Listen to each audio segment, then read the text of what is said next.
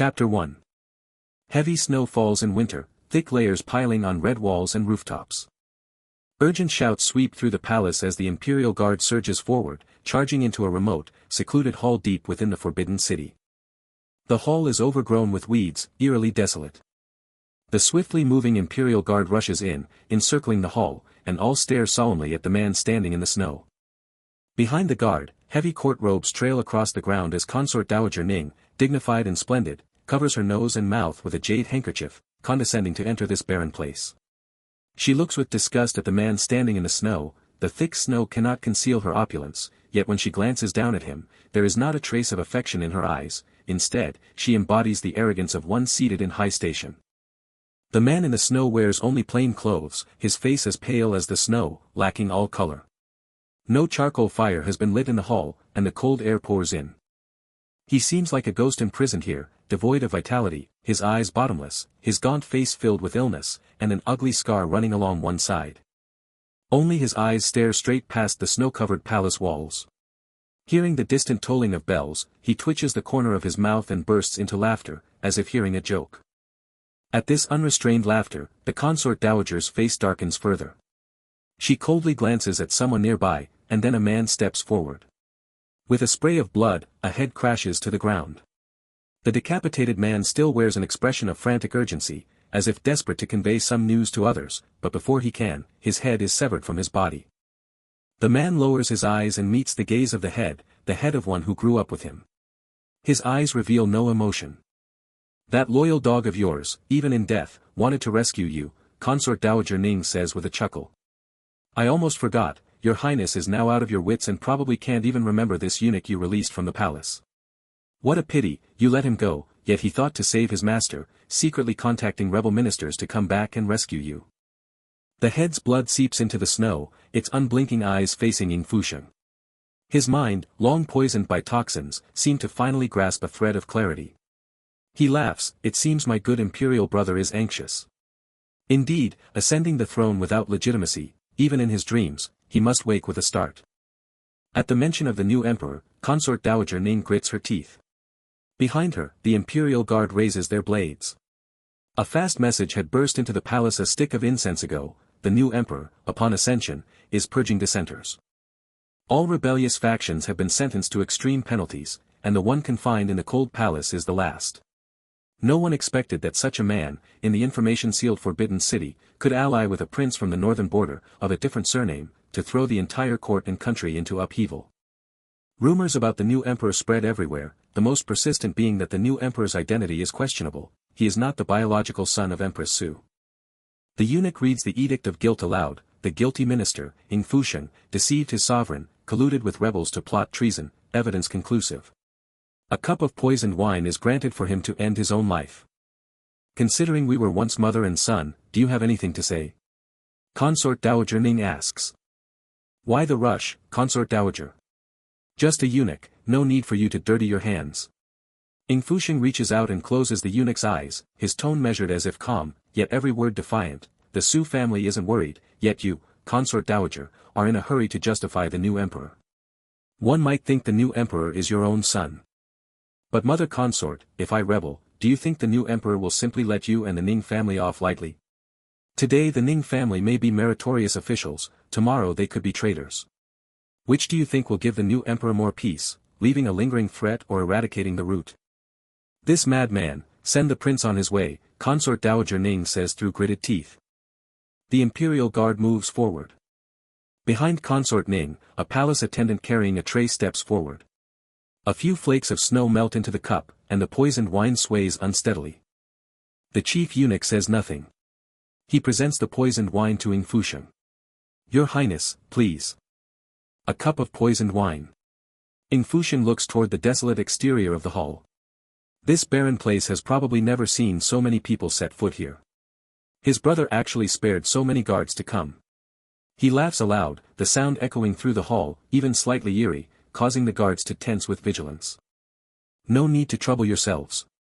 Ying Fusheng's whole body trembles. Even without this poisoned wine, he wouldn't survive the winter. He reaches out and grasps the cup, its surface flickering with a reflection of his face. He murmurs, "Fine wine before me, yet no time to celebrate. Let me wish my brother a sleepless night and a restless throne. With that, he drains the cup. The poison burns his throat, yet it brings him a pleasure he hasn't felt in years. What good is it to be a prince? Without power or influence, one can never cross that red wall. It took Ying Fusheng many years to understand this, Consort Ning's exploitation, the secrets of the inner court, and his absurd life full of betrayal. From the corner of his eye, Ying Fusheng looks past the wind and snow toward a higher place. His vision gradually dims. Ying Fusheng cannot close his eyes, in his gaze toward the heights of the palace, there is only unyielding resentment. The wine had barely passed his throat within moments before his breathing ceased. If there is a next life. With a splash, a drowning sensation overwhelmed him, water flooding his nose and mouth as Ying Fusheng sank into the icy water. Oh no! His Highness has fallen into the water. Someone, quick! Gurgle, gurgle, his ears felt muffled, as if submerged in water. He felt his body being moved, and the sound of someone breathing heavily nearby. Ying Fusheng heard the noise around him, the roar of water fading from his ears. The first thing he felt was the intense heat in his body, his throat burning as if on fire, as if breathing had become a struggle. He desperately fought to escape the verge of death, and when a gulp of air finally rushed into his throat, he jolted awake from his daze. Falling into the water, what are these people talking about? Fragments of words and phrases reached his ears, and he opened his eyes. What met his gaze was a bright inner chamber, bed curtains richly colored on both sides, pearls glimmering brightly, tassels swaying gently. The blindingly bright light made it hard for him to keep his eyes open. After years of confinement in the secluded palace, he had become accustomed to damp, cold places. But now, warmth enveloped him, burning so fiercely that he could hardly breathe, leaving him dazed and his head splitting from the pain. Didn't I die? As the sounds around him grew louder, his face turned even paler. Before he could make sense of the situation, a sudden, excited shout came from beside him, "Your Highness." At this cry, everyone present immediately stopped their wailing and looked at the person on the bed as if they had seen a ghost. As his senses returned, Ying Fusheng felt a burst of commotion around him. "Quick, inform the consort. His Highness has awakened." With that shout, long-forgotten memories surged back. Ying Fusheng's whole body tensed, his throat still feeling the final, burning sting of poison. Before his eyes, flickering shadows seemed to reflect the cold face of the new emperor in the great hall, and the noise in his ears mixed with the malice of others, until it all dissolved into the bedchamber before him in a blur. A young eunuch knelt before him, tears glistening in his eyes, looking overjoyed to see Ying Fusheng awake. Ying Fusheng came to in a daze. Songen. The eunuch Songen, the palace attendant who had served him since childhood, whose severed head in the snow stared blankly back, now overlapped with the young, innocent face before him. Hadn't he died together with me? Who is this person before me? Had I truly gone mad in the end? The lingering poison had damaged my mind, and before death, I had seen such a vivid hallucination. I told you to leave the palace, why did you come back? He murmured. Your Highness, what are you saying? The young eunuch Songen was startled at first, then tears of worry streamed down his face at Ying Fusheng's rambling. You accidentally fell into the water and have been unconscious for half a day. The imperial physician said you might not pull through. He couldn't see beyond the room, but the warmth felt stiflingly intense. Who had authorized the use of charcoal? Didn't anyone know to use the charcoal sparingly? Ying Fusheng looked at the scene before him, which felt like an illusion, and saw the still young, slender Songen. Images overlapped, the hand gripping his own grew tighter and tighter. A dream? An illusion? Or something else? It felt too real. He asked, pale-faced, fallen into the water. When did I fall into the water? Has the new emperor ascended the throne yet? Hearing this, those around him were terrified and rushed forward. The great Yuan was flourishing under a strong, vigorous emperor. How could his highness say such insane things? Finally, Ying Fusheng saw the expressions around him as if they had seen a ghost, and he came to his senses. What year is it now?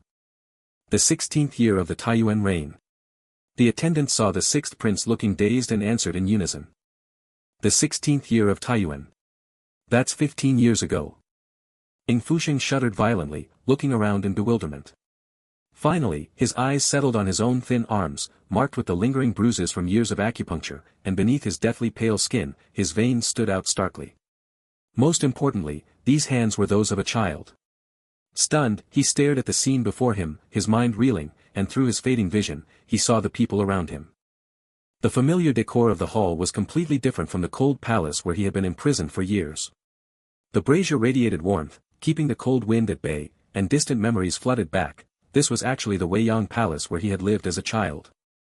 Weiyang Palace? Was he going insane, or was this a hallucination? Consort Ning has arrived, a voice came from the outer hall, jerking Ying Fusheng out of his stupor. Almost instinctively, he followed the sound and looked straight at the outer chamber, where the curtain was lifted and a beautiful woman in palace attire walked in. Consort Ning. His Highness is awake. Amid the commotion, Ying Fusheng's gaze moved past the attendants to settle on the beautiful woman in palace attire behind them. In a daze, or perhaps not long ago, he had seen this woman walk up to him, her splendid palace robes dragging through the thick snow outside the cold palace, with palace attendants respectfully following behind, addressing her as a dowager consort in flattering tones. Vaguely, the young Consort Ning came before him. This favored imperial consort showed no trace of concern in her eyes, only an unfathomable coldness. The two figures overlapped. This face before him lacked the later years' aged elegance, as young and beautiful as in his memory, with extravagant earrings, ornate palace robes, and the scent of imperial bestowed cosmetics. Ying Fusheng's pupils contracted. This was Consort Ning, his so-called biological mother. The acrid taste of poisoned wine became a double vision in his memory. Perhaps because the scene in Weiyang Palace was too real, seeing her youthful visage again reminded him of his manipulated youth. He had been born prematurely, and his mother barely survived giving birth to him, costing her half her life. From a young age, Ying Fusheng had never been favored by his mother, but he never complained. He knew that his birth had nearly cost his mother's life, so he respected and honored Consort Ning, never disobeying her, even while enduring her coldness and neglect. So later, when his mother asked him to help with a small favor, he agreed without a second thought.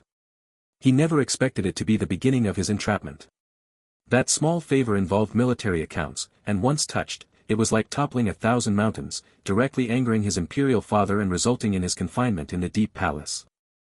Before being locked away, he had even worried whether his mistake would implicate his mother. But he had overthought it. Not only did his mother escape unscathed, but her Ning family also rose to become the Crown Prince faction. He was the abandoned pawn pushed to the front, the stepping stone for the Ning family's loyalty and advancement. It wasn't until 2 years into his confinement that he learned from an old nursemaid who had been poisoned and barely survived that he was not Consort Ning's biological son. He had been switched at birth. His true mother was Empress Xu. At that time, the Ning family was in decline, the Eastern Palace had no crown prince, and the Empress was deeply trusted and favored by the Emperor. Consort Ning bribed the Empress's personal maid, took labor-inducing medicine, gave birth on the same day, and perpetrated the monstrous act of swapping the princes. Finally, the new emperor ascended the throne, and the Ning family rose to become the meritorious officials of the new dynasty. And he was given a cup of poisoned wine and sent to death, only to open his eyes and find himself here. Consort Ning. The palace attendants bowed. Ying Fusheng was pulled back to his thoughts by an attendant's words and found his hands trembling beneath the covers. A hatred like a bone-deep disease surged in his heart. He clenched his fingers and surveyed everything around him. The double vision disappeared, and people and objects stood clearly before him. The sixth prince had fallen into water and had been unconscious with a high fever for a day. Weiyang Palace had been tense throughout the day, with imperial physicians coming and going several times. As soon as he woke, Consort Ning arrived with the physician. The physician took Ying Fusheng's pulse and, amidst the panic, showed a hint of joy. After careful examination, he said, "It's good that His Highness has woken up. It's good that he has woken up. Your Grace, His Highness has pulled through," someone said. Consort Ning looked haggard, her eyes slightly red. Upon hearing this, her face lit up with joy. She leaned in, gently took his arm, and pulled him into an embrace, saying with an emotional tone, "Shenger, are you feeling better? You're such a playful child. How did you end up in that place? Thank goodness the physician's skill saved you. If something had happened to you, what would your mother do from now on?" The scent of cosmetics hit his nose. The sound of water in Ying Fusheng's ears faded as he looked down at Consort Ning's overly forceful hands. The friction of her clothes against his skin brought a sting that pulled him back to his thoughts. She didn't seem to notice how much force she was using on a feverish child. Her few words, seemingly gentle and explanatory, actually blamed him for causing trouble by falling into the water and accused him of being willful. After speaking, Consort Ning noticed the child in her arms hadn't said anything. "Child, why aren't you talking?" "Your Grace, His Highness has just regained consciousness and needs careful handling," the physician said tactfully. "But the fact that he's awake is already a great blessing." Only then did Consort Ning seem to realize, and she quickly asked the physician what needed attention, acting like a flustered mother. The surrounding physicians and attendants, seeing this, began to comfort Consort Ning, saying that His Highness was blessed by the heavens. Ying Fusheng listened to this hypocritical performance and the gentle glances of the physicians, and he finally remembered when this was. This was from his childhood when he fell into water one winter night and nearly didn't survive. The physicians had treated him through the night and pulled him back from the brink of death. That fall into water had left him weak and with a chronic illness. Consort Ning had hushed up the matter, saying the prince was willful and playful, while playing the role of a kind mother, earning herself a reputation for virtue. "Your Highness, do you feel any discomfort?" After a while, the physician finally sensed something was wrong. After several exchanges, the sixth prince had shown no reaction at all, not even moving. Rumor had it that Consort Ning and the sixth prince shared a deep bond, and she had stayed by his side all night. But now it seemed that the sixth prince was not very familiar with Consort Ning. The young eunuch had gotten a response when he spoke, but when Consort Ning spoke, the prince said nothing. Normally, when Consort Ning said such things, Ying Fusheng would have responded. But today, for some reason, he remained silent. The physician looked over, and Consort Ning clenched her teeth slightly, calling him softly, even pinching his hand, trying to get a reaction. The child sitting on the bed didn't move, leaning against Consort Ning. Because of the fever, his lips were an ominous red. His dark eyes, peeking through his disheveled hair, stared at Consort Ning, giving an eerie feeling of a vengeful spirit. The attendants, recalling the prince's delirious words when he first woke, couldn't help but feel a chill. Finally, just as the physician was about to approach, the sixth prince spoke, thirsty. "Bring the medicine," the physician said. The eunuch saw and immediately got up to fetch the medicine for Ying Fusheng. When he brought it over, Consort Ning took it. She carefully brought it to Ying Fusheng's lips. "Come, Shenger, be careful, it's hot." Before she could finish, the sixth prince's body trembled uncontrollably, and as he moved slightly forward, he bumped into Consort Ning's hand holding the medicine bowl. Consort Ning hadn't expected this at all. The warm medicine spilled all over her clothes, staining her once splendid palace robes. Her expression momentarily slipped, and she jumped back in pain, nearly screaming. The people around panicked and rushed over. Ying Fusheng looked at Consort Ning, and after a moment, as if coming to his senses, he looked at her with concern. "Mother?" Consort Ning met his gaze and barely controlled her expression. "It's nothing." "Shenger, did you get burned?" The attendants quickly cleaned up the mess. Consort Ning's hand was red from the burn. She gritted her teeth and forced a smile, unable to even change her clothes. "Physician, how is Shenger?" After the commotion, the physician saw that the sixth prince had stabilized. He stepped forward, asked a few questions, and found the prince responsive. Then he stepped aside and said to Consort Ning, "His Highness fell into water, and the cold has entered his body. Now that he's awake, it's good. But he must be carefully looked after in the coming days. It's just before the palace banquet. Shenger's illness must be kept quiet for now. If it gets out and worries the Empress Dowager, that would be bad." Consort Ning looked weary, and as she spoke, she frequently glanced at the sixth prince on the bed, her face full of concern. "I'll trouble you for the next few days." "I understand, Your Grace," the physician said gratefully.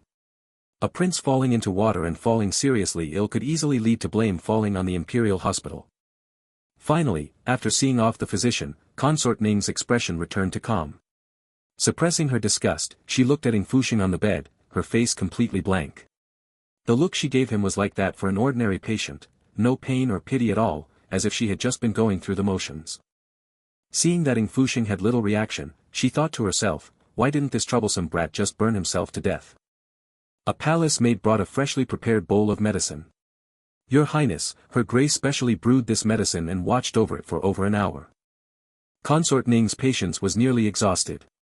Remembering the attendants still present, she forced a worried expression and softened her voice. "The Empress Dowager's birthday is approaching, and the palace is very busy. Your mother is in charge of the banquet preparations. Your imperial father hasn't returned from the front yet. Don't be willful now." She spoke until her mouth was dry, and the soiled palace robe made her extremely uncomfortable. Finally, just as she was about to lose control, Ying Fusheng began to drink the medicine. As he drank, Consort Ning's brows relaxed. Seeing that he had drunk nearly half a bowl and was already drowsy, she set the bowl aside, instructed the other palace maids to watch over him, said that His Highness needed rest, and then got up and left. Once Consort Ning left, the other attendants in the hall watched the sixth prince lying motionless.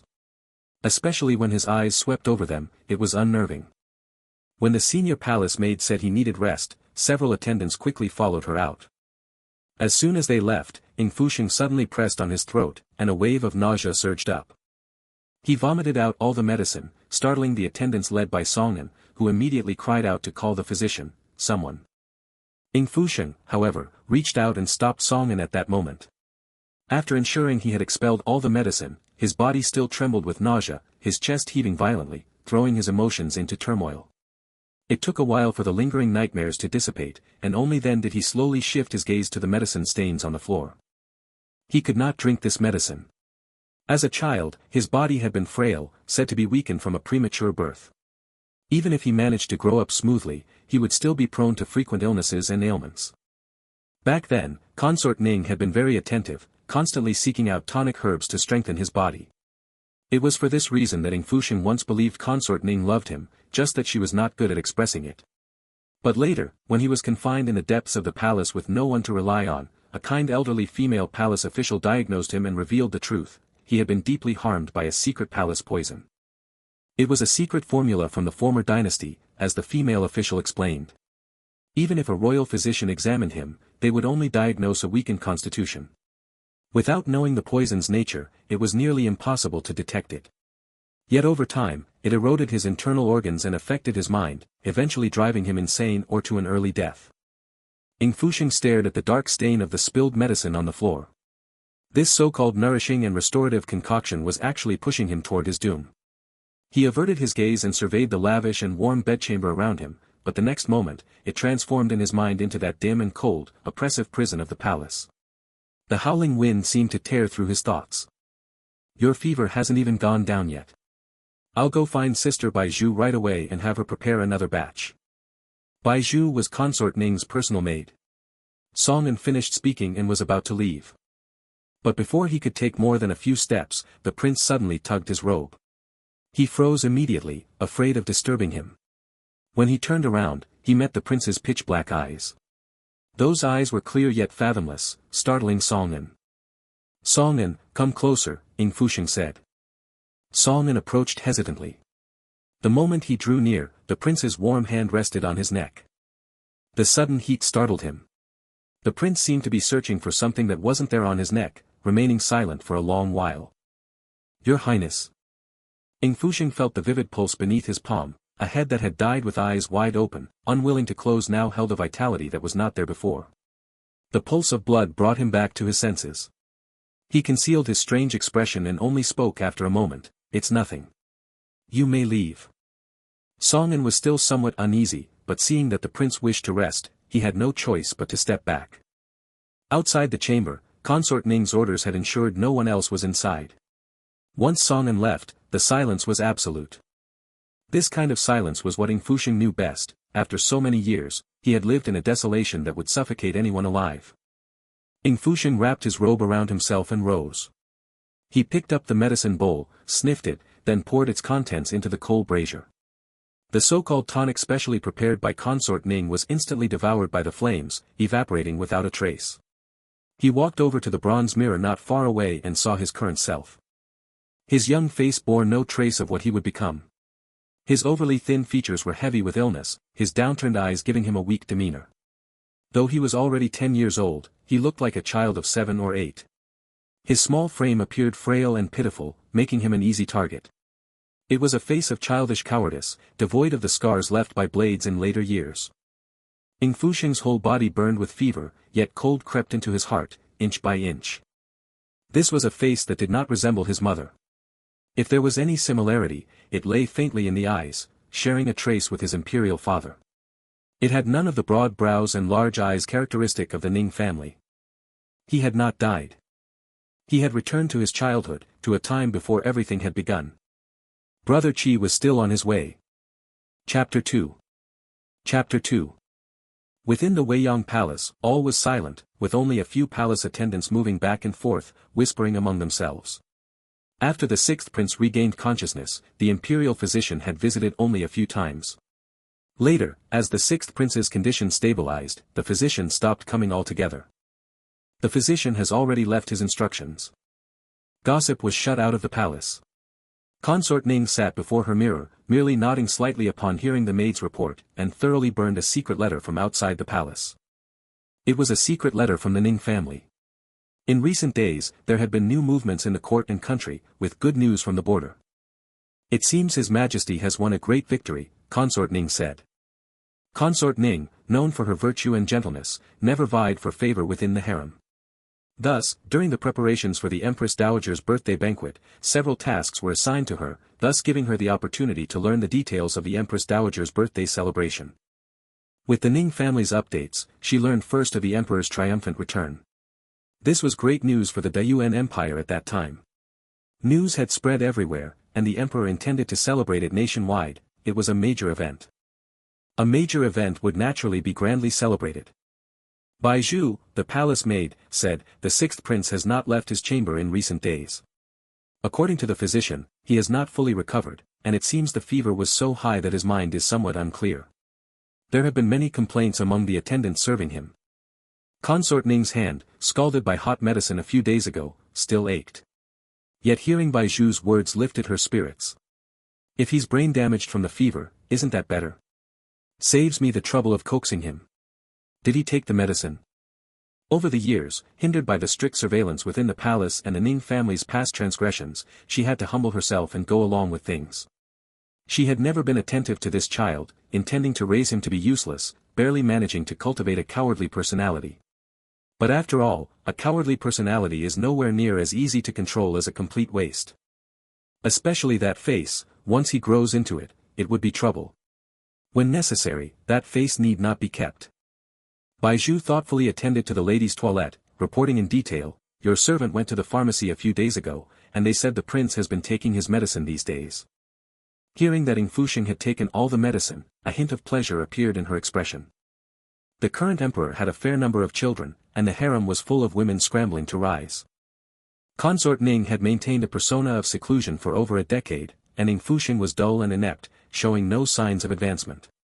Consort Ning herself did not compete, so many other consorts sought to ally with her.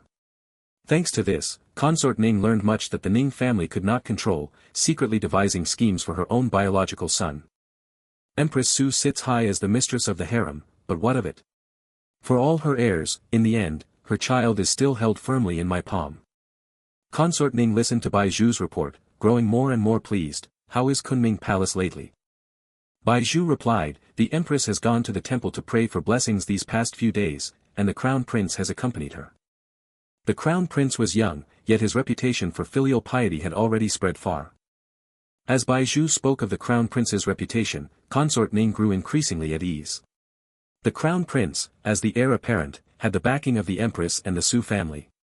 The Xu family produced many civil officials and held a distinguished position, having assisted the current emperor in ascending the throne. Empress Xu was deeply favored by the emperor. With such excellent conditions, without any scheming on her part, her son could enjoy the utmost favor. Another piece of news, there has been movement from the Qi family. General Qi's trusted aide has entered the residence, Zhu said quietly. Consort Ning was slightly startled upon hearing this. The Qi family were the emperor's trusted right-hand aides in his campaigns, military officials who had assisted him since his youth. The Qi family were pillars of the state, generations of military officials guarding the northern border of the Yuan, deeply trusted by the imperial family. The current emperor valued martial prowess, and the Qi family were a solitary loyal clan in the court, constantly guarding the frontier for the emperor, resolving troubles, rarely returning to the capital. Even General Qi is coming back. If the Qi family is returning, it must be the emperor's will. With court officials and princes returning to the capital, the opportunity to stand out can only go to my son. It was the induced labor drug used to synchronize her birth with the empress that had damaged her constitution. Fortunately, years of good medicine had restored her health. Consort Ning looked at herself in the mirror and ordered coldly, as for that little bastard, when necessary, tell the pharmacy to use stronger medicine. Bai Zhu said, your servant understands.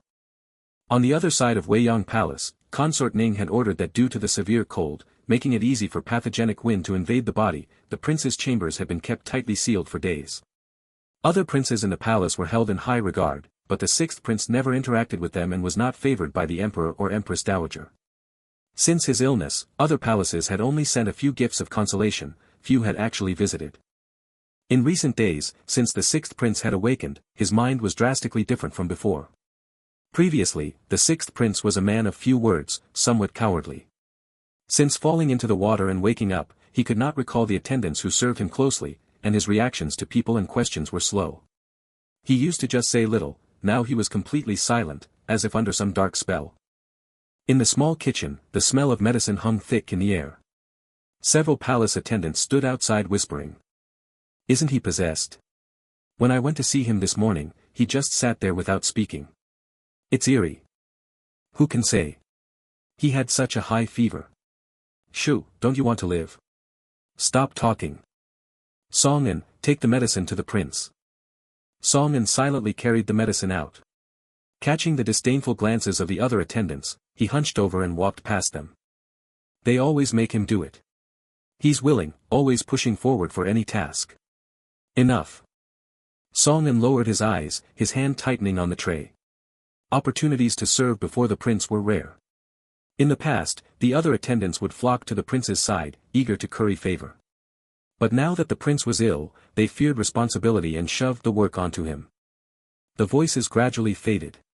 When Bai Zhu appeared, the attendants' chatter stopped. Song-an had barely taken a few steps when he saw Bai Zhu. The attendants gossiped not just once or twice. When Bai Zhu overheard them, she would only scold them a few words, rarely punishing them. Outsiders said Consort Ning was kind and never strictly disciplined servants, a reincarnated bodhisattva. Bai Zhu glanced at the medicine and said briefly, take it in. Knowing Bai Zhu would not reprimand them, Song-an said nothing more and carried the medicine inside. The attendants gossiped about the prince, but Song-an disagreed. He was a young eunuch whom the prince had saved one winter. Without the prince, he would have died long ago, let alone have a place to live and a purpose in Weiyang Palace. Although the prince was not eloquent, he treated the palace staff well. But in others' eyes, the prince's rewards were not enough, they would compare him to other favored princes who gave more silver. A bunch of ingrates, Song-an thought resentfully. Outside the palace walls, the wind howled for days on end, the chill deepening. Inside the bedchamber, the charcoal fire blazed, warmth seeping into the bones. Song-an carefully entered with the medicine, looking at the small figure already sitting up on the bed. The sixth prince was sitting up in his robe, his gaze seeming to drift toward the window, where several attendants passed by. Song-an's heart tightened at the sight, unsure how long the prince had been watching, whether he had heard the gossip outside. The room was heavy with the smell of charcoal, but the prince had felt the cold more than usual lately, moving the brazier even closer. He said softly, Your Highness, it's very windy outside. Hearing his call, Ying Fusheng turned around. Seeing Song-an, he said hoarsely, Did you run into her? Song-an saw the prince's gaze fixed on him. In recent days, the prince had instructed him to avoid others and leave out several ingredients from the physician's prescription.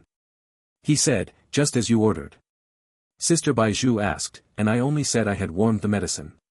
I also followed your instructions about the bitterness and got some licorice root from the imperial hospital.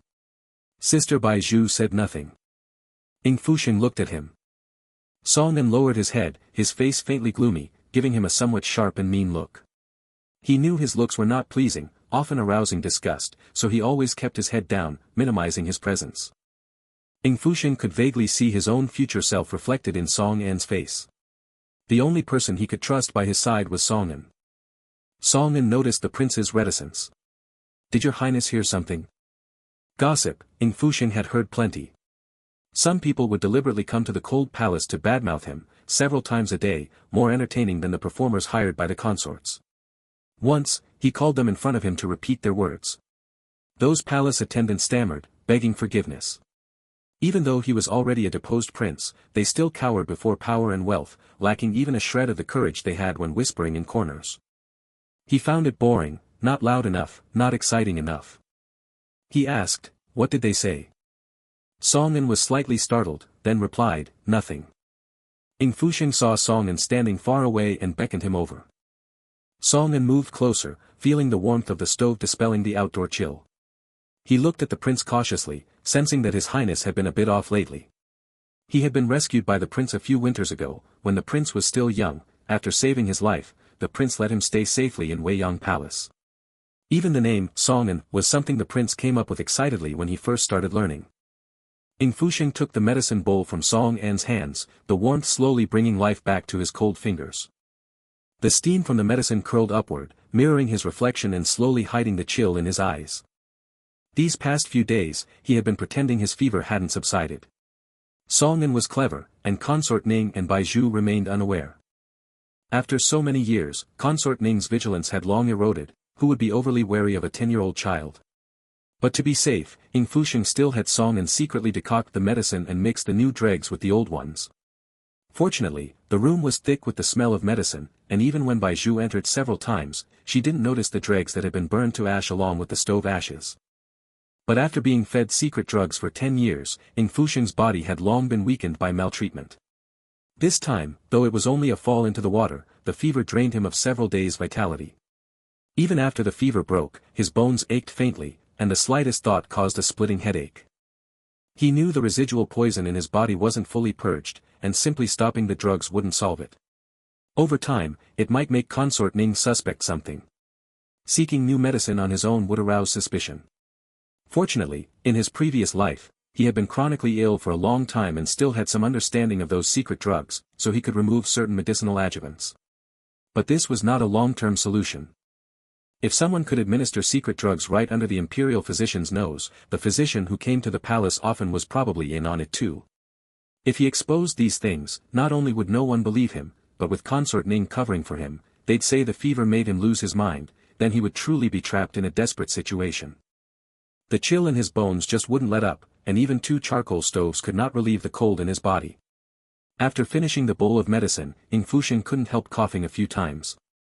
Hearing this, Song grew tense. Your Highness. Song had no choice but to move the charcoal stove closer. Ying Fusheng stretched out his hands to warm them by the fire, feeling the warmth right in front of him, and murmured, "It's a pity it's not silver-chip charcoal, that's the real deal." Song glanced slightly at the prince.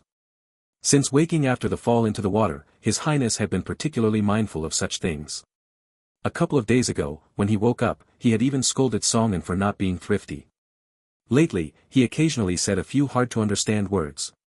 In the past, the prince would never have cared about what kind of charcoal was burned.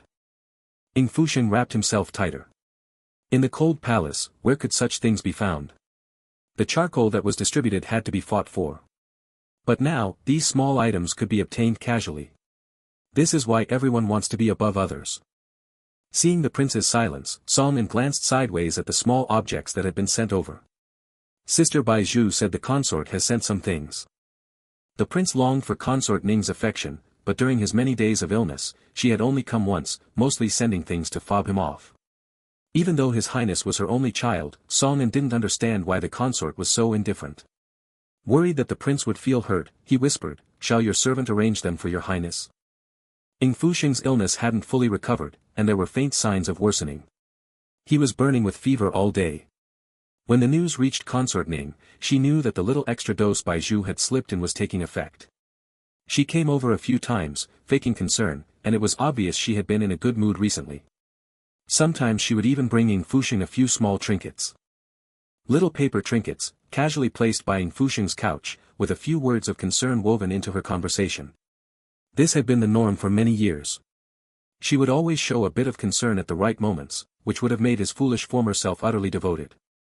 In the bedchamber, the items Consort Ning had sent were all displayed in plain sight, free of dust, but few in number. The things that belonged to him were very few. There were no 4 books or 5 classics, only random histories and odd books that Consort Ning casually gave him. In the past, he knew Consort Ning liked him to avoid conflict and be obedient, so he always went along. But in his previous life, in the cold palace, a single jade pendant could only get him by for half a month, and a bit of silver wasn't enough to bribe the eunuchs. He and Song barely survived the first winter. If she sends more, say that these things make me so happy I drink a few extra bowls of medicine, Ying Fusheng said. Take them if they're given, and put them in my private stash. Anything we can pawn, sell it off for something practical. Cining let out a surprised gasp. Didn't His Highness used to treasure the consort's gifts? He quickly said, your servant understands. Aren't you going to ask anything? Ying Fusheng looked at him with deep, dark eyes. Cining shook his head and simply said, whatever you command, I'll do. Ying Fusheng gave him a deep look. In his past life, when he told Cining to run, the boy hadn't listened. He pushed aside his thoughts and looked down to notice his hands trembling uncontrollably, hiding his hands under the quilt as he calmed himself. The hall was silent, his gaze fixed on the door. Outside the hall, thick snow covered the palace walls, with only a few scattered palace attendants moving about. These days had been unusually quiet. It took Ying Fusheng several days to adjust to being a child again. He asked, has anything happened in the palace lately? There are fewer people. From his childhood memories, Ying Fusheng had forgotten too much. Later, after years of confinement, he lost track of time. By the end, his mental state was so deteriorated that even recognizing a eunuch took him a long while, or he had simply forgotten many irrelevant people. Cining was taken aback, then explained, Your Highness, have you forgotten? The Empress Dowager's birthday is approaching.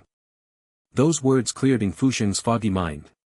He recalled that a few days ago, while he was delirious with fever, Consort Ning had casually mentioned the Empress Dowager's birthday to comfort him.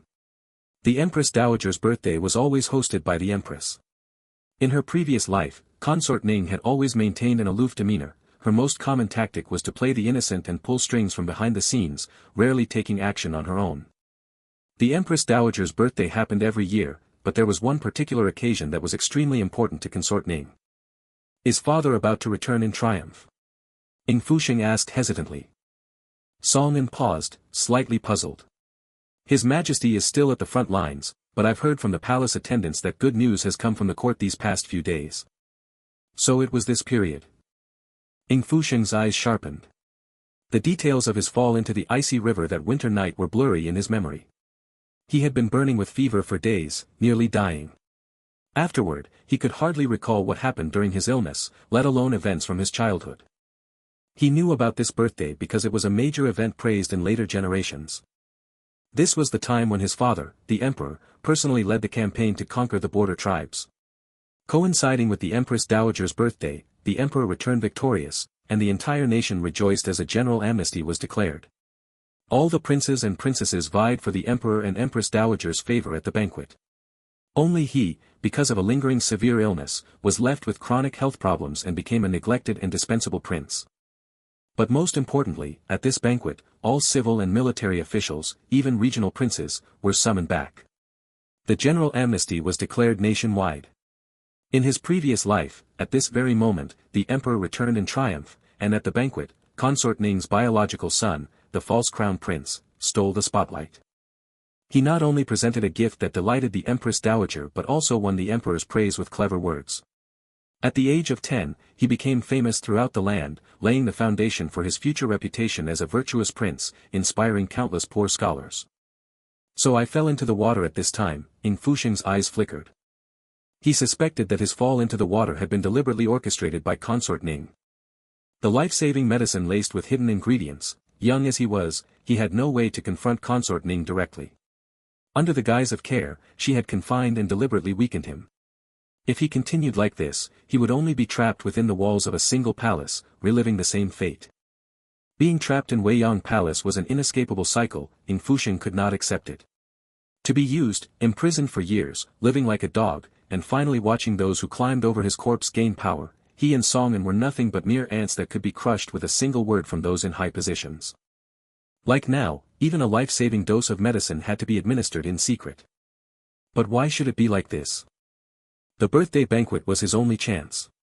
He not only had to go, but he also had to find a way to escape Consort Ning's control. Over the past few days, he had taken the chance to observe the palace grounds. Although few people seemed to be around, there were still attendants moving back and forth, likely Consort Ning's spies. The moment he stepped out of the palace, they would report to her immediately. Attending the banquet was no easy task. Given his current situation, if he acted rashly, Consort Ning could find any excuse to keep him confined in Weiyang Palace. So before the banquet, he could not afford to alert her. To lull Consort Ning into complacency, he could not let his illness improve. He could not leave here. That was when he needed an external force, a legitimate reason to attend the banquet. Otherwise, he and Song would end up with the same fate. Song quietly watched his prince, his eyes betraying concern. Ever since the prince had regained consciousness after falling into the water, he would often stare blankly out of the hall, speaking not a word, as if his soul had been taken away. Ying Fusheng's eyelids drooped slightly. He rubbed the fabric of his clothes with his fingers, and after a long moment, he came back to himself and asked, "Has mother been going to Wangyue Pavilion every day recently?" Almost all the attendants of Weiyang Palace went outside daily. Consort Ning was entrusted with the important task of organizing the Empress Dowager's birthday banquet. According to Ying Fusheng's memory, the banquet in his previous life had been held at Wangyue Pavilion. Song had also been frequently dispatched by other attendants in recent days, so he naturally knew something about it. He said, "The banquet is near, and her ladyship is very devoted. I've been there recently, and Wangyue Pavilion looks quite different from usual." Ying Fusheng confirmed that this matched his memory. In his memory, to avoid arousing the Empress's suspicion, Consort Ning rarely took the initiative to approach the Empress in the past, and she had earned a good reputation within the palace. Such a non-confrontational person would not attract the attention and jealousy of other concubines, and many things could be easily handled with just a bit of initiative. When the crown prince was young, it could be ignored, but now that his wings were growing, Consort Ning could no longer hold back. Ying Fusheng pondered silently. The more Consort Ning wanted to stay low-key and hide in the shadows, the more he needed to push her, to push his mother, Consort Ning, into the spotlight. The place to exploit was Wangyue Pavilion. "Song, there's something I need you to do." Ying Fusheng suddenly spoke, "In a few days, it will be the Imperial Pharmacy's procurement time. I need you to handle a task for me." Recently, because of his lord, Song had been sneaking to the Imperial Hospital every time, and luckily, the hospital had many visitors, so no one remembered him. He was puzzled about what medicine his lord wanted this time, but then he saw his lord take a few taels of silver and a token from his private treasury. He froze and heard Ying Fusheng say, "No, this time you can't go to the pharmacy boy at the Imperial Hospital. The Imperial Hospital has a procurement from the Imperial Pharmacy every 10 days. The procurement eunuch will inspect and verify the medicinal herbs. You go to the Imperial Pharmacy at that time and find a eunuch named Fuan." Song immediately became cautious. What should this servant do? There were too many people in the palace who couldn't afford medicine, and the Imperial Pharmacy wasn't accessible to just any eunuch.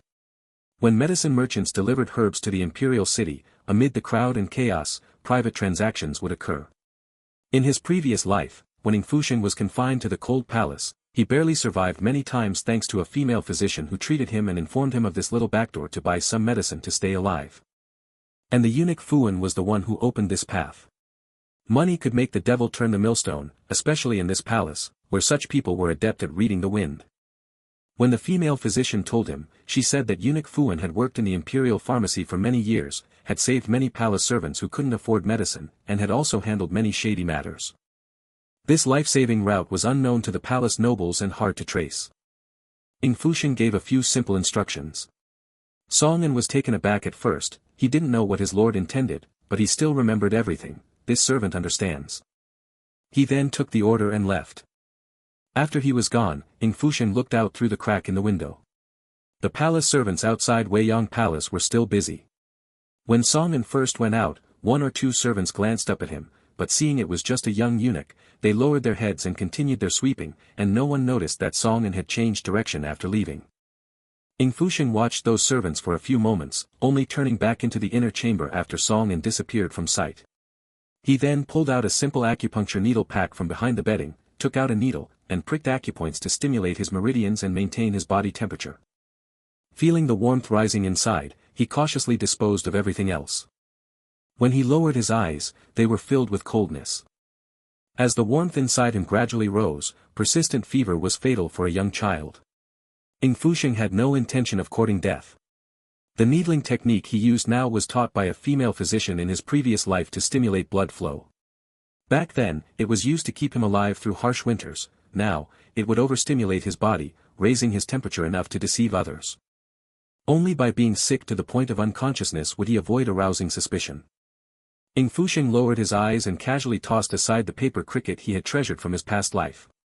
The firelight flickered, and the residue of medicinal herbs left from the charcoal fire still remained. He sat fully clothed, wide awake, his gaze piercing the solid walls toward the distant Wangyue pavilion. There was still time, he needed to plan slowly and carefully. Since Consort Ning was so fond of drugging people, he would return the favor this time. Chapter 3. Chapter 3. At Wangyue Pavilion, people came and went, as palace attendants from Weiyang Palace meticulously prepared for the Empress Dowager's birthday banquet. Consort Ning repeatedly gave instructions, while Zhu kept a close watch, and the attendants dared not be careless. An inconspicuous young eunuch entered Wangyue Pavilion with a token from Weiyang Palace, accompanied by unfamiliar attendants who were helping to carry and arrange various incense stands and ritual vessels. He was small and thin, unnoticeable among the other attendants, and due to his lack of strength, he was quickly pushed aside and assigned to other lighter tasks. Amid the chaos, no one paid attention to the eunuch mingling in the crowd. Song nervously looked around, making sure no one was watching him, then took out a carefully wrapped bag of powder residue from his bosom. He looked around Wangyue Pavilion, steadied his nerves, and sprinkled it in several specific spots. On the day the weather turned slightly warmer, the news of the Emperor's triumphant return spread. The Empress Dowager's birthday was approaching, and the entire nation rejoiced. The UN was filled with joy everywhere, and the imperial palace took on a new look. On the eve of the Empress Dowager's birthday banquet, when Wangyue Pavilion was almost ready, the Empress Dowager herself arrived. With the Empress Dowager's arrival, all the officials responsible for the renovation and maintenance of Wangyue Pavilion promptly accompanied her. Consort Ning was very concerned and had arranged everything a day in advance. Although the Empress Dowager had lived deep in the palace for a long time, she came from a military family and had a temperament different from ordinary women. Seeing Wangyue Pavilion completely renewed, the Empress Dowager showed a look of satisfaction. Very good. The officials nearby expressed their congratulations one after another, pleasing the Empress Dowager greatly. Suddenly, a beast's roar came from afar, catching the attention of others. An official asked, "This beast sound? Your Excellency may not know, but further away is the Imperial Animal Garden." The eunuch explained, "Usually there are no beast roars, but today happens to be the day the Imperial Animal Garden opens." In her youth, the Empress Dowager loved to ride freely. After residing long in the palace, the reigning emperor specially built her the Imperial Animal Garden, which housed all kinds of beasts she liked. Its location was near Wangyue Pavilion. It wasn't very close. The Imperial Animal Garden was usually closed, but every so often, to prevent some fierce beasts from falling ill or becoming depressed, the skilled beast tamers would open the cages to let the animals release their wild energy. Especially with the Empress Dowager's birthday approaching, as her favorite Imperial Animal Garden, its upkeep naturally couldn't be neglected, especially the well-being of the caged beasts. "Empress Dowager, let's go up a bit, the view over there is quite good," Consort Ning said, knowing the Empress Dowager liked it. The officials had rarely seen such a scene. The Empress Dowager patted Consort Ning's hand, and Consort Ning knew at once that her arrangement met with approval. Beside Wangyue Pavilion was a specially built terrace, for viewing distant scenery and the moon. Looking up from there, they could see the beast tamers training the beasts. From afar, the well-trained beast tamers led the caged beasts out one by one with chains and cages, following a set path for a walk before returning. Seeing this, the officials praised it one after another, and the Empress Dowager grew happier. But just as the beast tamers led the beasts to the outer edge of the Imperial Animal Garden, an anomaly occurred. Several beasts restrained by shackles became unusually excited, and with such force that they broke through the cage doors and broke free from the tamers' chains. The beast tamers in the Imperial City were among the best, capable of handling even tigers. These caged beasts had been tamed since captivity. This was the first time such a loss of control had happened. The tamers quickly regained control of a few beasts, but several other frenzied felines and tigers rushed out of the path from the Imperial Animal Garden and headed straight for the nearby Wangyue Pavilion. Trouble. Someone, come quickly. Hemp-based anesthetic, hurry. The crisis erupted as the fierce beasts charged straight at Wangyue Pavilion. Consort Ning was terrified on the spot. Protect the Empress Dowager. Protect the Empress Dowager. Near Wangyue Pavilion, there were many palace attendants preparing the birthday banquet, as well as patrol guards. A group of people shouted to protect the Empress Dowager, who was surrounded and protected by the Imperial Guards. The frenzied beasts, unusually excited, deviated from their path and charged into Wangyue Pavilion, wreaking havoc. The attendants fled in all directions, and for a time, chaos reigned inside and outside Wangyue Pavilion. It was hard to compare the strength of common people to that of fierce beasts. 2 tigers charged in, clearly intending to attack. People scrambled to flee and avoid them. The Empress Dowager was startled and stepped back several paces, and the officials were also panic-stricken. Fortunately, the Imperial Guards were present and immediately dispersed the crowd. Wangyue Pavilion, the venue for the Empress Dowager's birthday banquet, was an auspicious site where blessings converge, carefully calculated by the state preceptor of Yuan. Since the venue was set, there had been a string of consecutive victories on the border. The most recent good news was that the emperor would triumphantly return soon. Therefore, the Empress Dowager had been in high spirits recently and ordered more preparations at Wangyue Pavilion to celebrate the emperor's return. Yet barely had the preparations begun when an accident struck Wangyue Pavilion. The beast tamers rushed over and tried their utmost to stop the beasts. The beasts behaved oddly, gathering in the courtyard and refusing to disperse. For this reason, the tamers acted decisively, and with the help of the Imperial Guards, they finally subdued the beasts using hemp-based anesthetic. The Empress Dowager was still shaken. The tigers were taken back, but since there were many officials and attendants at Wangyue Pavilion, the news of the tiger attack spread quickly. The Imperial Guards and beast tamers controlled the situation in time, and no one was injured. But with the national celebration at hand, a dangerous beast attack was an inauspicious omen of bloodshed. "What's going on?" the Empress Dowager angrily demanded. The beast tamers who had rushed over knelt hurriedly. "We do not know, Your Majesty. They were fine before, but suddenly they lost control." Afterward, the Imperial Guards conducted a thorough search of Wangyue Pavilion but found nothing. The beasts' behavior of charging straight at Wangyue Pavilion was baffling. They only stayed in the courtyard, and once the crowd dispersed, they did not chase anyone. Only Wangyue Pavilion itself was left in ruins. Both the Imperial Guards and beast tamers deemed this behavior abnormal. The Empress Dowager's face darkened. The elderly Empress Dowager, still quite healthy, retained a sharp, decisive temperament from her youth. She immediately ordered the Imperial Guards to suppress the news and detain all attendants who had entered or left Wangyue Pavilion that day. "Which palace do these attendants belong to?" "Reporting to Your Majesty, they are from Weiyang Palace." The attendants of Wangyue Pavilion knelt, not daring to raise their heads. During the birthday preparations, unrelated persons could hardly enter Wangyue Pavilion, only the relevant attendants could do so. The area under Consort Ning's responsibility, Weiyang Palace, was the site of the incident.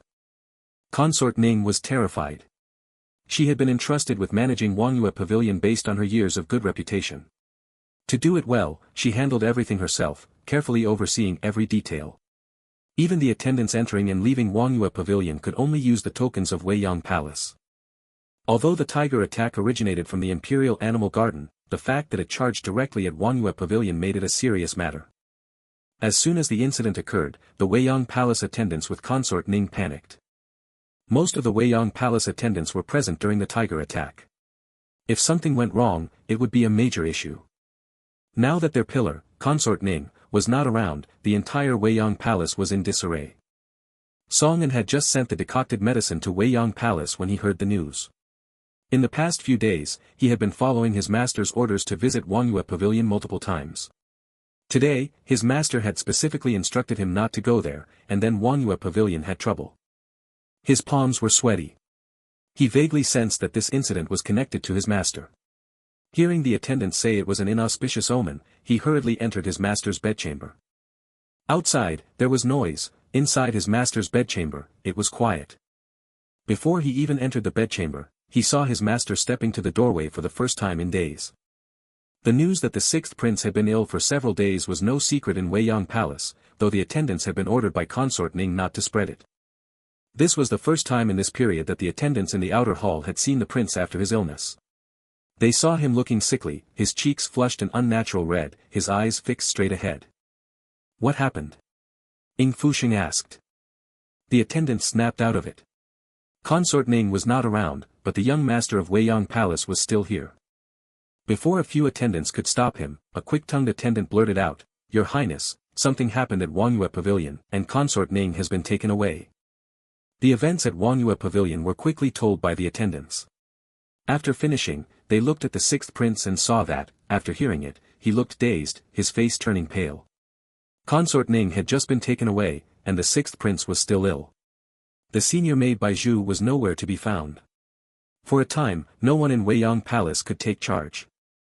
After a long wait, when the attendants didn't know what to do, they heard the young master say, "There is still a chance." The attendants of Weiyang Palace looked at the sixth prince, who steadied himself by leaning on a nearby attendant. His face pale, he said, "What happened at Wangyue Pavilion was an accident. Tell me the full story from beginning to end. Is there any hidden circumstance regarding Wangyue Pavilion? Grandmother is reasonable. I will go to Cining Palace to plead for my mother." The sixth prince had rarely shown such initiative. The attendants were stunned, but seeing him forcing himself to stand despite his illness, they urgently took him as their pillar and immediately followed his orders. "Is there any hidden circumstance regarding Wangyue Pavilion?" Ying Fusheng asked a nearby attendant. A few attendants who had been ordered by Consort Ning to watch the sixth prince heard this. Seeing that the prince could barely stand but still thought of Consort Ning, they had to say, "Your Highness, this time it's pure misfortune. Consort Ning was there when it happened. The tigers suddenly went mad, no one knew why." Ying Fusheng listened and did not ask further, nor did he ask where Bai Zhu, who was by Consort Ning's side, had gone. He only said, "You are my mother's close attendants. You know the affairs of Wangyue Pavilion better. Other attendants might have been negligent. You need to quickly handle the recent procurement matters for Wangyue Pavilion."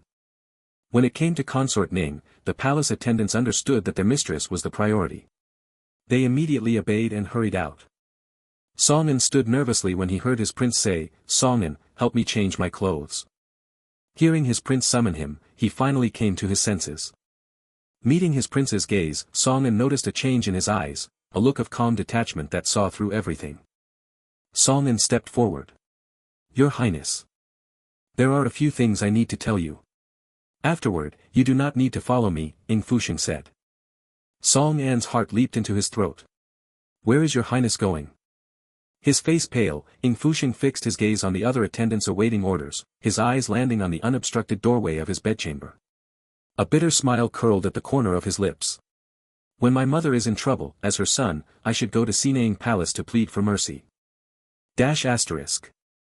With the incident at Wangyue Court, the Grand Empress Dowager was furious, and unease spread through the palace. Inside Cining Palace, silence reigned. The Grand Empress Dowager, seated high above, fingered her prayer beads as she looked down at the woman kneeling before her. Consort Ning knelt at the front of the hall, her face ashen. "Grandmother, please calm your anger," a voice said. The speaker was clad in brocade robes with swirling cloud patterns. The Crown Prince of Deyuan stood with his hands behind his back, exuding warmth and elegance in every gesture. Though young, he already showed the spirit of the current emperor in his youth.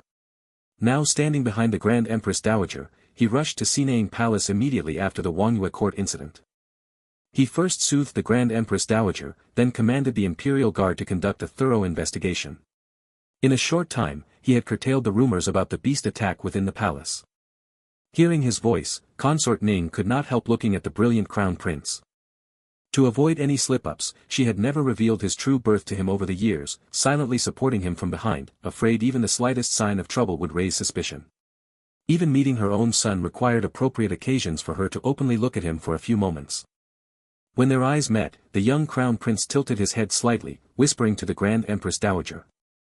Perhaps it was something he said that eased the Grand Empress Dowager's furrowed brow, though she remained angry. "Consort Ning, how do you explain this?" Knowing her son had kindly spoken for her, Consort Ning cast a grateful look his way.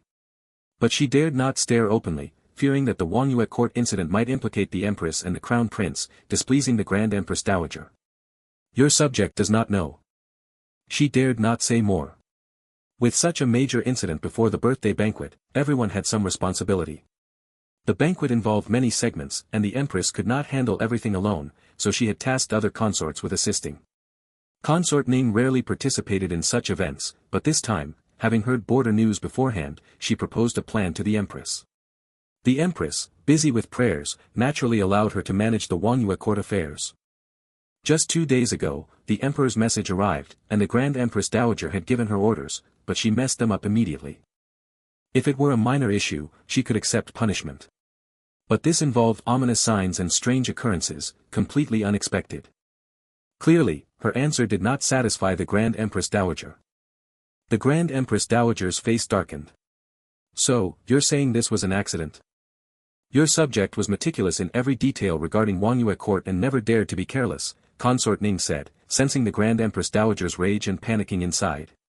But she could not figure it out. She had been doubly careful at Wangyue court, and it was impossible for her to have made a mistake. She had good relations with other consorts, who would frame her at this time. The only course was to play dumb, insist she knew nothing, and claim it was an accident. The Grand Empress Dowager frowned deeply. The Crown Prince noticed and first comforted his grandmother by gently kneading her shoulders before saying gently, Consort Ning. He went on, Wangyue court was entirely managed by Weiyang Palace. All who entered and exited were your people. Why did the beast flee to Wangyue court in particular and nowhere else? Consort Ning had no defense. Facing her own son's questioning, she could not help but feel a pang of sorrow. She maintained she knew nothing, resentment building inside her. As she lifted her gaze, she looked at another woman seated beside the Grand Empress Dowager. This woman sat high without uttering a word, the scent of incense clinging to her palace robes. Unlike anyone else in the hall, her demeanor, she had compassionate, merciful eyes and a mole between her brows like a bodhisattva. Her hands were folded in her lap, and compared to her, the other consorts seemed like dirt. This was the woman the current emperor loved most, the Empress. With her appearance alone, her newborn son had been enough to make the decisive emperor appoint him as the crown prince. Even if she remained silent now, everyone in the hall waited for her opinion with bated breath, and the Grand Empress Dowager herself held great affection for her. Consort Ning stifled her resentment. If she were in that high position, she would not have to kneel here arguing her case, someone else would be fighting for her. Unfortunately, it was not so. The Ning family could not compare to the Xu family, the emperor's favoritism was evident to all. Whatever she wanted, she had to resort to every possible means and swallow her pride. By now, Baizhu should have already sent word to the Ning family. The Ning family has been highly favored by His Majesty in recent years. As long as her father and brothers receive the message and find a few scapegoats, this matter can be resolved. Just as she was pondering how to delay, an urgent voice suddenly reached her ears. Empress Dowager, the sixth prince has arrived, reported the palace attendant. The moment the words came out, Consort Ning gave a violent start, nearly losing her composure. Who? Soon after Consort Ning was summoned to Cining Palace, the ailing sixth prince unexpectedly showed up. Everyone present understood that the sixth prince had come to plead for Consort Ning. The Empress Dowager frowned slightly, as if she had guessed the purpose of his visit, but still said, "Let him in." As the person outside entered the hall, the others immediately caught a strong medicinal odor. Everyone involuntarily looked and saw a thin, small figure. The sixth prince wore only a thin garment, his complexion pale, with only a faint flush on his cheeks. He had come in such a hurry that he had brought nothing, not even properly fastened his collar, showing that he had rushed over upon hearing the news about Consort Ning while still ill. Upon entering the hall, he immediately knelt and bowed with flawless etiquette. Sensing the eyes on him, Ying Fusheng calmly raised his head. As he lifted his head, he saw several people on the elevated seats. Familiar faces and the youthful appearances of old acquaintances, their eyes filled with scrutiny and assessment. He looked at the last person. Empress Xu sat upright, the glass lamp behind her deepening her eyes, which were as clear as autumn lakes yet retaining tenderness. Due to years of burning incense, she had a coolness with unruffled composure.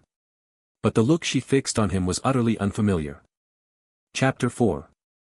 Chapter 4. Empress Xu, once the celebrated noble daughter of the Xu family in the capital, then married the emperor when he was still a prince. She was a pillar of support behind his ascension to the throne, earning a reputation for virtue. Naturally reserved, she disliked conflict and had a gentle, aloof demeanor. After the crown prince was born, she rarely involved herself in court affairs, often visiting temples to pray and handing over the trivial affairs of the inner palace to other consorts. This woman, once so detached from worldly matters, later schemed multiple times for the false crown prince, turning the Xu family into a backing force behind him. Ying Fusheng hadn't seen her in many years. When he learned of her identity, he was already confined to the cold palace. He vaguely remembered palace rumors that Empress Xu was in poor health, but trapped there, he never saw her again. In later years, he sent tokens to her through others, but they were never received, lost without a trace. Of this birth mother, what lingered most in his memory was her eyes. He looked away, hiding his emotions. Empress Xu merely glanced at Ying Fusheng, then turned to murmur a few words to the crown prince, a rare softness in her eyes. Consort Ning's face darkened at Ying Fusheng's arrival. She hadn't expected this brat to even have the strength to leave his room. Shenger. The sixth prince's arrival did nothing to ease the tension in Cining Palace. Few present had seen much of him. He performed poorly in his studies, was often sick, and frequently missed palace banquets. In the eyes of the inner palace consorts, he was timid, reclusive, and taciturn, rarely mingling with other princes. As probing gazes fell on him, Ying Fusheng ignored Consort Ning's call, completed the customary courtesies with full propriety, and got straight to the point. Grandmother, the incident at Wangyue Pavilion is peculiar. I urge a full investigation. Shenger, why are you out? Consort Ning panicked. She had always disliked Ying Fusheng appearing in public, afraid he might draw attention. As a child, it was manageable, but as he grew, his features bore no resemblance to the Ning family. The Nings were generally tall and sturdy, while Ying Fusheng was slight of frame, the difference stark. For this reason, Consort Ning preferred him to stay out of sight. She had even suppressed news of his severe illness to avoid stirring up trouble during the Empress Dowager's birthday festivities. Yet here this wretch was, flaunting himself. Ying Fusheng remained composed inside. Hearing Consort Ning's words, he forced a worried expression, feeling sick inside, yet his face showed feigned concern. Before speaking, he coughed weakly. Kneeling, he looked up at the Empress Dowager, who was examining him in her anger. If you've come to plead for your mother, don't bother, the Empress Dowager said, frowning. She waved dismissively, signaling for Ying Fusheng to be taken away. She had little impression of this grandson. Seeing his frail frame and overly timid demeanor, coupled with Consort Ning's involvement in the Wangyue Pavilion affair, she felt no goodwill toward him. The braziers in the hall blazed hot, the warmth seeping over Ying Fusheng. He caught the Empress Dowager's gaze, knowing she, once the daughter of a martial family, loathed weakness. Steadying his voice, he said, the Wangyue Pavilion incident happened barely 2 hours ago. Many details remain unexamined. With the birthday banquet coming up, palace personnel inspections have been meticulous. No problems turned up for days. Yet the trouble hit during the monthly beast patrol at the Imperial Menagerie. The cause may go beyond Wangyue Pavilion. Furthermore, Mother has diligently prepared the banquet. All know the pavilion was her charge. If trouble arose, she could not escape blame. He paused, breathing heavily, and coughed again. Ying Fusheng's voice was low, weakened by illness, forcing those present to listen closely. His words, just loud enough, reached the ears of several people in the hall. From the high seats, Empress Xu and the Crown Prince turned their attention to Ying Fusheng. Consort Ning didn't want him to stand out. At worst, she'd be punished and lose a few hidden informants, pinning the blame on servants. Your Grace, the child is delirious from fever. But the Empress Dowager paused, thinking over his words. After the incident, the palace guards had searched thoroughly without finding a trace. Consort Ning was summoned because she was the most convenient scapegoat. Yet the affair was strange, no other consorts or affairs were nearby when it happened. If Consort Ning were behind it, why would she bring trouble on herself for no reason?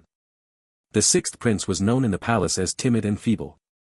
Yet when Consort Ning was in trouble, he could argue so clearly on her behalf. Many in the hall watched the prince. He seemed cautious, and his reasoning was slow but coherent. You're suggesting someone framed your mother, the Empress Dowager asked. Ying Fusheng quickly denied it, grandson wouldn't dare presume that. I just feel there's more to this, such a conclusion is too hasty. This was a public challenge to the Empress Dowager's judgment. Those present were startled. The Empress Dowager had ordered the investigation, and the Crown Prince had carried it out. The sixth prince's words targeted both. As expected, a voice followed. Beside the Empress Dowager, the Crown Prince's sharp gaze landed on Ying Fusheng. Sixth brother finds it hasty. Consort Ning's heart raced. She wanted to muzzle this brat. Being summoned by the Empress Dowager was a minor punishment at worst, but if Ying Fusheng kept talking, the stakes would rise. She glared at him, but he knelt meekly, avoiding her warning look. Without lifting his head, Ying Fusheng lowered his body, eyelids drooping. Grandmother's birthday draws near. Wangyue Pavilion cannot fail. Grandson believes it must be investigated, and thoroughly. Silence fell. Others looked to the Empress Dowager. Unexpectedly, she didn't grow angry. Instead, regarding Ying Fusheng, her tone softened. Since you say so, what have you found? Hearing this, Ying Fusheng hid the scheming in his eyes. He knew what piqued her interest. Being reborn at this point was a passive position. Getting out of Weiyang Palace was extremely hard. Only when Consort Ning was in trouble did he have room to maneuver. But this risked drawing fire, one wrong step and he'd be consumed. He had to see the Empress Dowager for his next move. The Empress Dowager, unlike other consorts in her youth, was bold and principled.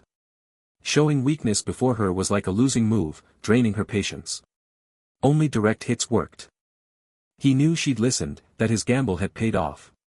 Grandson has ordered servants to investigate. This is the detailed log of Wangyue Pavilion in recent days. Nearby, the eunuch from Weiyang Palace finally dared to move, presenting the records to the Empress Dowager. The Crown Prince glanced at Ying Fusheng. Had he found nothing?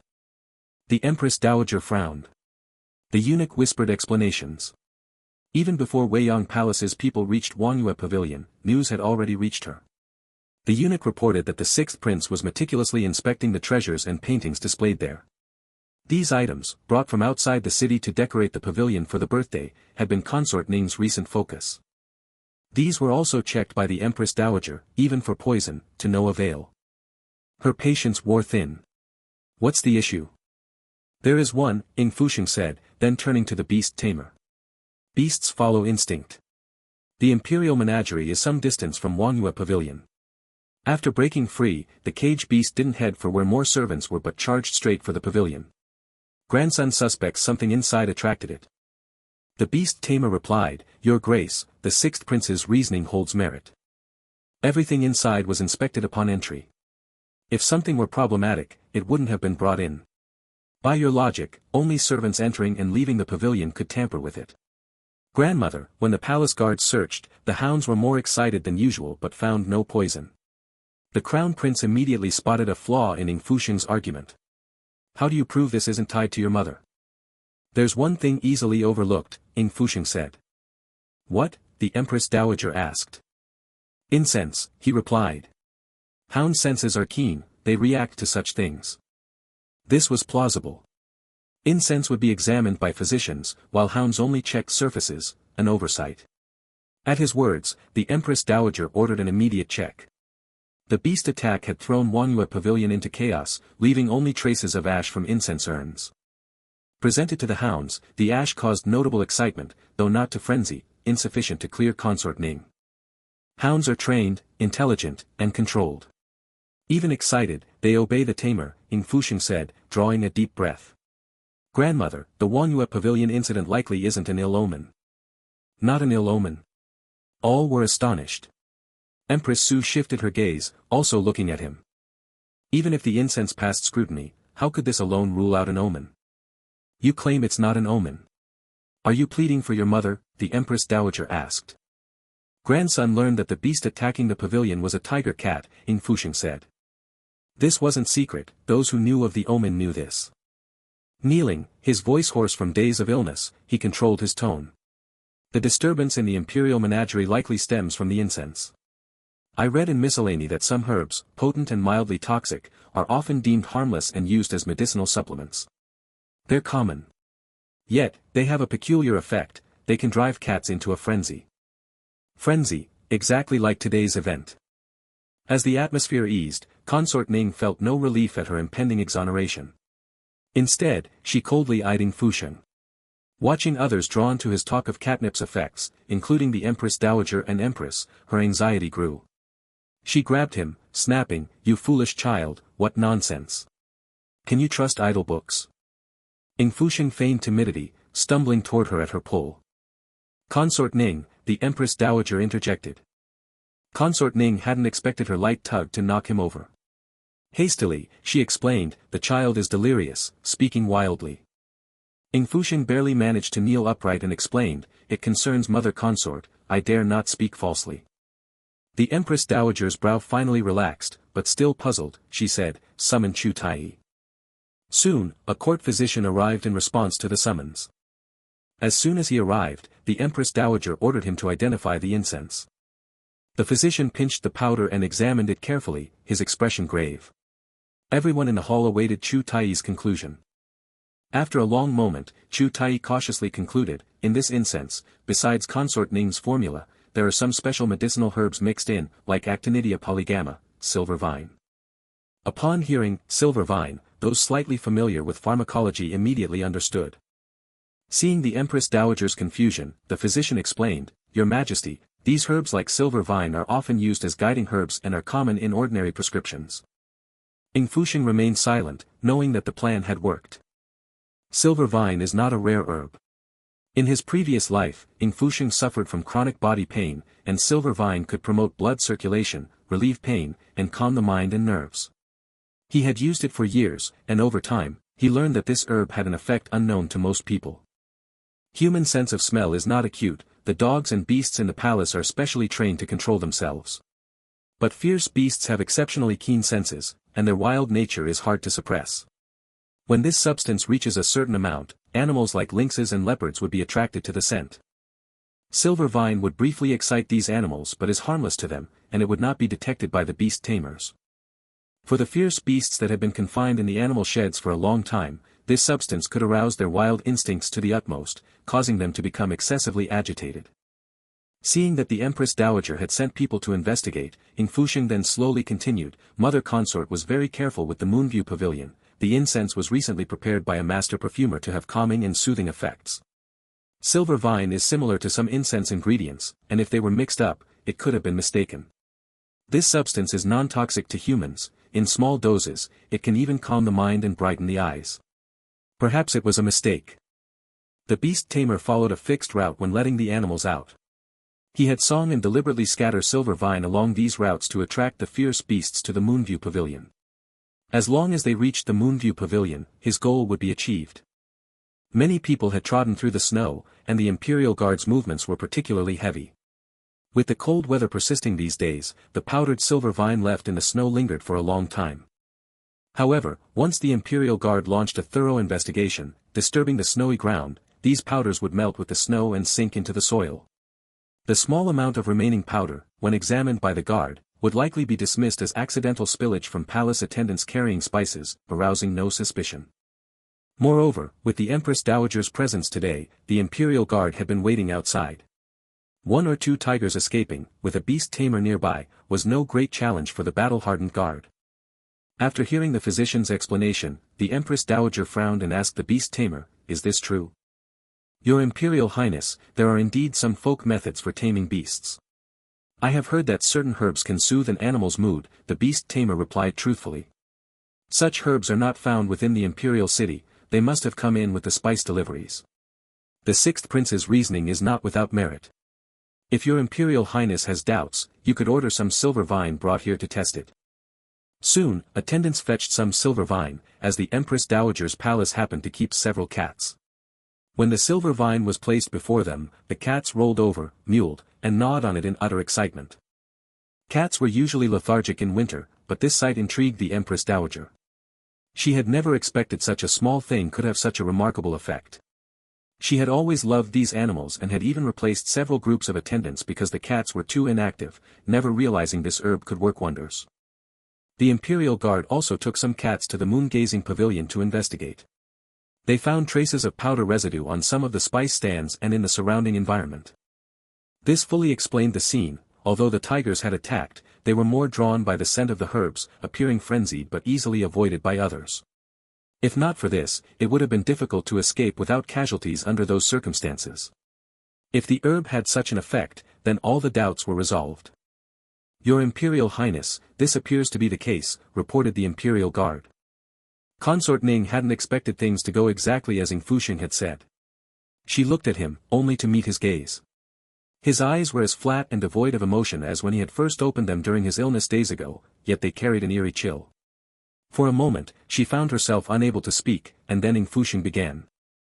"I do not believe this is an ill omen," said Ying Fusheng. The Empress Dowager looked at him. "How so?" Ying Fusheng continued, "Grandmother treats all living beings with kindness, and Father Emperor's triumphant return is a joyous occasion for the entire court. Though this incident was an accident, it harmed no one. Instead, it revitalized the listless beasts of the Imperial menagerie. Their wild nature is unavoidable, but couldn't this be seen as all creation celebrating this omen?" At these words, the hall fell silent for a moment. The crown prince beside him looked at the kneeling Ying Fusheng. Seeing the hall silent and the Empress Dowager's expression softening, He seized the opportunity to step forward and say, "Grandmother, the sixth brother is right, this is an auspicious omen." "Yes, it's an auspicious omen. Congratulations to Her Majesty, this is a good sign." Others chimed in with a few words, following the Crown Prince's lead to join in congratulating Her Majesty. Ying Fusheng knelt, his gaze fixed on the Crown Prince. This man never missed an opportunity. A flicker of coldness passed through his eyes. He said nothing more, only slightly bowed his head, knowing that his scheme was nearing completion. The ominous omen turned auspicious, and the Empress Dowager's brows finally relaxed completely. The incident at Wangyue court would inevitably stir rumors if spread, but with Ying Fusheng's few words turning the ill omen into a blessing, and since no serious harm had been done, if slightly embellished, it could spread as a double celebration, a joyous event blessed by all. The sixth prince turned the bad omen of the beast attack into a good one. The palace servants, who had nearly lost their heads over the bad omen, looked at him gratefully. The sixth prince remained kneeling, his complexion still somewhat pale. As he knelt upright, there was a faint sharpness about him. The Empress Dowager, playing with the cats, could not help but look down at the child kneeling below.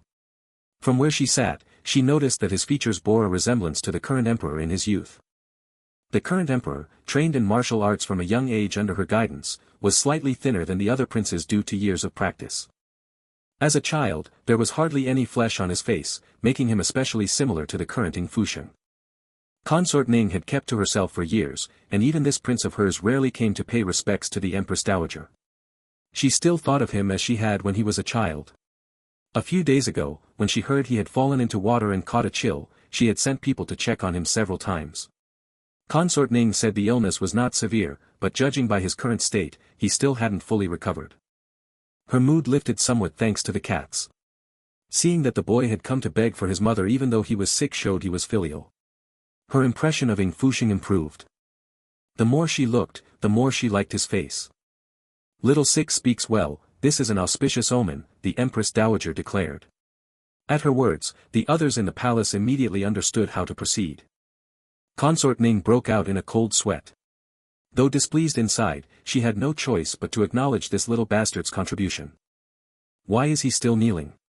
The sixth prince is still ill. Give him a seat, said the Empress. Ying Fusheng looked up at the speaker, his expression unreadable.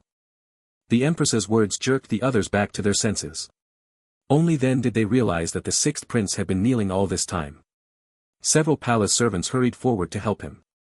They saw the sixth prince rise, his face pale. He bowed slightly as if to thank them, but at that moment, his body swayed, and he collapsed, fainting and falling to the floor. Chapter 5.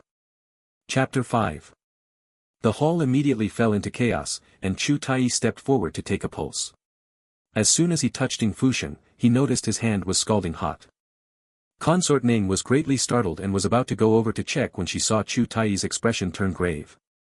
She had no choice but to move closer to Ying Fusheng and began to explain, "Shenger hasn't been well these past few days, it might be." The next moment, her words froze her in place. Not good, the sixth prince has fainted.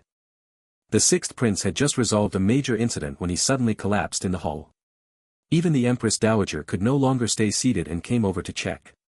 When she touched Ying Fusheng's arm, she was shocked.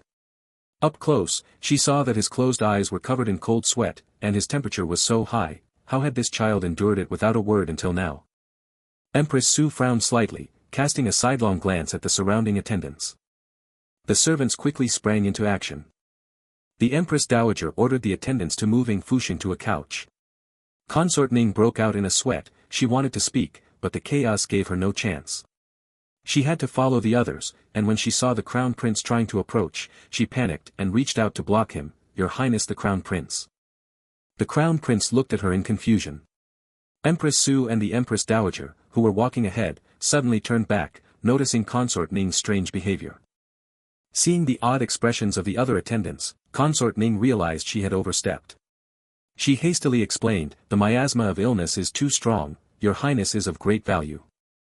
It was fine if she got into trouble, but in a few days, there would be a grand celebration for the entire court, and the Crown Prince could not be risked. Fortunately, the Empress Dowager, thinking the Crown Prince was still young, did not let him enter the inner chamber. However, some of those present wore strange expressions. The sixth prince had knelt in the hall pleading for Consort Ning for so long, yet she had not shown such concern for his safety then. Chu Tai was the one taking Ying Fusheng's pulse. Chu Tai was the chief physician of the Imperial Medical Bureau, often tending to the Empress Dowager. He knew at a touch that such a high fever was serious. He administered several acupuncture needles, but the fever did not subside. In his sleep, Ying Fusheng's brow was furrowed with lingering unease, his brows tightly knit. The physician had to smooth his forehead, then sent his personal apprentice rushing to the medical bureau for medicine. Ying Fusheng's condition was very poor. After fainting, he seemed half asleep and half awake, and the physician struggled to hold him down several times, as if he was anxious about something. His hot hand touched the Empress Dowager. In his delirium, the child did not know his limits and grasped the Empress Dowager's cool hand, holding on tightly like a lifeline. After a short while, Ying Fusheng seemed to struggle free from a nightmare. When he opened his eyes, his gaze was even unfocused. Gradually, he saw that it was the Empress Dowager in front of him, and he hurriedly let go. As he released his grip, the Empress Dowager's hand felt empty. Seeing the child about to get off the bed, she reached out to stop him. Ying Fusheng spotted Consort Ning outside the crowd and concealed the sarcasm in his eyes. His face was flushed, and the high fever was about to overwhelm his senses, but he remembered his long-planned purpose. Feigning a convulsive state, he looked around dazedly and murmured, "Mother." Seeing this, the others all looked at Consort Ning outside, only to find that she had not come in. There had been too many incidents that day. Consort Ning was still looking outside anxiously, relieved only when she confirmed the Crown Prince had not followed. But when she turned back to the inner room, she suddenly noticed everyone staring at her. Startled, she realized Ying Fusheng was lying on the bed, looking at her. She then seemed to understand and quickly walked forward, putting on her usual maternal facade, "Shinger." Suppressing his disgust at the scent of cosmetics, Ying Fusheng pretended to act like a normal, dependent child. Too many things had happened that day, and they were too coincidental. Most importantly, Ying Fusheng's arrival was too timely. Consort Ning had initially been suspicious, but when she saw his sickly dependence, which seemed genuine, she relaxed slightly. What was she thinking? How could a child manage to stir up so much trouble? Besides, Ying Fusheng was very obedient to her. Remembering that the incident at Wangyue Pavilion had been resolved because of him, Consort Ning's heart eased a little. He was somewhat useful after all. As she pondered the sequence of events, she put on a concerned expression and even squeezed out a few tears, completely failing to notice that Ying Fusheng's hand had tried several times to grasp her robe but missed.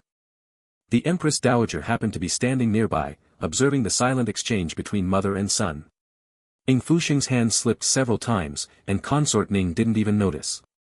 Earlier in the hall, when Ying Fusheng fainted, she hadn't gone to check on him either, it was the other attendants who had reacted first. She cast a cold glance at Consort Ning and couldn't help but speak, "Child, since you're sick, rest first. The matter at Wangyue Pavilion is settled." Hearing that the Wangyue Pavilion matter was concluded, Ying Fusheng finally came to his senses. Before anyone could say more, he seemed to finally succumb to drowsiness and fainted again. Consort Ning breathed a sigh of relief that the little brat had finally quieted down, unaware that the Empress Dowager's gaze behind her was growing colder. Seeing the silence around her, she put on a hypocritical tone and asked, "Physician, what's wrong with Shinger? Wind cold has invaded his body and has not dissipated for many days. I heard that His Highness fell into cold water several nights ago. It seems the cold pathogenic qi has accumulated until now and has not yet dispersed," Chu Tai explained in detail. "Judging by the pulse, His Highness has likely had recurrent fevers since the fall. Today, because of the Wangyue Pavilion incident, the cold evil invaded his heart. With his emotions so tense and then suddenly relaxed, this fever has become severe. If the fever breaks, he will be fine, if not, it may leave lasting damage." These words shocked everyone. The palace attendants all knew about the sixth prince's fall into the water, and the physicians had visited Weiyang Palace several times. But back then, a few days after the fall, Consort Ning had announced that the sixth prince was out of danger. Yet now, it seemed he had never fully recovered from the fall, and the illness was grave. Consort Ning's face stiffened. Impossible. Just a few days ago, Baizhu said his fever had broken and he was just weak. How could he still be running a fever? She realized the mistake too late. When she turned around and met the Empress Dowager's accusatory gaze, she was so frightened she fell to her knees. Her mind was in turmoil, and she didn't know why so many things had happened today. She instinctively explained, "Your son's condition improved a few days ago. I truly didn't know his illness had become so severe. She looked around for help, but no one would assist her. She had no choice but to look to Empress Xu. Consort Ning has been busy with the Wangyue pavilion arrangements recently and may have been distracted and negligent, Empress Xu said tactfully. But the Empress Dowager had just developed a favorable impression of Ying Fusheng for turning an ill omen into an auspicious one. Now, hearing this, all her anger flared up in one direction. First, the Wangyue pavilion incident, then the sixth prince's collapse. Consort Ning had been negligent in managing the birthday celebration and had neglected the sixth prince. I see she hasn't managed a single thing well. Everyone had thought the Empress Dowager's mood had improved after the narrow escape at Wangyue Pavilion, but they hadn't expected her to fly into a rage. Only then did they realize that a turn of events did not mean there would be no accountability. How could such a major incident, occurring on the eve of the Emperor's triumphant return and the Empress Dowager's birthday, be let off lightly? Consort Ning was terrified. But no matter how much she tried to explain, the Empress Dowager refused to listen. Before Empress Xu could plead for leniency, the Empress Dowager had made up her mind and waved her hand to leave. Consort Ning could only turn to Empress Xu, knowing her kind nature. Your Majesty, I once thought you were meticulous, so I entrusted the Wangyue Pavilion matter to you. I never expected such negligence today. Empress Xu said, I will hand over the Wangyue Pavilion arrangements to someone else. For the next few days, you shall remain in seclusion and reflect on your conduct. Consort Ning was anxious and wanted to say more. But Empress Xu had already turned and left, taking the crown prince waiting outside with her. Soon, the Empress Dowager's eunuch from Cining Palace arrived. Her Imperial Majesty decrees, noble Consort Ning, having failed in her duties, lax in discipline, and neglectful of the prince's health, is ordered to reflect on her mistakes in seclusion. Her monthly allowance is reduced by 3 months, she is to copy 100 copies of the palace regulations, and she is not to leave her quarters without summons. Consort Ning's face turned ghostly pale. This meant she would be confined until the palace banquet. One more thing, for Consort Ning's information. The eunuch continued, the Empress Dowager, out of compassion and pity for the sixth prince, will have him recuperate in Cining Palace for the next few days. Consort Ning need not trouble herself. Consort Ning was completely stunned. By the time she came to her senses, the attendants were already supporting her and leading her away. As Consort Ning was taken out, she was still calling Ying Fusheng's name. The Empress Dowager dismissed the other attendants on the pretext of the miasma of illness, leaving only the physician to attend to him. The crown prince cast a sidelong glance at the chamber, and only when he could no longer see anyone did he follow Empress Xu and said quietly, so sixth brother will stay here? Empress Xu glanced at him. His gaze drifted, and only after he saw several of the Empress Dowager's personal maids enter the side chamber did he look back and say, grandmother rarely lets people stay over. I only stayed twice as a child. It's a bit surprising. He paused, then sympathized, Consort Ning seems very concerned about sixth brother, yet she can't visit. It's a pity. Empress Xu's eyes settled on the inner chamber, hidden behind a thick curtain. Her expression remained unchanged. When she heard the crown prince's words, she finally said, the matter has been resolved, but Consort Ning still made mistakes. If the Empress Dowager didn't punish her severely, it would be hard to convince the court. She finished and walked away, the miasma of illness is too thick. Don't get too close. The crown prince agreed and said no more. The matter of Wangyue court was ultimately placed under the responsibility of Empress Xu. The Empress Dowager declined to receive visitors, pleading fatigue, and Consort Ning was confined to Weiyang Palace, forbidden to go out. The uproar over Wangyue court eventually spread as an auspicious omen concerning the sixth prince, while details such as the catnip powder were suppressed, and the palace gossip gradually subsided. In Cining Palace, no guests were received, and only the Empress Dowager's personal eunuch dared to approach. The Empress Dowager warmed her tea in silent thought, surrounded by the scent of sandalwood. How goes it? The eunuch reported the matter of Wangyue court in detail.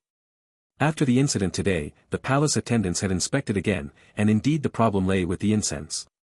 What the sixth prince said had guided the guard's investigation, but there were too many puzzling aspects. Wangyue court and the Imperial Animal Garden were a considerable distance apart. On ordinary days, the beast tamers would lead the beasts along secluded paths rarely used by people. Even if some catnip scattered during transport over such a distance, it would not have so easily lured the beasts to Wangyue court. The Imperial Guard determined that a significant amount of catnip, far exceeding the usual quantity in incense, would have been needed to draw the caged beasts there. That is, unless someone had been scattering catnip powder along the entire route, it would have been very difficult to achieve. However, the incident was so sudden that only Consort Ning was exposed, with no one else appearing. Because of the chaos and destruction, it was hard to find any trace at Wangyue court. The only person who could clarify matters was the sixth prince, but he could not have plotted this. Any mistake would implicate Consort Ning and the Ning family. All things considered, it seemed someone had done this deliberately. Any discerning person could see that Consort Ning had been framed, but no evidence of the framing could be found. Having been in the palace so long, at this point it was clear that Consort Ning had offended someone. There were many underhanded schemes in the harem. If one wanted to frame and incriminate, there were plenty of means. The Empress Dowager had seen many in her youth. In recent years, the Ning family had been greatly favored by His Majesty, so even if Consort Ning did not contend, she would become a target for others to attack. How is the investigation at Weiyang Palace? Consort Ning has been leaving early and coming back late in recent days. The sixth prince fell into water and has been ill for over half a month, hardly leaving his bedchamber, the eunuch replied. Then he added, I have gathered information that the sixth prince is indeed fond of miscellaneous books, and Consort Ning often brings him such volumes. Upon hearing this, the Empress Dowager frowned deeply. As a prince, he should be reading the 4 books and other elementary classics, yet he read miscellaneous books. Consort Ning truly did not know how to raise a child. The eunuch added some details. When I inquired at the imperial hospital, I found that the prince, not wanting to worry Consort Ning, had sent his personal attendant to fetch medicine. I asked, and it was all medicine for wind cold, the same as the prior prescriptions from the imperial physicians. Recalling imperial physician Chu's diagnosis, the Empress Dowager's expression grew even colder. Consort Ning left early and came back late every day, attending to everything personally. Could she not spare a moment to care for her own son? If not for little Six risking himself to plead for her this time, the matter of the ill omen would never have ended peacefully. Let this matter be told to the outside as an auspicious omen, following what little Six said. The Empress Dowager closed her eyes to rest. Order the consorts to behave themselves. There was nothing but coldness in her eyes. In this time of nationwide celebration, if anything happens again, I will not show leniency. Chapter 6. Chapter 6. The affair at Wangyue Pavilion had caused quite a stir, but it was ultimately calmed by spreading the story that it was an auspicious omen. However, news that Consort Ning had been severely reprimanded and confined to her palace by the Dowager Empress, and that the sixth prince had been temporarily kept at Cining Palace, still spread widely among the palace attendants. Consort Ning was usually approachable and enjoyed a good reputation in the palace, but no one would have thought her to be so negligent towards her own son and to receive a reprimand from the Dowager Empress. People came and went in the palace. The past 2 days at Cining Palace had been somewhat hectic, first because of the Wangyue Pavilion incident, and then because of the sixth prince. The sixth prince fell seriously ill. The imperial physician monitored him for 2 days straight before bringing down his fever. The sixth prince was young and frail, and the fever had nearly drained him. Is the sixth prince truly that ill? Indeed, he fainted on the spot and even pleaded for Consort Ning. Consort Ning didn't even notice that the prince's lips had turned white from the fever. Outside Cining Palace, the palace attendants frequently cast sidelong glances at the maidservant waiting alone outside, whispering among themselves. Baizhu, noticing the stares of those around her, gave an awkward smile but continued to wait outside Cining Palace. Consort Ning, confined to Weiyang Palace and unable to leave, had sent her to find the sixth prince. After the news of the bad omen reached the Ning family, the consort realized that her actions at Cining Palace had been inappropriate. Fortunately, the sixth prince was easy to control. If she could persuade him to return, the rumors spreading through the palace could naturally be dispelled. Lady Yu, has the sixth prince awakened? Baizhu hurried forward as she saw the female official from Cining Palace emerge. Lady Yu cast an appraising glance at Baizhu. Go back for now. The sixth prince will be recuperating at Cining Palace for the next few days. Baizhu, who had waited half the day just to see someone come out, tried to say a few more words, but Lady Yu had already walked away. Unable to see the sixth prince, she had no choice but to return and report to Consort Ning. Upon returning to Weiyang Palace, she saw the palace attendants who had been given a minor punishment by the consort kneeling outside. Not only had these people acted on their own without permission, but they had also failed to stop the sixth prince from going to the Dowager Empress and had mishandled the message to the Ning family. If it weren't for the consort's usual good nature, these people would have been dealt with long ago. They were worthless wretches. Baizhu watched with a cold expression as they pleaded for mercy, her gaze falling on the young eunuch kneeling nearby. She remembered this person. He had been running errands for her recently, delivering medicine and doing many other favors. Songin, come here. The kneeling young eunuch called out softly, elder sister Baizhu. Baizhu's mood eased slightly. This young eunuch was usually dull but was good with words. The consort is in a bad mood. Go to the small kitchen and prepare some mind-soothing tea. Songin said nothing more and quickly went to carry out the task. Weiyang Palace was deathly still. Inside the main hall, Consort Ning wore a worried expression. When she saw Baizhu return empty-handed, she looked behind her but saw no other attendants. Where is he? Baizhu could only say that Cining Palace had kept the sixth prince for a short stay and that he couldn't return yet. The sixth prince is still ill, the Dowager Empress likely hasn't thought much of it. In the past, when other princes were ill, the Dowager Empress also showed concern. I've inquired, only the imperial physician has been coming and going. There are no other unusual signs at Cining Palace. The Dowager Empress won't find out anything. Consort Ning's expression soured. These past few days of confinement, coupled with the gossip she had heard, had left her unsettled. She would thoroughly investigate who was behind the Wangyue Pavilion incident, but the immediate priority was to smooth things over with the Dowager Empress. Baizhu was about to say a few more comforting words when a palace attendant rushed in to report. Because of the successful arrangements for the Wangyue Pavilion, the Dowager Empress was greatly pleased and had bestowed gifts upon the consorts and concubines of the harem. And the gifts? Baizhu asked. The palace attendant stammered, Weiyang Palace did not receive any. What did you say? Baizhu exclaimed. What did it mean that Weiyang Palace's portion hadn't arrived? The Dowager Empress bestowed gifts on all the consorts and concubines, even a few junior concubines who had merely appeared before her, but no gift was sent to Weiyang Palace. Consort Ning had always maintained a reputation for being unassuming, and without orders, the palace attendants did not dare to go out and inquire. The eunuch delivering the Dowager Empress's decree did not come to Weiyang Palace, the attendant added. Baizhu instinctively looked at her mistress. Upon hearing this, Consort Ning almost lost her composure, almost shattered the teacup in her hand, and accidentally knocked over the freshly served mind-soothing tea. Songin, who had brought the tea, narrowly avoided being scalded and quickly knelt down, keeping silent. What are you standing there for? Clean it up. Baizhu scolded, carefully checking if Consort Ning had been burned by the hot tea. Songin lowered his head, concealing his resentment, and cleaned up the shattered pieces on the floor. Clearly, the sixth prince had acted for Consort Ning's sake, but in her eyes, the prince seemed to have no place at all. On the surface, Consort Ning appeared concerned about the prince's health, but Songin, who had personally attended to the prince for many days, understood all too well. First, something had been added into the medicine, and then the prince had been kept from communicating with others for days. If the consort truly cared for the prince, she wouldn't have visited him only once every few days. In the consort's eyes, the prince held less weight than the gifts or her image before the Dowager Empress. Cining Palace was quiet. Ying Fusheng slowly regained consciousness. The scent of sandalwood lingered, and warmth seeped into his bones. His dull gaze gradually cleared, and after a moment, his thoughts returned. He glanced around the unfamiliar inner chamber of the bedchamber. His eyes settled on two large, strikingly placed Danmei chests in the corner. Suddenly, a voice came from within the chamber. Ying Fusheng shifted his gaze to the distance. Your Highness is awake.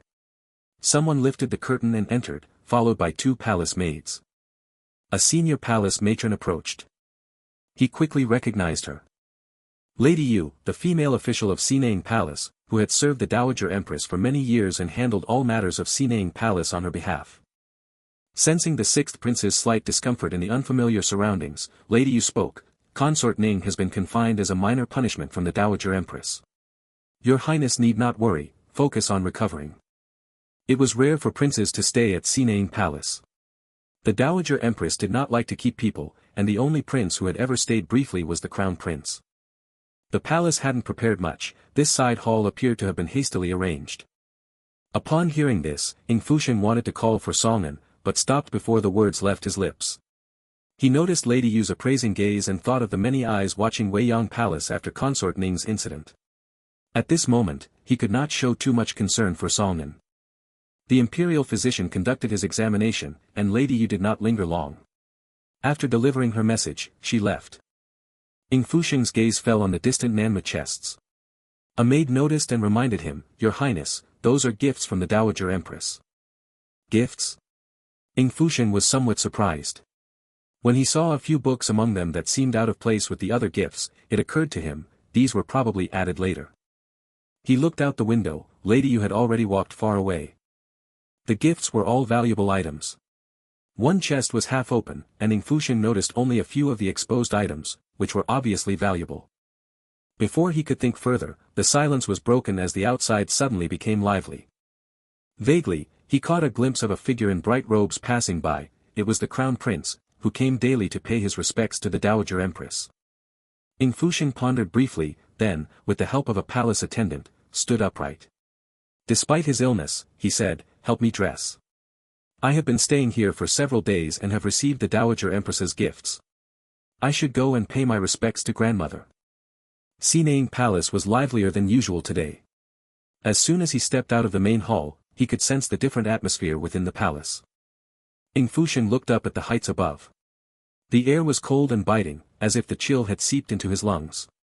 But he took a deep breath, his gaze falling upon the snow-covered path marked by footprints. The barren palace path from his previous life was now covered in melting fresh snow. His vision blurred for a moment. Ying Fusheng stood still, slowly releasing his breath, feeling as if reborn. He walked out calmly. Before long, he saw from a distance the archery target set up in Cining Palace. There was a small martial arts training ground here, fully equipped with weapons and a practice platform. The Yuan valued martial arts, and the Empress Dowager, coming from a general's household, could easily lift weapons weighing over 10 caddies. Skirting the side hall's training platform and walking further in, he reached the main hall of Cining Palace. The first thing he saw were several paintings of galloping steeds. Ying Fusheng averted his watchful eyes and followed the source of the sound. Several people were gathered there, palace attendants had opened up a space, and a few people stood outside the practice platform's railing. The Crown Prince, wearing brocade trimmed with fox fur, was standing beside the Empress Dowager, chatting and laughing, creating a lively scene. Besides them, there was one more person. A young prince, draped in splendid robes, was surrounded by two palace attendants. From a distance, he looked like a peacock hovering around the Empress Dowager. Approaching closer, Ying Fusheng recognized who it was. The eighth prince. The eighth prince's birth mother, Lady Zhao, had died of a serious illness when he was young, leaving him motherless. His maternal clan, the Zhao family, had an ordinary position in court and little backing. The emperor took pity on him for having no mother to raise him and later entrusted him to Empress Xu. Having been raised beside Empress Xu, the eighth prince regarded her as his mother. Later, he became the crown prince's right-hand man, and the Zhao family behind him were also part of the crown prince's faction. At this time, the eighth prince was only 8 years old, at an age of relying on the emperor's favor and being pampered. In Ying Fusheng's memory, the eighth prince at this stage was a tagalong trailing the crown prince. He stood still for a while. After the palace attendant announced him, the Empress Dowager snapped back to attention. Seeing Ying Fusheng standing outside, she beckoned him over. "Why is Xiao Lu here?" At this call, both princes' gazes turned to him at the same time. The crown prince was warm and natural, but the eighth prince looked him up and down, a hint of scrutiny in his eyes. Ying Fusheng had experienced this kind of scrutiny many times. A single glance was enough to judge each other. In childhood, it was rejection from brothers. In youth, it was coldness and disgust from elders. Later, it became the emperor's reprimands and the palace staff in the cold palace kicking him when he was down. Ignoring the two princes' scrutiny, he walked straight ahead and then saw the taming rack among the crowd. On the rack stood a saker falcon, and the Empress Dowager was holding a food box to feed it. "Grandson has come to pay respects to grandmother." He made a bow and saluted. The Empress Dowager waved her hand, glanced at Ying Fusheng, nodded perfunctorily, her mind still on the saker falcon on the taming rack. The crown prince nodded to Ying Fusheng in greeting. He was dressed in fine clothes, his complexion rosy. Though young, his every gesture showed extraordinary bearing, his face full of high spirits. He asked with a smile, "How is sixth brother's health? The other day I saw you faint, and I was very worried." Ying Fusheng lowered his eyelashes, hiding the darkness in his eyes, and replied with propriety, "Thank you, royal brother, for your concern. I am already much better." As they finished speaking, there was movement from the side. "Come on, Xiaoqing, move about." The Empress Dowager was training her pet. Ying Fusheng looked toward the sound and saw the Saker falcon standing still with its wings folded. He understood the situation. The Empress Dowager treated all her imperial grandsons equally, her temperament was hard to gauge. Even when the Crown Prince and the 8th Prince came, her attitude toward them was limited to this. The only notable point was perhaps her preferences. The Empress Dowager liked to keep birds of prey. The small Saker falcon in front of her was one of her favorites. Because it had a strange cyan pattern on its body, it was named Xiaoqing. Due to a congenital defect, it couldn't grow large and was smaller than other Saker falcons. It had been raised by the Empress Dowager since it was young, pampered, often flying around near Cining Palace, and had a strange temper. But today, this bird was not very energetic. The 8th Prince looked at the Saker falcon that barely moved today and said dismissively, "It's full and lazy." "8th brother, don't be willful." The Crown Prince gently scolded, then followed up on the 8th Prince's words, "But Xiaoqing should also be tempered." With that, he used food to lure the Saker falcon to move. The Yuan valued martial arts. The Crown Prince had been trained as the Crown Prince since childhood, frequenting the practice platform. He knew a few beast-taming techniques from the tamers. Xiaoqing was usually close to him, and stirred by the Crown Prince, it actually began to move. It flew several rounds in the air and ate the bait the Crown Prince threw. Seeing her beloved pet's condition improve, the Empress Dowager reached out.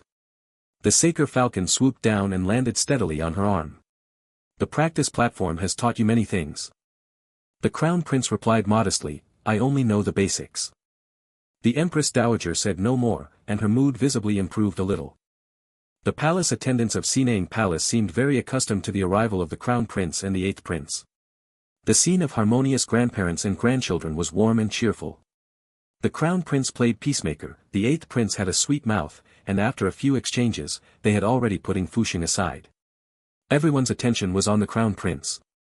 Even the composed Lady Yu of Cining Palace showed more expression when seeing the Crown Prince than usual. The 8th Prince enjoyed the feeling of being surrounded. Seeing that the Crown Prince didn't stop him, and having heard that their imperial grandmother had been in a bad mood these days, he threw bait several times, imitating the Crown Prince's method to make Xiaoqing fly a few times. The bird of prey soared high and swooped down to catch, its movements swift and natural, drawing continuous praise from the palace attendants. The bird spread its wings, leaped over the palace wall, circled around, and returned. Ying Fusheng raised his eyes, his gaze involuntarily falling on the falcon spreading its wings in freedom. He stood quietly watching. When the Saker falcon landed, the golden-laid jewels on its feet glittered, presenting a picture of wealth and luxury. Dressed in finery, Ying Fusheng thought. While talking with others, the Crown Prince's gaze fell on Ying Fusheng several times. Compared to his eloquent speech in the hall a few days ago, Ying Fusheng's presence was now extremely weak. He had come only to pay respects, and when silent, he was like a transparent person in the crowd. "Elder brother Crown Prince, what are you looking at?" the 8th Prince asked. "Nothing, just looking at 6th brother who seems not too energetic." The Crown Prince chuckled softly and explained, "Compared to a few days ago, there's a difference." With these words, Ying Fusheng was dragged into the spotlight. The Saker falcon Xiaoqing landed and stopped moving again. Seeing Ying Fusheng standing still over there, the 8th Prince recalled recent palace rumors. It was said that during the Wangyue Pavilion incident, his 6th imperial brother had stolen the show and even caused the Empress to be scolded by the Empress Dowager, making the Crown Prince unhappy these past few days. He had never liked this 6th imperial brother. In the schoolroom, this brother's studies were poor, often scolded by the Grand Tutor. He didn't fit in and always hid behind, as if doing something shady. Just like now. The 8th Prince had an idea. When throwing the bait, he slightly turned sideways and, taking advantage of no one paying attention, threw it outward. A shriek sounded, and the Saker falcon, as if provoked, suddenly flapped its wings and flew up. Faced with this sudden situation, the palace attendants quickly made way. Unexpectedly, the falcon flew wildly in agitation, swiftly crossing the crowd and charging to the periphery. Ying Fusheng paused slightly and saw the swift figure flash before his eyes. He stepped back, but since he hadn't fully recovered, the sudden movement made him pant slightly. After the fever broke, the pain in his forehead came in waves, and his steps were unsteady. Seeing this, the Empress Dowager couldn't help frowning. As a member of the imperial family, he was too frail. At this moment, the 8th prince shouted, "Brother 6, be careful." Though saying, "Be careful," a hint of darkness flashed in his eyes. But the next moment, something no one expected happened. The falcon, after crossing over the 6th prince, actually circled back. The falcon folded its wings and stopped, landing squarely on Ying Fusheng's shoulder. The falcon's sharp eyes fixed on Ying Fusheng. Ying Fusheng's headache slightly eased. Turning his head, he saw the falcon's gaze, sharp and cautious, judging whether he was prey. A captive falcon was a tamed wild creature, born with hunting instincts and a sense of territory. An unfamiliar scent in its territory would make it mark him as an enemy. He had kept falcons before, back when he was in the Cold Palace. The Cold Palace was remote, located on the edge along with the Imperial Beast Garden, where raptors were trained and flown year-round.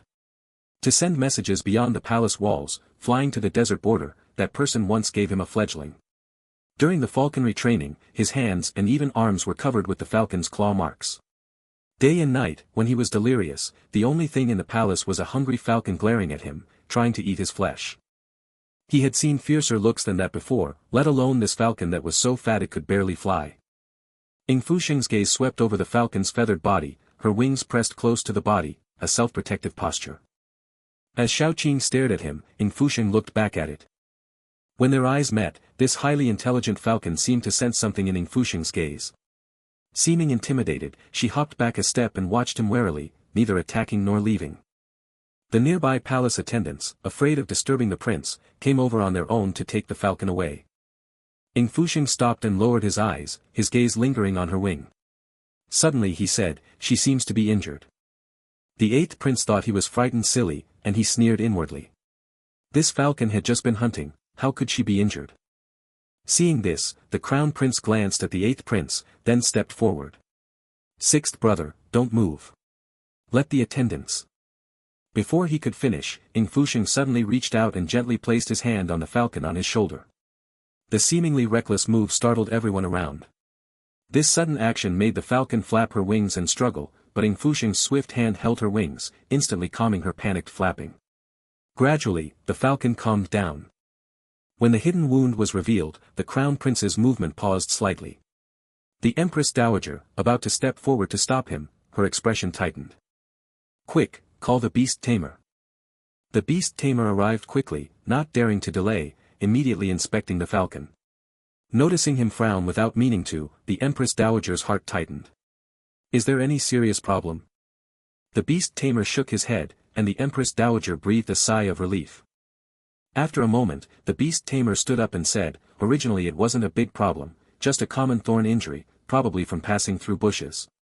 But it seems she forcefully spread her wings wide several times, and now the problem is somewhat serious." The 8th prince shouted in shock, "What did you say?" As his words fell, the crown prince's body stiffened slightly, and the Empress Dowager's face darkened. Chapter 7. Chapter 7. When the beast tamer said this, it truly caught everyone off guard. The 8th prince seemed flustered and added, "Could it be a mistake? That wound could have been caused by a recent collision."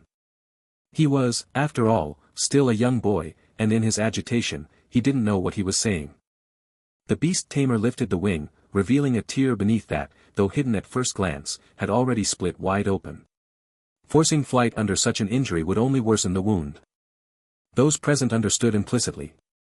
The 8th prince's repeated commands for Xiaoqing to take flight had seemingly become the source of this injury. The crown prince was about to offer a word or two of explanation, but the Empress Dowager's attention was already wholly fixed on the injured falcon. She did not spare them even a glance, merely asking the beast tamer coldly, "Regardless of anything, the Empress Dowager, must have it healed." The beast tamer nodded. "You need not be overly concerned, Your Majesty. After applying the medicine, just ensure it does not spread its wings too much in the coming days." He was about to perform some emergency treatment on the wound. The crown prince stepped forward to observe, but the falcon, sensing someone approaching, immediately pressed its head closer to Ying Fusheng. "Lady Yu," trying to smooth things over and also to ease the Empress Dowager's mind, interjected, "Xiaoqing truly is spirited. It seems to have recognized its savior." What the Empress Dowager prized most about the falcon was precisely this intelligence. Hearing this, her expression indeed improved somewhat. The falcon pressed close to Ying Fusheng, showing clear signs of affection. The beast tamer seized the moment to hold the falcon down and finally began tending to its wound. The eighth prince's attempts to explain went entirely unnoticed. Grandmother. The Empress Dowager waved her hand, clearly unwilling to revisit the matter.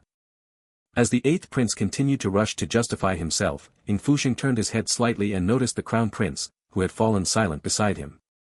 Ying Fusheng was not surprised by the fat bird's current behavior. Earlier, it had been forced to fly by the crown prince, then driven several times by the eighth prince, with the Empress Dowager's tacit approval. Naturally, the falcon would for a time feel some aversion toward them. Remembering how the falcon had earlier been guided to fly toward him, the eighth prince had inadvertently helped Ying Fusheng. But given the eighth prince's temperament, such behavior was likely instigated by someone else. A slight movement played at the corners of Ying Fusheng's lips. Ignoring the gaze cast his way, he spoke at the right moment. Fortunately, it was just a false alarm. It is my fault for not coming earlier to pay my respects.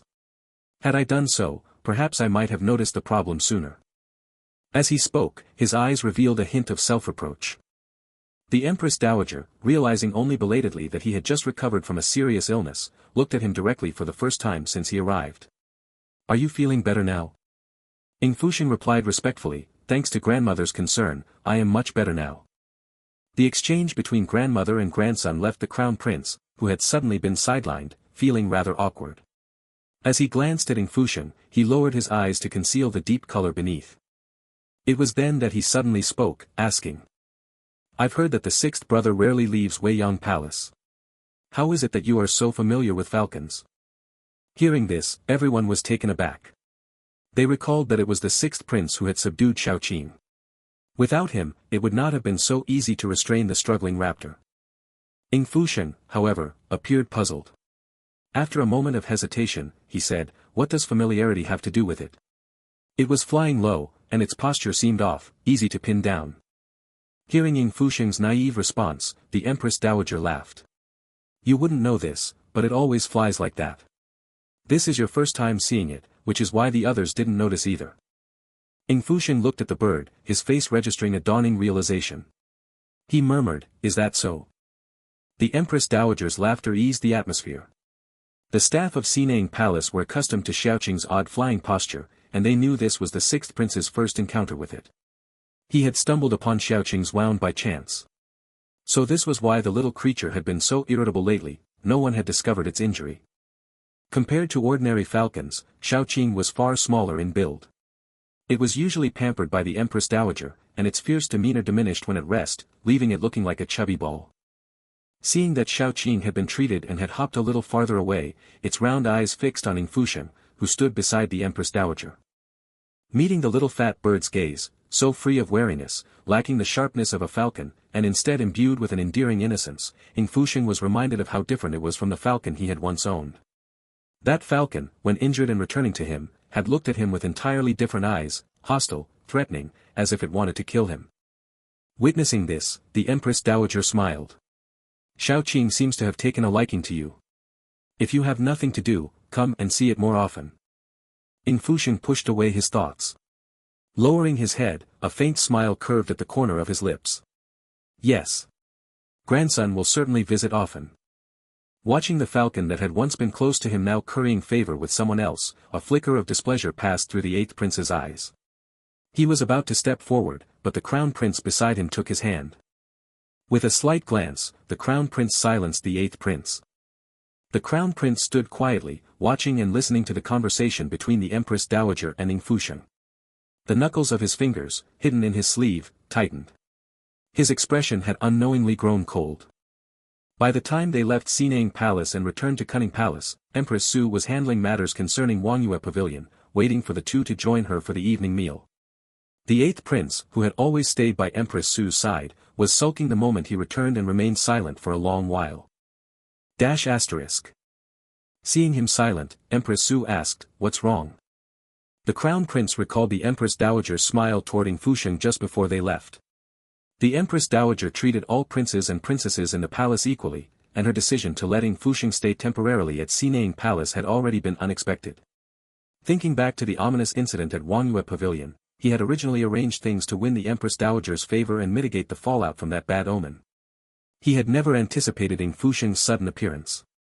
Before the Crown Prince could speak, the 8th Prince blurted out, "It's all Ying Fusheng's fault." Empress Xu frowned. "What happened?" "It's nothing. We just met the 6th brother at Cining Palace today.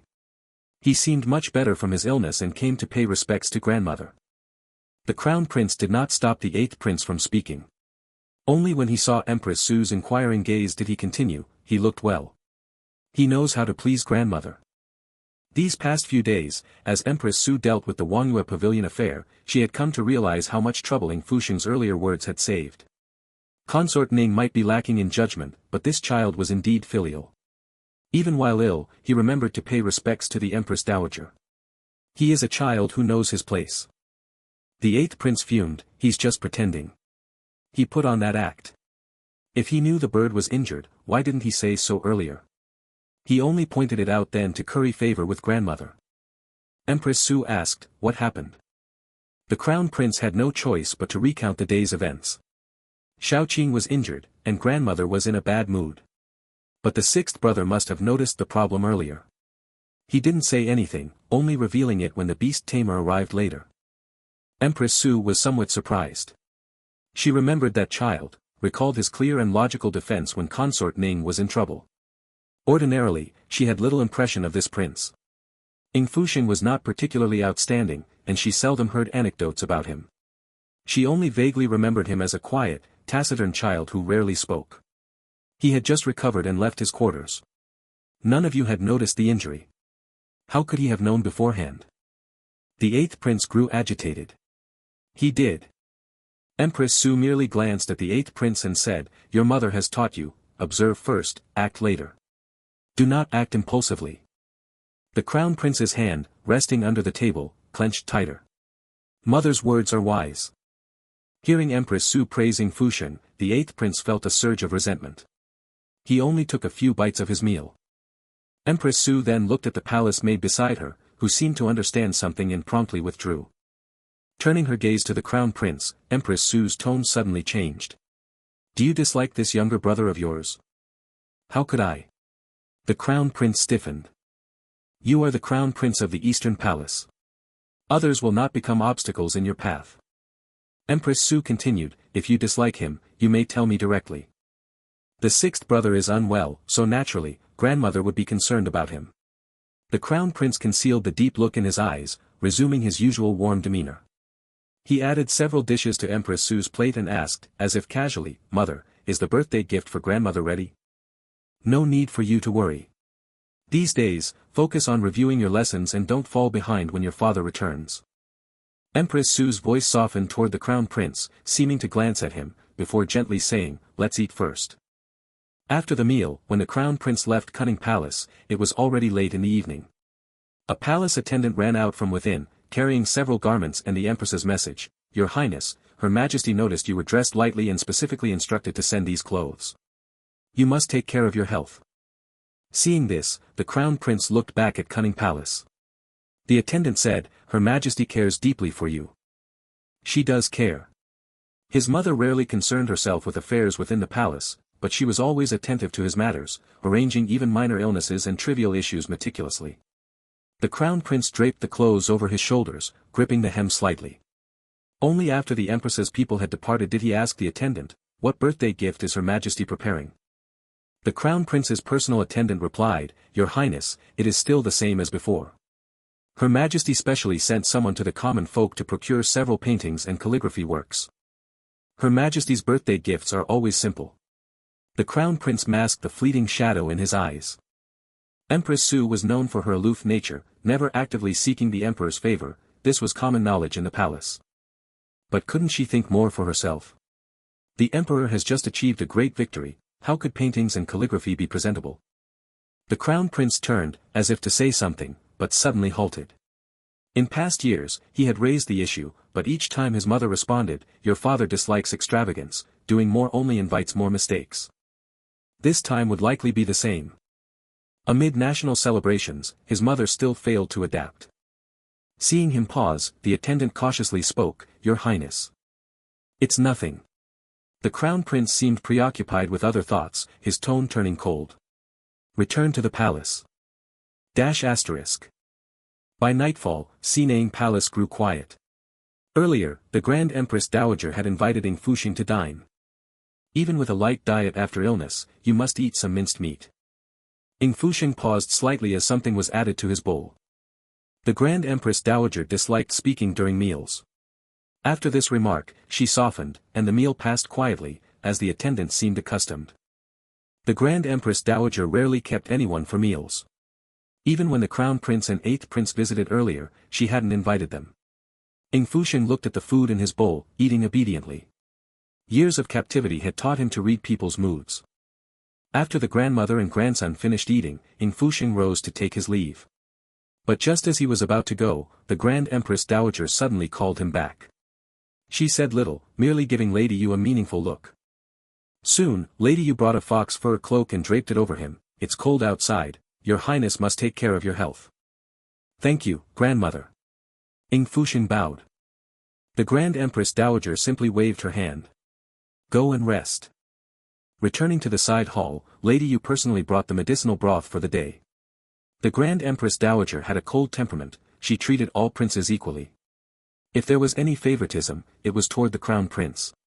But whether this preference was due to his status as Crown Prince or other reasons was debatable. One thing was certain, the Grand Empress Dowager disliked scheming, manipulation, or those who played petty tricks. Today's easing of tension might be a good start. Your Highness. A eunuch from Cining Palace spoke. Weiyang Palace has sent someone with some gifts.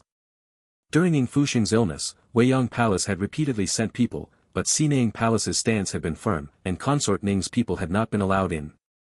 Now that someone had arrived, it seemed the Grand Empress Dowager had permitted it. Today's falconry incident had left a favorable impression on Her Majesty. Half of the gifts were medicinal herbs for convalescence, the rest were various trinkets. It was clear this was Consort Ning's scheme, to soften his stance and change the Grand Empress Dowager's attitude. Ying Fusheng looked thoughtful, then asked softly, how is mother? The eunuch delivering the gifts, seeing that the 6th prince was speaking with him, quickly replied as Consort Ning had instructed, Her Grace misses your Highness deeply and is very worried about your health. Ying Fusheng's questions were scattered, the eunuch, eager to ease the tension, said almost everything. Her Grace has scarcely touched food or drink these days, praying daily and chanting sutras, begging for your recovery. Is that so? Ying Fusheng listened with keen interest. The eunuch, believing the 6th prince truly cared for Consort Ning, spoke at length about how she had been, becoming parched. In just a few exchanges, Ying Fusheng confirmed song and safety and felt somewhat relieved. Before coming to Cining Palace, he had instructed Song to lie low. Consort Ning was under scrutiny, harshly punishing palace attendants would harm her image in the palace, so Song was likely unharmed. Knowing Song was safe, Ying Fusheng's demeanor softened. The eunuch from Weiyang Palace strove to portray Consort Ning as a mother yearning for her son, until he ran out of words. Finally, a eunuch from Cining Palace, noticing the 6th prince looking weary, spoke up to remind him. Seeing that the prince had relented and that Consort Ning's words seemed to have been heard, the eunuch, having fulfilled his task and knowing not to disturb the prince's rest, quickly departed. Would you do me a small favor, eunuch? Ying Fusheng asked. The eunuch replied, Please speak plainly, Your Highness. I have been ill for some time, and grandmother has worried over me. Her birthday is approaching, as her grandson, I ought to show some filial devotion. Speaking thus, Ying Fusheng looked a little shy. I have heard that the mountain temple outside the capital is a place of spiritual power. I would trouble you to make a trip on my behalf. Hearing the 6th prince's concern for the Grand Empress Dowager, the eunuch realized that temple visits were common, palace consorts often asked others to pray on their behalf. He could simply inform Lady Yu. He couldn't help but say, Your Highness is sincere. This matter can be handled by a palace attendant. Do you have any other orders? Ying Fusheng paused, then spoke again, one more thing. I once had a eunuch attending me. Could you call him here for me? Hearing the prince's gentle tone and how polite he was even to a eunuch, the eunuch readily agreed, I'll take care of it. The eunuch withdrew, and the hall fell into silence. The day's fatigue washed over him. Ying Fusheng reached up to touch the fox fur cloak. The soft fabric against his skin brought an unfamiliar warmth. It was probably a hand-me-down from one of the princes, slightly too large, with gold and silver threads in the seams. He fingered the collar, his thoughts drifting. In his memories of the future, his imperial grandmother would die of a serious illness. After that illness, without the Grand Empress Dowager's watchful eye, control of the imperial harem passed to Empress Xu. But Empress Xu was aloof and rarely concerned herself with daily matters.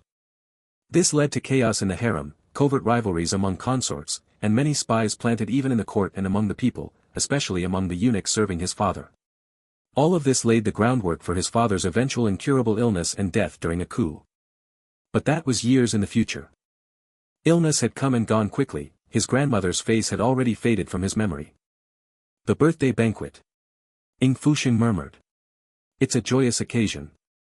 He needed to prepare a birthday present, and it could not be taken lightly. Consort Ning would not prepare a birthday gift for him ahead of time, she did not even want him to show up at the Grand Empress Dowager's birthday banquet. Whatever gift she might give would probably be unsatisfactory. But now that he had appeared before the Grand Empress Dowager and made an impression, Consort Ning's plan had failed, and she was trying to ease relations. But for Ying Fusheng, this was different. He knew exactly how important this birthday feast would be in the future. If he wanted to play it safe, he could not afford to be careless. The eunuchs of Cining Palace were efficient. By the time Song An arrived, many matters in the hall had been taken care of. You weren't punished, were you? Ying Fusheng asked. Song An was slightly taken aback, then shook his head. In the past few days, he had obeyed Ying Fusheng's orders. After the incident at Wangyue court, the prince had told him to lie low and rarely appear before Consort Ning. At first, he did not understand why. But when Consort Ning returned from Cining Palace, the eunuchs who had handled the Wangyue court matter on the sixth prince's orders were punished, accused of neglecting the sixth prince's health and flogged.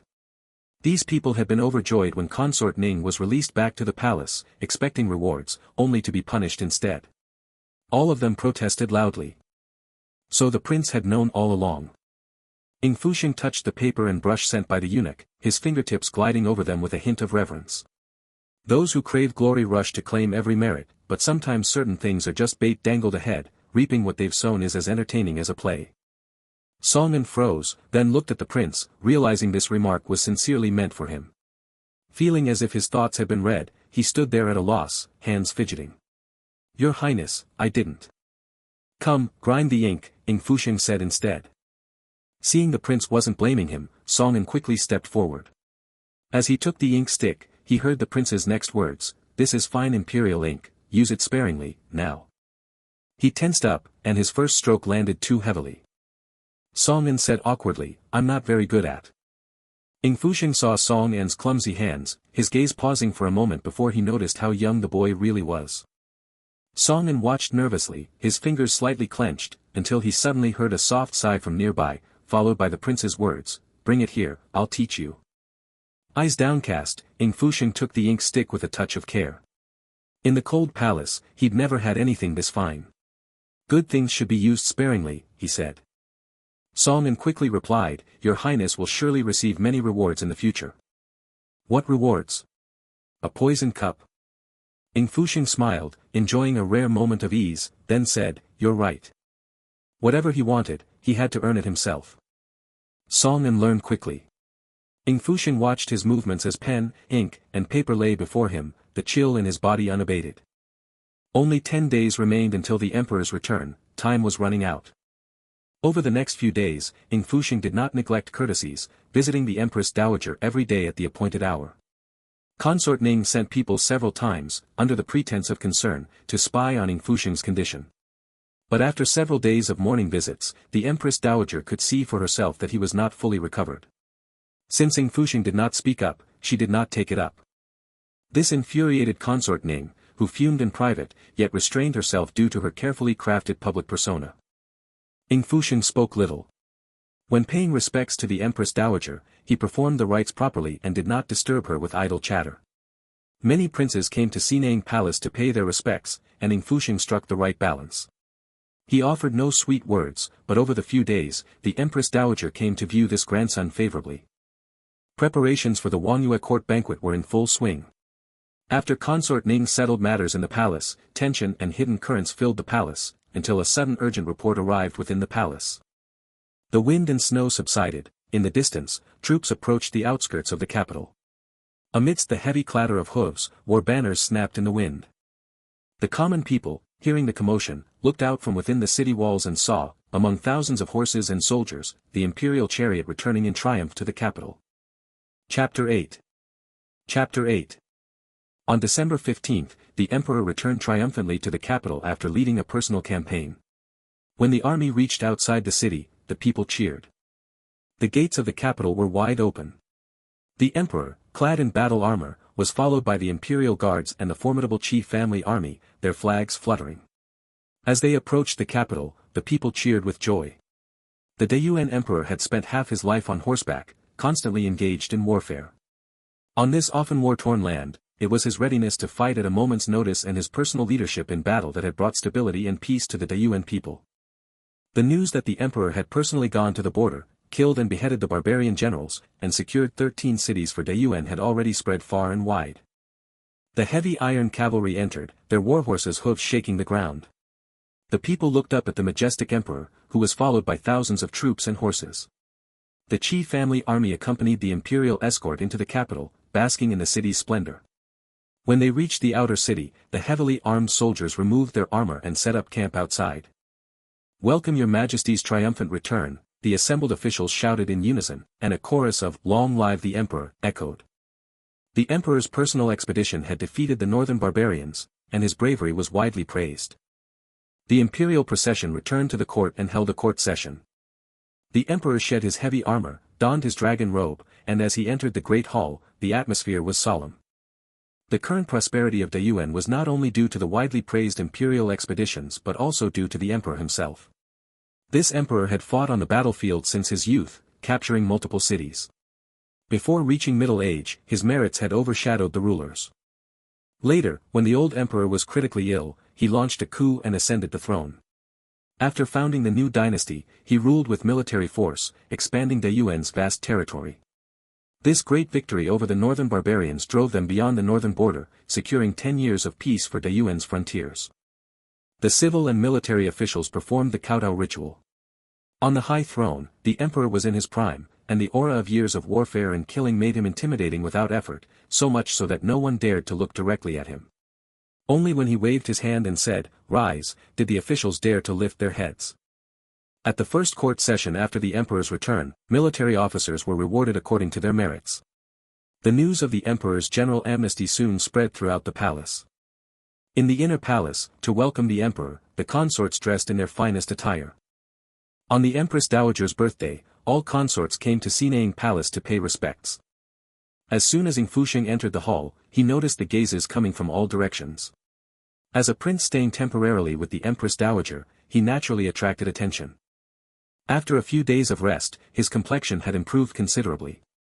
Except for lingering fatigue from the high fever and some weight loss, he was in much better shape than when he was in Weiyang Palace. Among the gazes from all sides was Consort Ning.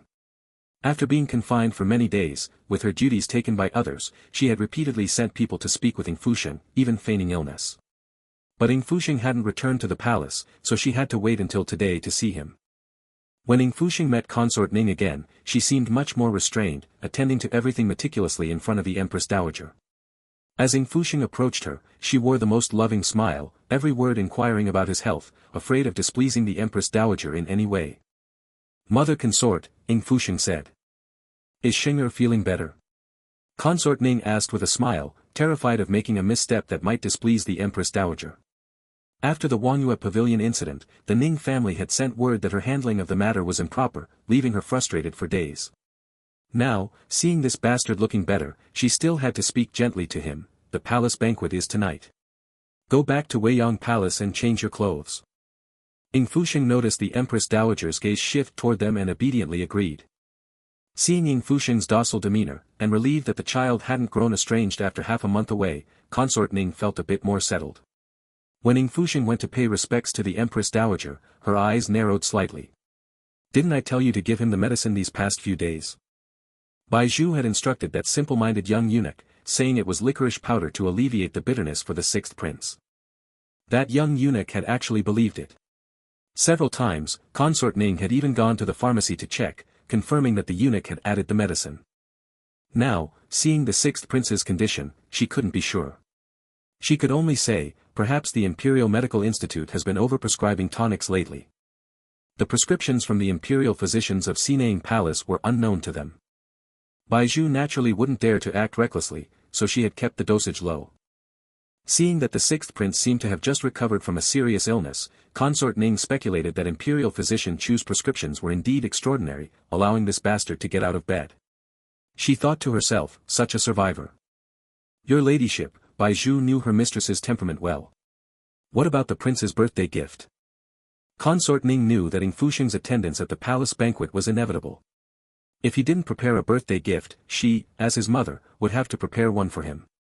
His youth had this disadvantage: if she didn't prepare, it would be seen as a lapse in duty.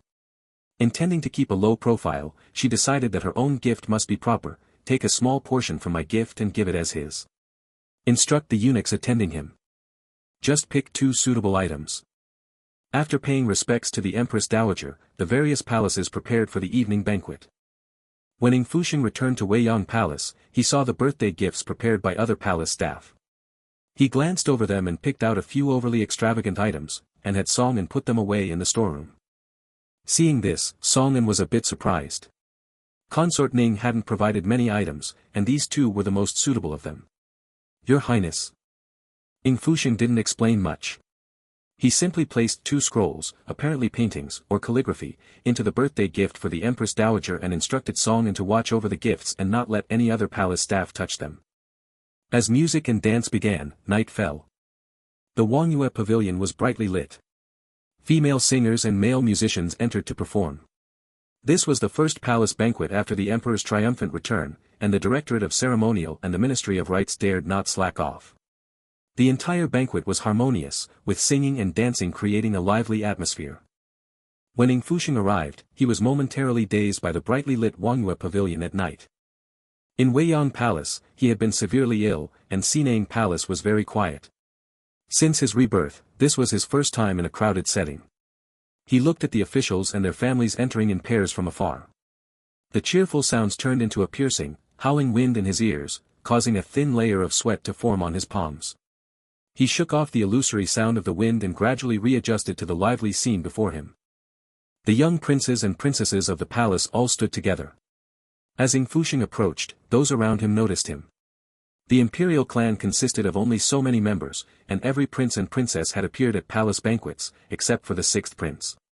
The sixth prince was sickly as a child, frequently taking sick leave from his studies, and didn't interact with his siblings, being withdrawn and taciturn. Seeing him approach, the others merely observed, not approaching or greeting him. As a result, an empty space formed around him. The exclusion and observation from others were very apparent. Ying Fusheng acted as if he hadn't noticed and walked straight toward the crown prince. When he got close, he bowed. Elder brother. It was then that the crown prince seemed to notice Ying Fusheng. He smiled and said, "Sixth brother, it seems you're feeling better." He then introduced Ying Fusheng to the other imperial family members. Upon hearing the crown prince, they exchanged a few words but still kept their distance and did not engage further. The atmosphere turned awkward. The crown prince then belatedly explained to his younger siblings, "Sixth brother rarely moves about the palace, so they're a bit unfamiliar with you." A hint of amusement flickered in the crown prince's eyes. He paused meaningfully and asked, "Sixth brother won't blame them, will he?" Ying Fusheng watched the man speak. Under normal circumstances, a caring elder brother would have encouraged the others to get acquainted. The crown prince seemed to be a concerned elder brother resolving the awkwardness for his younger siblings, but his words subtly created distance without any intention of drawing Ying Fusheng into their circle. Malice was nothing new to Ying Fusheng. "Of course not," he said. Ying Fusheng remained silent, but his peripheral vision swept over the surrounding princes and officials, all of whom were high-ranking ministers in the court. At that moment, he noticed others looking at the crown prince, so he himself moved to stand beside the crown prince. The crown prince's expression shifted slightly. Ying Fusheng spoke little, and the other princes and princesses didn't approach him. With him standing beside the crown prince, even fewer came near. A flicker of satisfaction passed through the crown prince's eyes. He then engaged in lively conversation with those around him, leaving Ying Fusheng behind. Ying Fusheng bided his time. Not long after, he followed the sound, looking into the distance. "Here they come." The palace banquet was bustling with activity. As the night banquet approached, music and dance began. The eunuch called out loudly, and several figures appeared in the distance. The Empress Dowager had arrived. By her side was Empress Xu, accompanied by the consorts of the inner palace. When Ying Fusheng caught sight of those figures, his pupils constricted slightly, lingering on Empress Xu beside the Empress Dowager. Usually dressed in plain palace attire, today her robe was embroidered with gold thread and phoenixes, magnificent and dignified, embodying the dignity of the mother of the nation. Since that first meeting with her at Cining Palace, the younger version of his birth mother seemed little changed from the woman she would become in later years. In his previous life, he had once seen her in grand attire from afar, following Consort Ning. It had been just like this. Empress Xu slowed her pace, supporting the Dowager Empress, entered Wangyue Pavilion. Upon seeing them, the officials and their families bowed in respect. As they passed through the central courtyard, the imperial clan bowed and offered congratulations. When the crown prince noticed Ying Fusheng still following him, he slightly frowned but said nothing, stepping forward to lead the bow. Ying Fusheng caught a glimpse of Consort Ning among the concubines in the distance. She was secretly watching the crown prince. Thinking this, he moved forward a few steps to stand behind the crown prince and bowed. The Dowager Empress waved her hand to dismiss the bows, and everyone around offered their respects, saying, "May the Dowager Empress be at peace." "Is that the sixth prince?" a noble lady spoke up. Consort Ning happened to be standing among them and looked sharply upon hearing this. She had been keeping an eye on the crown prince and saw that Ying Fusheng had somehow come to stand beside him. Noticing the commotion, the crown prince, born of the imperial lineage, stood with the princes and princesses behind him, all of them outstanding individuals. But the figure beside him today looked somewhat unfamiliar. The officials gazed over and saw the prince was slender, with a frame just starting to fill out, strikingly similar to the crown prince when standing together. To the onlookers, the two naturally looked like brothers. Originally, Ying Fusheng still had some baby fat, but after his serious illness, his features had sharpened, showing a greater resemblance to the crown prince in the lines of his brows and eyes. Seeming to notice Consort Ning, Ying Fusheng looked up after bowing and met her gaze directly. At that glance, Consort Ning stood frozen. She hadn't compared before, but now that bastard wore court robes, his look was strikingly like the Empress. Seeing that everyone else was standing, she hurried forward a few steps, but Empress Xu noticed. Empress Xu had last seen the child at Cining Palace. Some time had passed, and from afar he seemed thinner but a bit more spirited than that day. Illness leaves slowly, like silk unwinding. Having recovered and attending the banquet, his etiquette was impeccable, his manners proper. She paid a bit more attention and asked Consort Ning, "Is his health better now?" Consort Ning's hands were almost sweating at the question. She should have given him a stronger dose to keep him bedridden. The more she thought, the more anxious she became. With the Empress asking, others would naturally focus more on that bastard. In her haste, she blurted out, "This child, honestly, on such a cold day, not even taking a hand warmer." Seizing the opportunity, she moved forward, intending to use this as an excuse to take Ying Fusheng away. Ying Fusheng would never let Consort Ning succeed. Attending the birthday banquet was precisely to put himself in the spotlight. Seeing Consort Ning approaching from a distance, he took a few steps closer to the crown prince's side. With others around, this move put him in a more inward spot. Consort Ning wanted to get close but was hindered by the crowd, which made her seem rude. The Dowager Empress cast a glance at her, and Consort Ning had no choice but to stop. Ying Fusheng followed the crown prince in paying respects to the Dowager Empress and others with proper etiquette. The Dowager Empress, already favorably impressed by the child from their recent encounters, noted that although he rarely attended banquets, his demeanor was steady and composed, unlike the other boisterous princes. Hearing what others said, she looked more closely at the child, and thought he resembled the emperor more than the crown prince now that his face had become thinner. Seeing she couldn't approach, Consort Ning hurriedly arranged for Bai Zhu to lead Ying Fusheng away. The banquet was of great importance and must not go wrong. As she was making arrangements, she suddenly heard the Dowager Empress's words. The Dowager Empress, with an indifferent expression, said, "Xiao Lu is old enough. Take him to the prince's seating." These words stunned not only Consort Ning but also the crown prince. The prince's seats were set aside, except for the crown prince, the rest were set for princes who had moved to the prince's quarters or built their own mansions outside the palace. Hearing this, a flicker of surprise crossed Ying Fusheng's eyes. He knew his grandmother's attitude had softened, but he hadn't expected her to change his seating at this moment. Empress Xu was not surprised. By his age, he should indeed have a seat among the princes.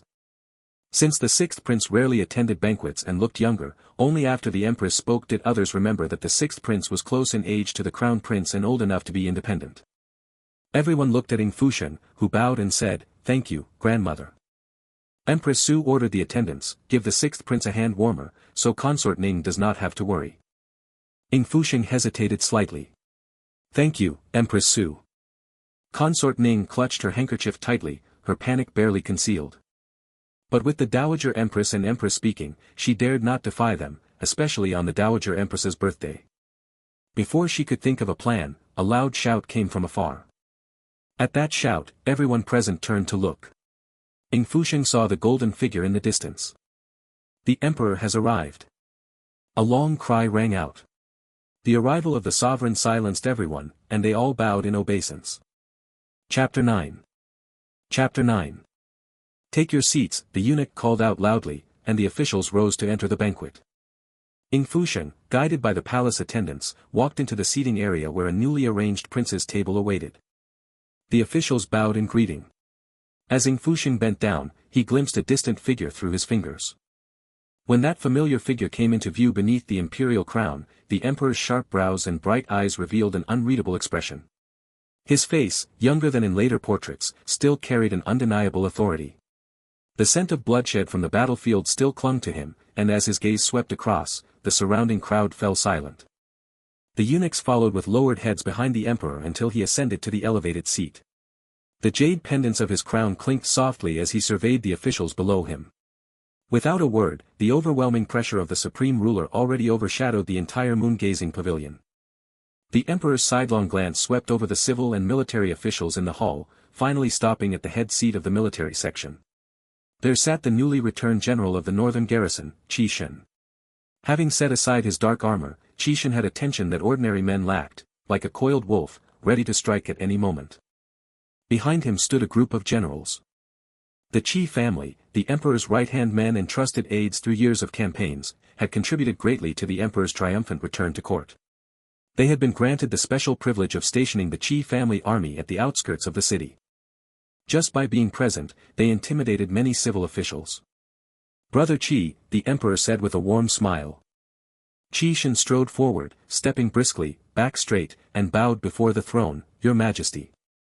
The emperor's expression was one of satisfaction, his sidelong glance moved past Shen. Among the tall and robust military officers, a young man followed behind Shen. He held his own among the elders, bowing alongside his father with the same crisp efficiency characteristic of military men. The Qi family's generals stood like a fortress at the banquet, drawing the attention of all the ministers. When Ying Fusheng looked up, those formidable generals came into view, particularly the two leaders of the Qi clan. He lowered his eyes thoughtfully and, when probing glances came his way, bowed his head to avoid those keen, wolf-like eyes. "Today, we celebrate together as sovereign and subjects. There is no need for formality, please, take your seats," the emperor declared. With these few words, the veteran ministers hailed the emperor's grace, and all officials offered their congratulations in unison. Ying Fusheng collected himself as waves of praise rose around him. Despite years spent on campaign, the emperor's authority upon his return was undiminished. In his youth, the emperor had expanded the realm through force, ruling with decisive ruthlessness and clever strategy, employing both benevolence and severity to create a decade of prosperity for Deyuan. Even now, regardless of civil or military officials, a single word from him could calm the restless hearts of the assembled ministers. This was his father, the emperor. Ying Fusheng followed behind the other princes. As he raised his head, he caught a glimpse of that majestic and solemn figure on the high seat. The last time he had seen his father in his past life, the emperor had been in a rage. His final memory of this father was those emperor's eyes filled with deep disappointment. Without many words, he ordered Ying Fusheng confined in the cold palace until the emperor's passing. He suppressed his thoughts and followed the palace attendants to his seat. The emperor took his place, and the music and dance began, officially starting the banquet. On the high seat, the emperor turned to converse with Empress Xu. The warm atmosphere between the emperor and empress drew many eyes to the prince's table. Especially toward the crown prince's seat, and upon closer look, they noticed an extra seat among the princes. "Who is that?" "That is the sixth prince." At the banquet, many gazes fell upon Ying Fusheng. The sixth prince was born to noble Consort Ning. Years ago, the Ning family had committed offenses and lost the emperor's trust.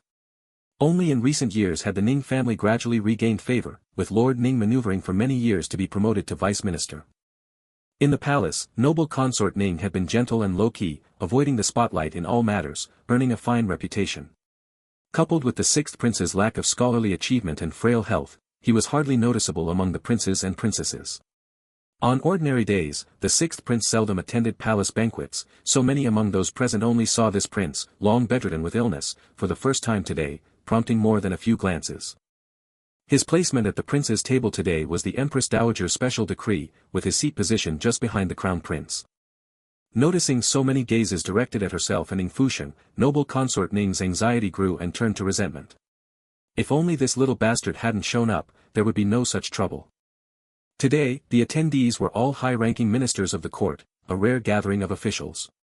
Any change at the prince's table, however small, wouldn't escape these old foxes. The young crown prince was exceptionally talented, and the empress came from the Xu family. The emperor naturally valued him highly. As for this sixth prince, the ministers swept their eyes across the prince's table, each lost in their own thoughts. It was only when the music and dance reached a crescendo that everyone gradually immersed themselves in the pleasure of the feast. After the procession, the entire court celebrated, and then came the gift presentation. The presentation of gifts marked a key event in this national celebration, with the Empress Dowager's birthday banquet being the utmost priority. The imperial clan and high-ranking officials of the court had long since prepared their congratulatory gifts. The gift presentation was a crucial link during the banquet. With the current emperor having been away on campaign for 2 years and returning this time to cleanse the court, his emphasis on military officials was evident. The gifts from the major aristocratic families, ostensibly for the Empress Dowager, actually conveyed their stance toward the imperial family through her. The eunuch read out the gifts from the major clans and officials. The emperor on the high seat only gave them a brief glance and said little, occasionally asking a few questions about the Empress Dowager. At the prince's table, several princes had their own thoughts.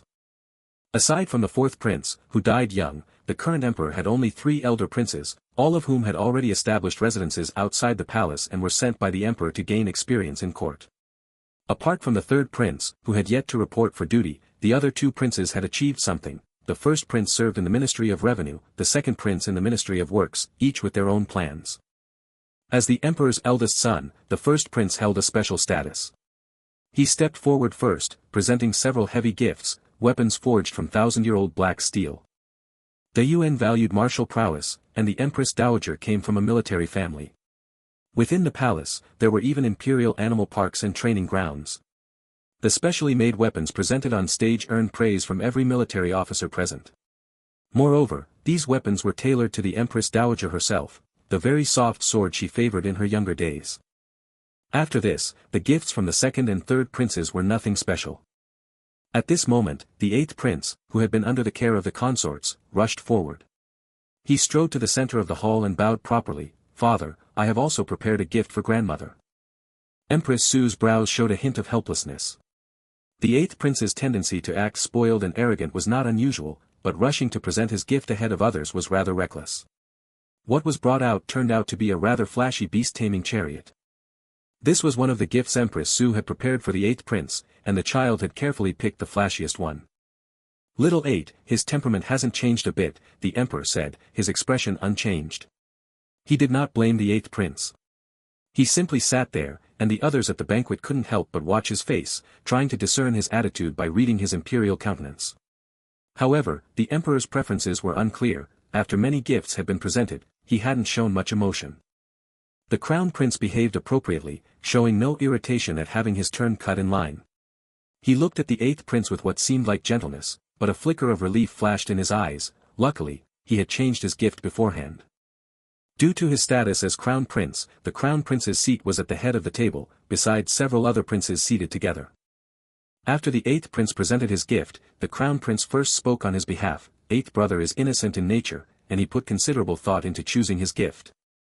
Sure enough, at this moment, the emperor looked toward the crown prince. The crown prince was deeply favored by the emperor, and because he had shown talent at a young age, earning successive praises from the grand tutor, he had been established early as the heir apparent of the Eastern Palace, holding a special status. The crown prince has grown quite a bit, the emperor said. Upon returning to the capital, he had heard many people praising the crown prince. Having not seen this child for a while, now looking at him, he indeed cut an impressive figure. The Empress Dowager smiled and also praised the crown prince a few times. Holding a cup of water, she mentioned the recent circumstances of several princes. When her gaze swept past the prince's table and landed on Ying Fusheng, who sat upright, she commented, "Little Six is not bad either." The emperor glanced at the frail figure at the end of the prince's table and acknowledged the Empress Dowager's words, but showed no great interest. In the silent gaze, the crown prince rose and slightly brushed past Ying Fusheng beside him. Seeing that the latter remained unmoved, he withdrew his gaze and took a few steps to the center of the hall. All eyes fell upon him, and he declared, "Dragons surge across the desert seas, tigers roar across the northern plains conquered. Smoke and dust scatter, heavenly might appears, and the 4 seas and 8 wastelands all bow their heads." At these words, everyone around turned to look. The crown prince was only 10 years old, yet his scholarly elegance and brilliance were fully displayed. These 4 lines not only described the emperor's dragon-like and tiger-like martial might on campaign but also hinted that his majesty would unite the world and receive the homage of all peoples. In the center of the hall, the crown prince stood straight and tall, his eyes fixed solely on the emperor seated high above. The officials murmured among themselves, while from the high seat, the emperor's gaze rested on the crown prince. After a long moment, he gave a slight nod. "My son's poem carries a profound and lofty spirit, deeply pleasing to my heart." Then, changing his tone, the emperor lifted his golden goblet. "Yet how could this be achieved by my efforts alone? The horses that trample the sands charge toward 10,000 li of territory. It is the united resolve of the 3 armies and the officials of the court and country that drives this endeavor. This wine in my cup should be raised to the martial generals and worthy ministers present." With these words, the banquet officials surged with emotion, rising one after another to toast. Consort Ning, observing the approving glances the surrounding officials cast at the crown prince, especially those few senior ministers who were usually so aloof, felt her earlier tension ease slightly and couldn't help sneaking a few more looks at him. She had long known that this banquet would bring together members of the imperial clan from across the realm, and for this she had quietly made plans. The incident at Wangyue Pavilion had been an accident, and she was grateful her son had not been affected. The crown prince's confidence grew. Seeing his father the emperor so pleased, he waved a hand, ordering the eunuchs to bring forward his tribute. "On this day of national celebration, which also marks the Empress Dowager's birthday, I offer this birthday gift for grandmother, the Empress Dowager." The eunuchs opened 2 chests of gifts. One chest contained neatly arranged scrolls of paintings and calligraphy. Ying Fusheng followed the scene, watching as the eunuchs unrolled the scrolls. The first one displayed was a painting of 10,000 galloping horses. From the high seat, the Empress Dowager leaned forward as if to get a closer look. She loved beasts, especially fine horses. Ying Fusheng had seen many horse-themed paintings in Cining Palace. This, 10,000 horses, painting bore sharp, lively brushstrokes. The scroll was antique and the work of a master. First, a poem as an introduction, then this horse painting. This tribute both praised the emperor's campaign and honored the Empress Dowager. With the horse painting at its head, these gifts were exceptionally well prepared, surpassing those of the other princes and winning the favor of both the emperor and the Empress Dowager. The emperor nodded from the high seat, and the surrounding officials murmured their praise. The Empress Dowager exclaimed several times in approval, clearly delighted with this gift. The crown prince's joy showed on his face, but he quickly suppressed it. "Grandmother, I am glad you like it. Bring forth the second gift," he said. At these words, Empress Xu's expression shifted slightly. She followed his gaze and saw eunuchs carrying an unfamiliar chest. She asked her attendants in a low voice, "What is this?" Among the gifts she had prepared for the crown prince, this was not included. The eunuch had indeed only delivered the horse painting to the crown prince. Before Empress Xu could find out more, the gift had already been brought forward. The chest was heavy, requiring 4 eunuchs to carry it in. "This is a jade beast statue," the crown prince said, with a subtle gesture. The eunuchs opened it as ordered, revealing statues carved from precious jade. The lifelike jade beasts seemed to merge with the raw jade, and the assembled officials gasped at the sight. Noticing their reaction, the crown prince concealed his delight. These beast statues had taken him half a year to gather and then had craftsmen working day and night to carve them to perfection. Empress Xu's expression changed drastically. Her fingers curled slightly, and she instinctively looked at the emperor. The emperor's posture remained unchanged. Even when the jade statues were unveiled, not a single brow moved, his gaze paused only briefly before returning to calmness. While others whispered praises for the jade statues, Ying Fusheng remained unmoved.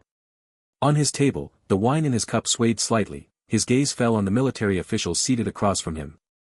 The military officers had a far more imposing presence than the civil officials. The moment the jade statues appeared, several generals from the Qi family's table furrowed their brows. But the crown prince did not notice this. After all, how could mere scrolls be a proper birthday gift for the Empress Dowager? They were far inferior to the gifts from the officials. He began to elaborate to the emperor on the jade statues, explaining how he intended this gift for an even grander occasion. But these past few days, sensing Empress Xu's indifference and the Empress Dowager's fading warmth toward him during their morning greetings, he had been forced to bring out the jade statues to win the Empress Dowager's favor and demonstrate his respect for his father. He carefully chose his words, intending to use the statues to extol the bravery of the soldiers and the emperor's achievements. But his scheming and delight vanished the moment he met the emperor's calm, expressionless face. Consort Ning had been pleased by the crown prince's thoughtfulness. These lifelike jade statues seemed a fine gift. But then she heard the Empress Dowager say simply, "The crown prince is thoughtful." That single, weighty sentence drained the joy from Consort Ning's face and silenced the assembled officials. Many sharp-eyed guests understood that the Empress Dowager was not pleased with this latter gift. The crown prince froze, his mind racing. Was it the gift? No, the eighth prince's earlier gift had been even more extravagant, yet the Empress Dowager had not been so cold. He was still young, his previous gifts had always been overseen by Empress Xu. This was the first time he had prepared such an expensive gift himself, intending to outshine the officials and win the favor of the two on the high throne. But sensing the Emperor and Empress Dowager's lukewarm reaction, a rare panic surged within him. In his confusion, his gaze wandered. He saw the first prince sneering in the princes' seats, and the other princes whispering among themselves. His panic turned to anger. That anger became solid when his eyes fell on another figure among the princes. Ying Fusheng sat calmly, his food untouched, his expression serene and aloof. When their eyes met, that calm self-possession, in the crown prince's eyes at this moment, seemed like a silent provocation, deeply irritating. Seeing that the jade statues were about to be removed, the crown prince suddenly said, "I hear the sixth prince has been ill for many days and has prepared a birthday gift for grandmother." At these words, countless eyes turned to Ying Fusheng. Consort Ning was slightly surprised, but pushing Ying Fusheng forward now could help the crown prince by serving as a stepping stone. From the high seat, Empress Xu's eyes flickered, but the crown prince did not catch her subtle signal. Instead, he stepped back after drawing out Ying Fusheng. Empress Xu's fingers touched the prayer beads in her sleeve. She looked at the crown prince and Ying Fusheng, frowned slightly, and when an attendant moved to act, she waved her hand to stop them, silently watching the hall. The prince's gift-giving was the highlight of the banquet, and especially so for the sixth prince. It was no secret that the sixth prince had been staying at Cining Palace for some time. The harem consorts knew, and word had spread through the court. Although the sixth prince was staying at Cining Palace only for his health, the Empress Dowager's temperament made such a stay seem like a sign of favor. The banquet was meant for celebration, the sixth prince was young, and the value of his gift was a secondary matter. But once it became tied to his stay at Cining Palace, the meaning changed. Several princes and princesses showed looks of anticipation, as if waiting for a show. One nearby official paused. With the Empress Dowager displeased, offering a gift at this moment could be risky. Under the weight of all eyes, Ying Fusheng first whispered a few words to his attendant, then bowed deeply to those on the high throne. He walked slowly to stand beside the crown prince, where the jade statues had already been removed, leaving the hall's center empty. Standing together, a jade pendant hanging from his waist caught the faint moonlight, and his bright eyes were calm and clear. By then, his attendant had already brought forward his gift. Compared to the gifts of other nobles, the chest for the sixth prince's gift was plain and simple, and noticeably smaller. Ying Fusheng nodded, and the attendant opened the chest to reveal several scrolls. As the scrolls appeared, whispers broke out. Throughout the banquet, many had presented famous paintings and calligraphy. Doing so now would not normally be noteworthy. But with the congratulatory poem and the 10,000 horses painting as shining examples, and following the crown prince's tribute, before the scrolls were even unrolled, everyone had already guessed the outcome. A trace of mockery flickered in the crown prince's eyes. "The gift I have prepared, your majesty, is 2 paintings, Ying Fusheng said, with a slight wave of his hand. The attendant unrolled one of them. 2 paintings. The scholars could tell at once that they were not the solitary works of a famous master honed over years, but rather freshly painted, as if just completed. Moreover, the brushwork was immature. The artist had a certain form, but the strokes lacked practice, the lines were not crisp enough. The composition was there, but the paintings were too crude. How could such things be presented to the emperor and the empress dowager? The crown prince frowned at first, then, seeing this inferior work, he glanced sideways and was startled to see his father the emperor gazing at it intently. "Bring it closer," the emperor's voice rang out from the high seat. Throughout the banquet, this was the first painting brought before the emperor. Empress Xu paused. When the painting was drawn near, she saw horses and soldiers at the top, and below, curling incense smoke. On closer look, it seemed that the common people's incense offerings were lifting the fierce horses and brave generals. It was a painting meant for blessing, and it echoed her own thoughts. She had been frequenting temples these past months for just such a blessing. The 10,000 horses painting she had prepared for the crown prince was also sent to the temple for prayers for months before being offered as a birthday gift. But the crown prince had never understood her intention, while Ying Fusheng's idea was close to her own. Father Emperor has been campaigning at the front, while Grandmother Empress Dowager never slackened in chanting sutras and praying, often sending people to temples to bless the front's peace and success, Ying Fusheng said, lowering his head respectfully. The sons of the Yuan have been fighting long, the commoners of the capital have prayed to the gods for protection, to guard the soldiers' health and also to honor the spirits of those who fell at the border. After the emperor had seen it, he ordered it brought before the Empress Dowager. From the start of the banquet, he had noticed this young child. To be honest, he could not clearly recall the boy's appearance among the many princes and princesses, but now, he seemed somewhat different. Let the Empress Dowager have a look as well. The Empress Dowager was already fond of Ying Fusheng. Seeing the painting, she remembered that her attendants had mentioned the little sixth had once asked for brushes and ink. The banquet had seen many famous masterpieces, but the meaning of this painting pleased her greatly.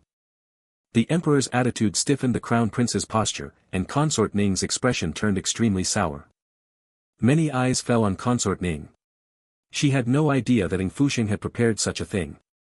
She had ordered someone to give him 2 random pieces as a gift, but now, the items he presented were things she had never heard of.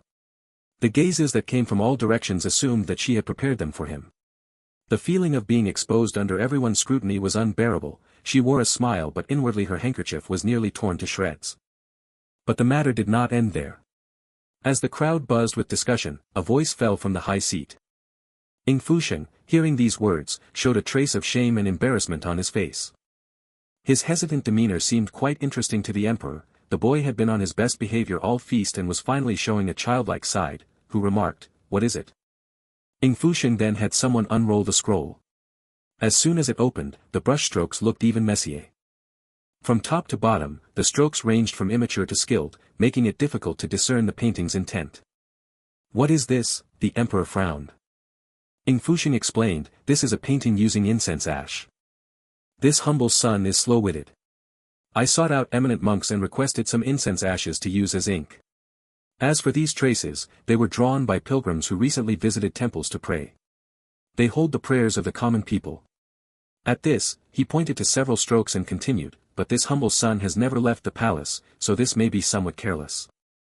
This painting holds the sincere hearts of children and the painstaking care of scholars. Though the artistry is crude, it conveys the people's feelings toward the frontier soldiers and the imperial family, so I present it as a congratulatory gift." The ministers at the feast instantly realized what this was, a prayer painting from 100 families. The war had been long, and even though His Majesty had returned victorious, the Yuan dynasty needed time to recover. From the emperor's rewarding of military officers and his toasts at the feast, it was clear he intended to placate the generals and key officials. Under such circumstances, it was no wonder that the crown prince's gift of the jade beast statue had received the Empress Dowager's cold indifference. A jade statue made with such effort and expense, rushed day and night, would provoke resentment among the military officials who had fought on the front lines with limited supplies. Meanwhile, the sixth prince's gift, though equally time-consuming, involved sending people to temples to pray, distributing alms to accumulate blessings, and using the Empress Dowager's name to appease the generals, soothe the people on behalf of the imperial family, and glorify the emperor's achievements. It was essentially a triple win. 2 simple prayer paintings, with immature brushwork, but crafted with heartfelt intent, these were excellent gifts. The feast fell silent, but suddenly a hearty laugh came from the high seat.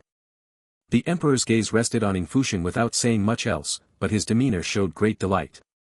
A prayer painting from 100 families, this is a gift of extraordinary value. Chapter 10. Chapter 10.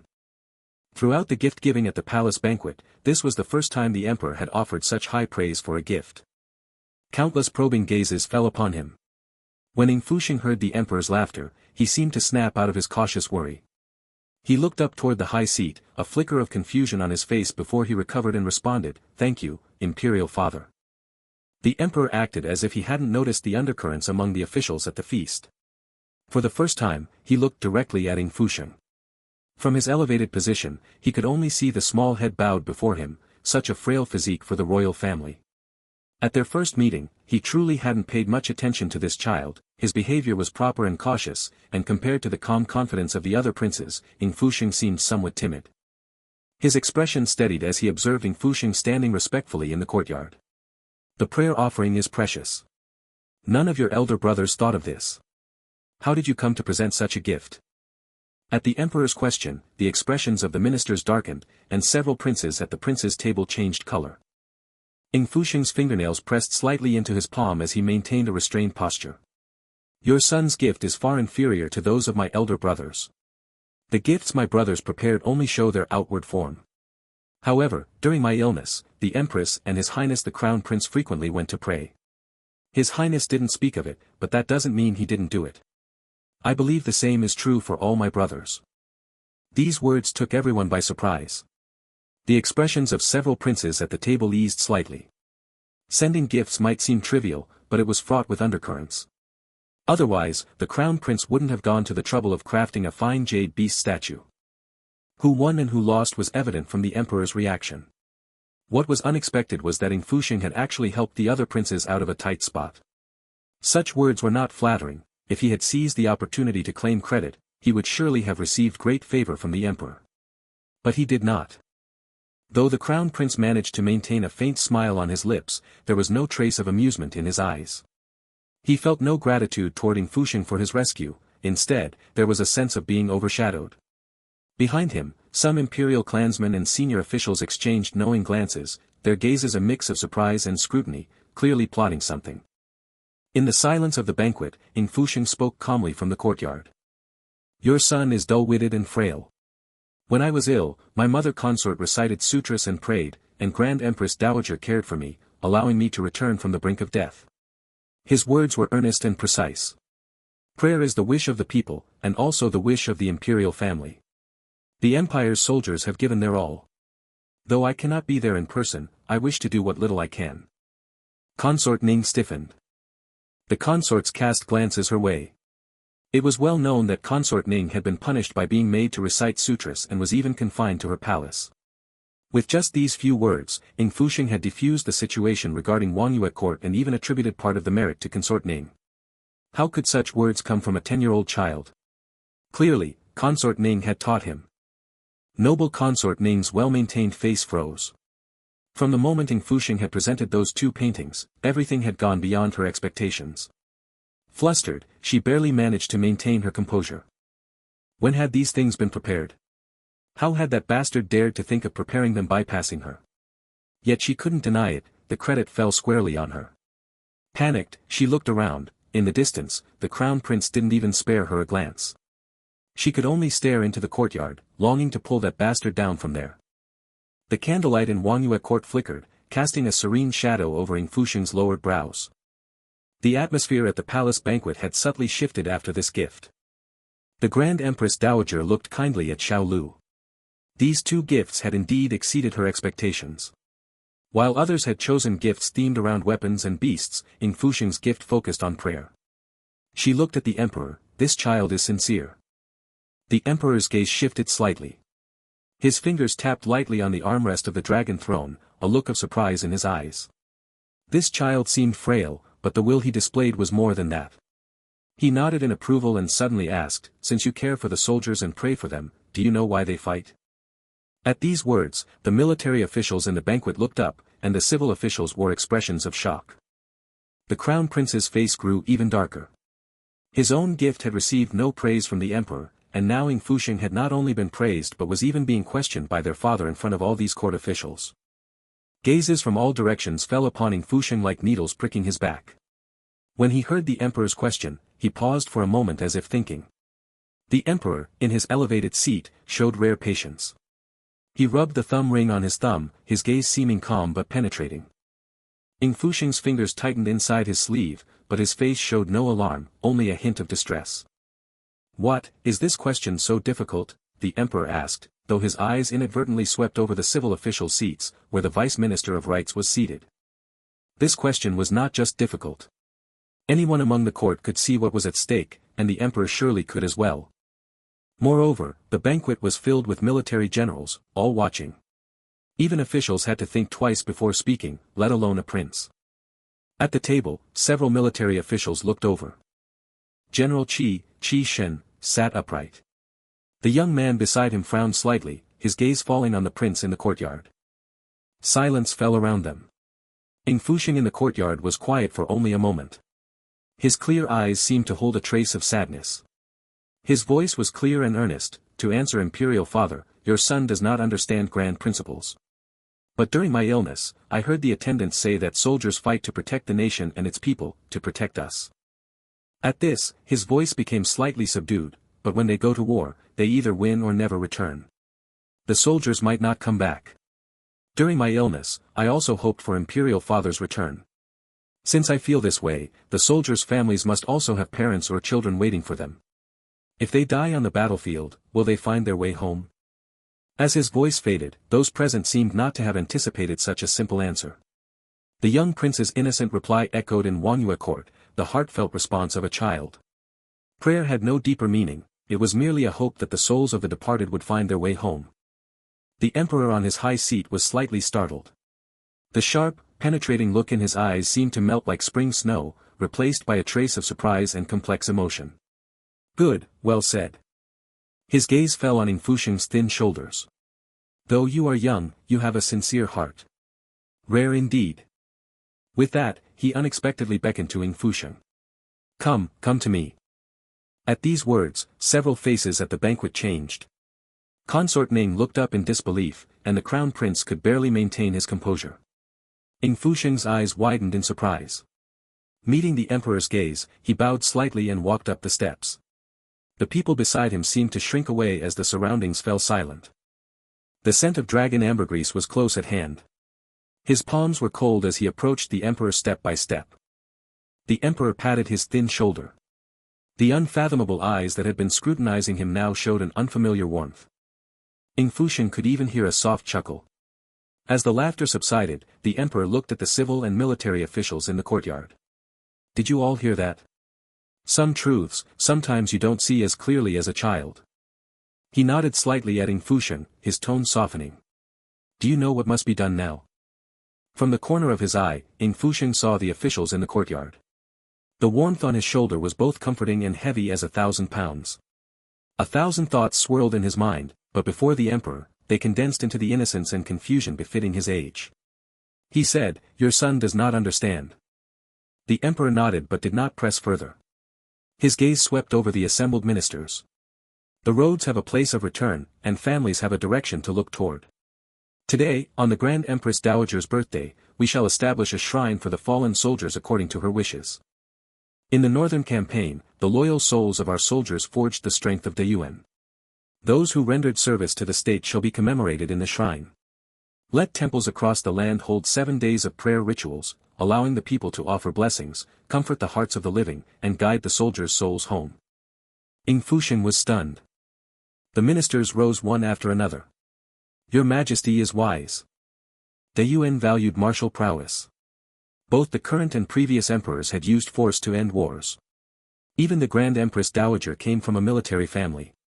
In such times, whether the imperial family believed in gods and Buddhas was known only to them. But prayer was different. After days of campaigning and the resulting turmoil, the people needed something to rally behind. A gift of prayer, showing the emperor's compassion for all under heaven, would be seen differently by the people. The emperor's voice softened.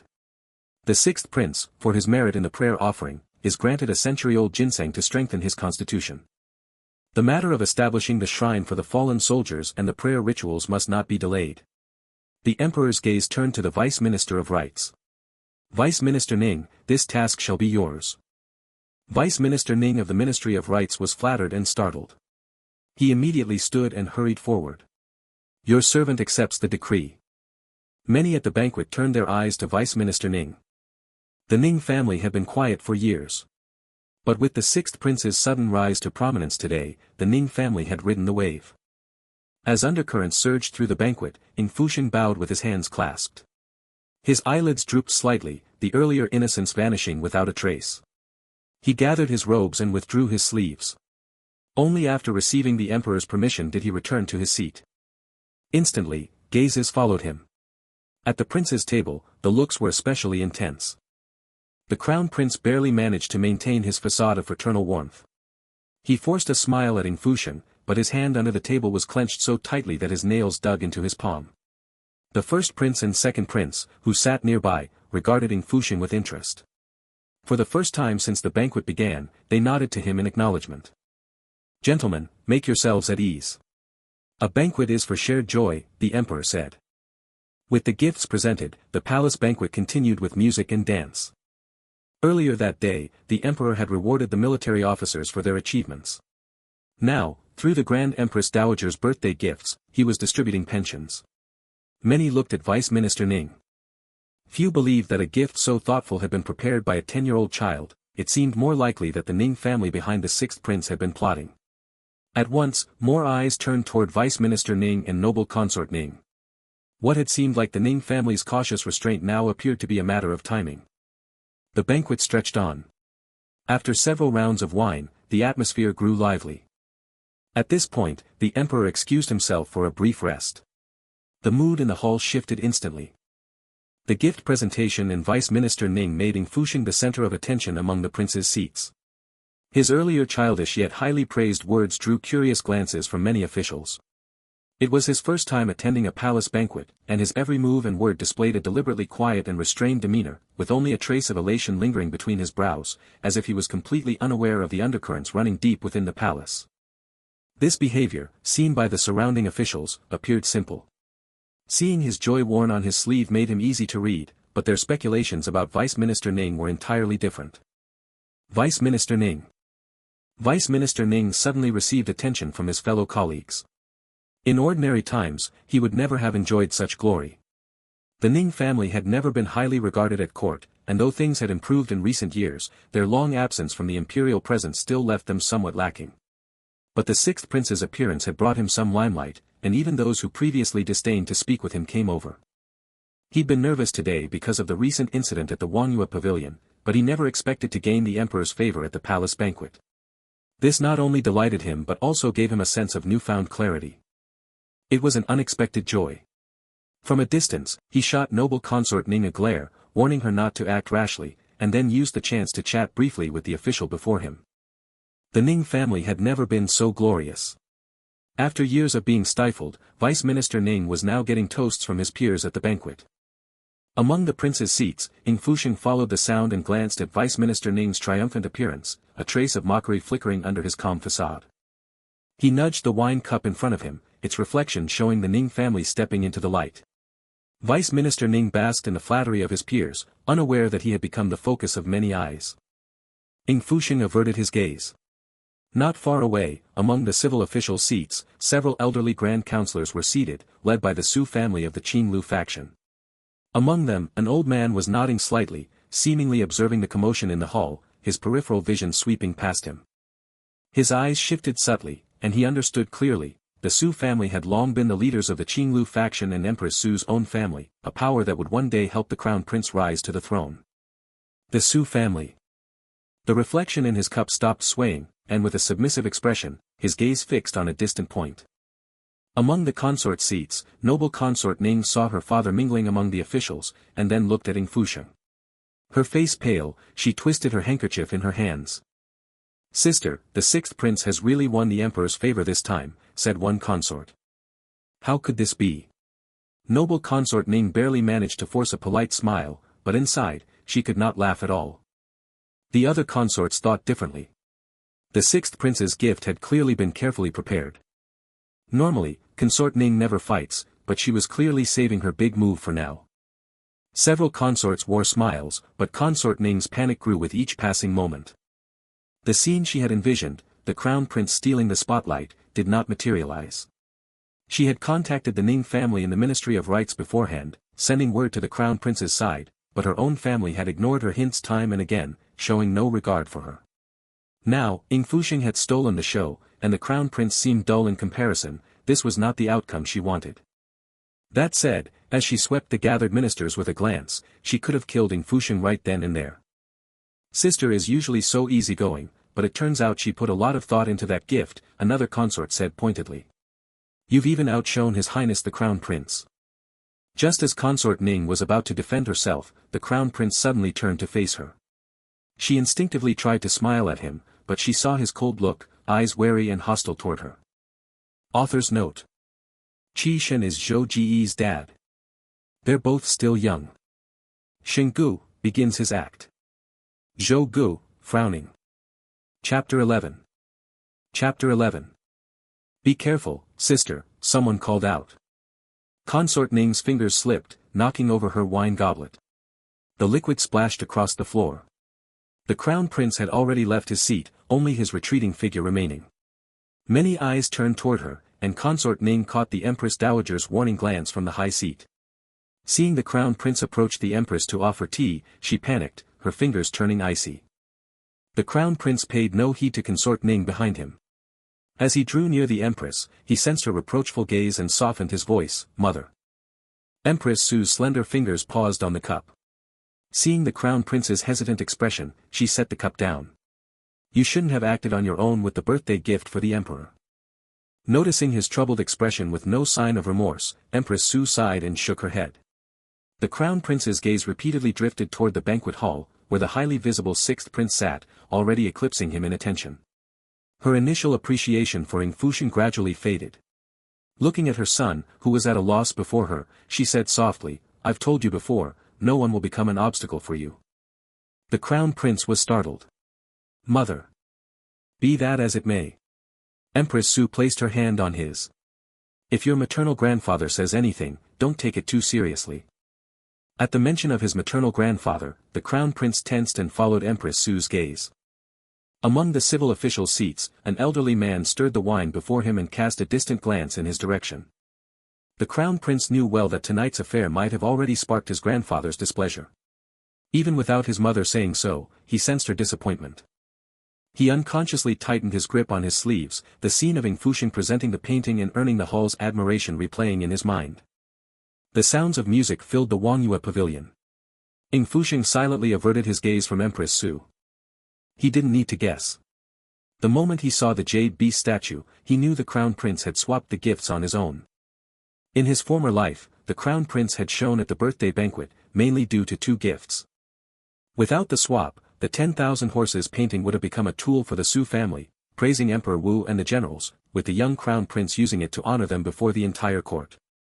If he recalled correctly, Empress Xu had prepared another painting for the crown prince, complimenting the 10,000 horses, leaving a deep impression on the military officials. That was her way, always preparing everything perfectly for the crown prince. The crown prince had no need to scheme, yet he had managed to ruin such a perfect opportunity. Ying Fusheng suddenly found the tender scene a bit dazzling. "Your Highness, has the hand warmer gone cold?" Songnan, the attendant beside him, asked. Ying Fusheng came back to himself, realizing the hand warmer Empress Xu had given him had turned cold. He still held it, tracing the patterns on its surface, but said nothing. He simply withdrew his now chilled hand into his sleeve, clenching it tightly, the sharp sting of coldness pulling him back to his thoughts. Amid the music and dance of the pavilion, the civil and military officials exchanged toasts. One corner of the banquet was unusually quiet. No civil officials approached, and the military men were at ease. One military official said, "I never thought the Ning family could be so patient." Vice Minister Ning's moment of glory caught many eyes. Another added, "The Xu family hasn't made a move yet, but the Nings have already stepped up. That's just how court banquets are. Why bother with them? The shrine of generals is a good thing. As for the rest, better to give us more military pay." Quiet. A light reprimand was heard. The military officials withdrew their probing gazes and looked toward General Qi, who sat at the head. General Qi remained unruffled, paying no mind to his subordinates' chatter. The emperor's decisions were not theirs to speculate. At the Qi family's table, Qi Shen's voice silenced any dissent among the military officials. Beside the general, a young man who had barely spoken all evening slightly narrowed his eyes, looking toward the lively banquet hall. "The Nings are indeed peculiar," he said. The young man was about 14 years old. He stood out amid the magnificence, his back straight as a ramrod. He sat beside General Qi, as if an invisible line separated him from the rest, yet none of the military officials underestimated him. His gaze differed from the others, not lingering on Vice Minister Ning but fixed on the prince, a hint of scrutiny and curiosity in his eyes, as if observing something. "Hanzhou," Qi Shen said. But the young man replied, "Father, he's a clever man." Qi Shen said, "The imperial family does not raise the weak." The young man sat upright, his gaze shifting to the self-possessed Empress Xu and the crown prince. The contrast between the Ning and Xu families was stark. Yet even so, he warily glanced at the restless noble Consort Ning, sensing something was off. The Ning family had bided their time for years before striking. But more than that, there was something different about the distant figure. Though his gift earned thunderous applause and imperial favor, with rewards already bestowed, that shy, quiet face betrayed no joy, as still as stagnant water. It was as if all this acclaim could never fill the ambition hidden in his eyes. Sensing a faint, persistent gaze, Ying Fusheng suddenly paused. When he looked up, his gaze landed on the Qi family's quiet table. He swept his gaze across the seats and met someone's eyes. The young man's gaze was sharp as a knife, his youthful face already devoid of any childishness. The fierce aura around his brow seemed to overlap with a pair of eyes from a later era, reminding Ying Fusheng of a falcon's eyes. After about 3 heartbeats, the young man withdrew his gaze, the chill about him dissipated, his piercing stare vanishing as if it had never been. "He noticed me," Ying Fusheng said. Song tensed, following his gaze to the imposing, burly figure in the distance. "You mean the general of the northern garrison?" Ying Fusheng didn't answer. He simply brushed some dust off his court robes, his eyes dark and inscrutable as he looked down. When he snapped out of it, his thoughts pulled away from distant memories, his expression returning to normal. "It's nothing." ***. Late into the night, the banquet concluded, and the consorts returned to their palaces. Consort Ning, who had been holding back all evening, almost lost control and sent someone to fetch Ying Fusheng immediately. Too many eyes had been on her from start to finish, one wrong move and the Empress Dowager would warn her. She dared not act rashly. But now that it was over, things were different. Too much had happened tonight. She needed to know who had given that bastard Ying Fusheng the idea for such a gift. "You can't find him." Consort Ning's voice nearly cracked when she heard Baiju's report. Baiju had searched for him as soon as the banquet ended, but the 6th prince was already gone. Perhaps he went somewhere else.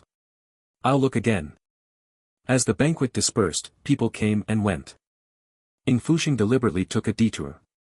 The night wind was biting. Even before the banquet ended, Consort Ning had been eager to send someone to bring him back.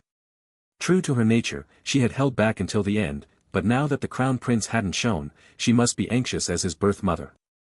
Further away, Empress Xu's carriage had already departed. Ying Fusheng was still watching when another figure appeared before him. Lady Yu, the Empress Dowager's attendant, waited outside the Wangyue pavilion, 2 palace maids beside her. Spotting Ying Fusheng, she approached and said, "Her Majesty noticed during the banquet that you looked unwell." Ying Fusheng noticed Song An's worried look and realized his body was drenched in cold sweat, a wave of chills and heat surging from within. Despite his careful nursing over the past period, his long-depleted constitution had crumbled after half a night of wind in the pavilion. "The imperial physician is already waiting at Cining Palace," Lady Yu said. By the time Ying Fusheng arrived at Cining Palace, the Empress Dowager's personal physician was waiting. Ying Fusheng moved to bow, but the Empress Dowager asked, "Why didn't you tell the attendants when the fever started?"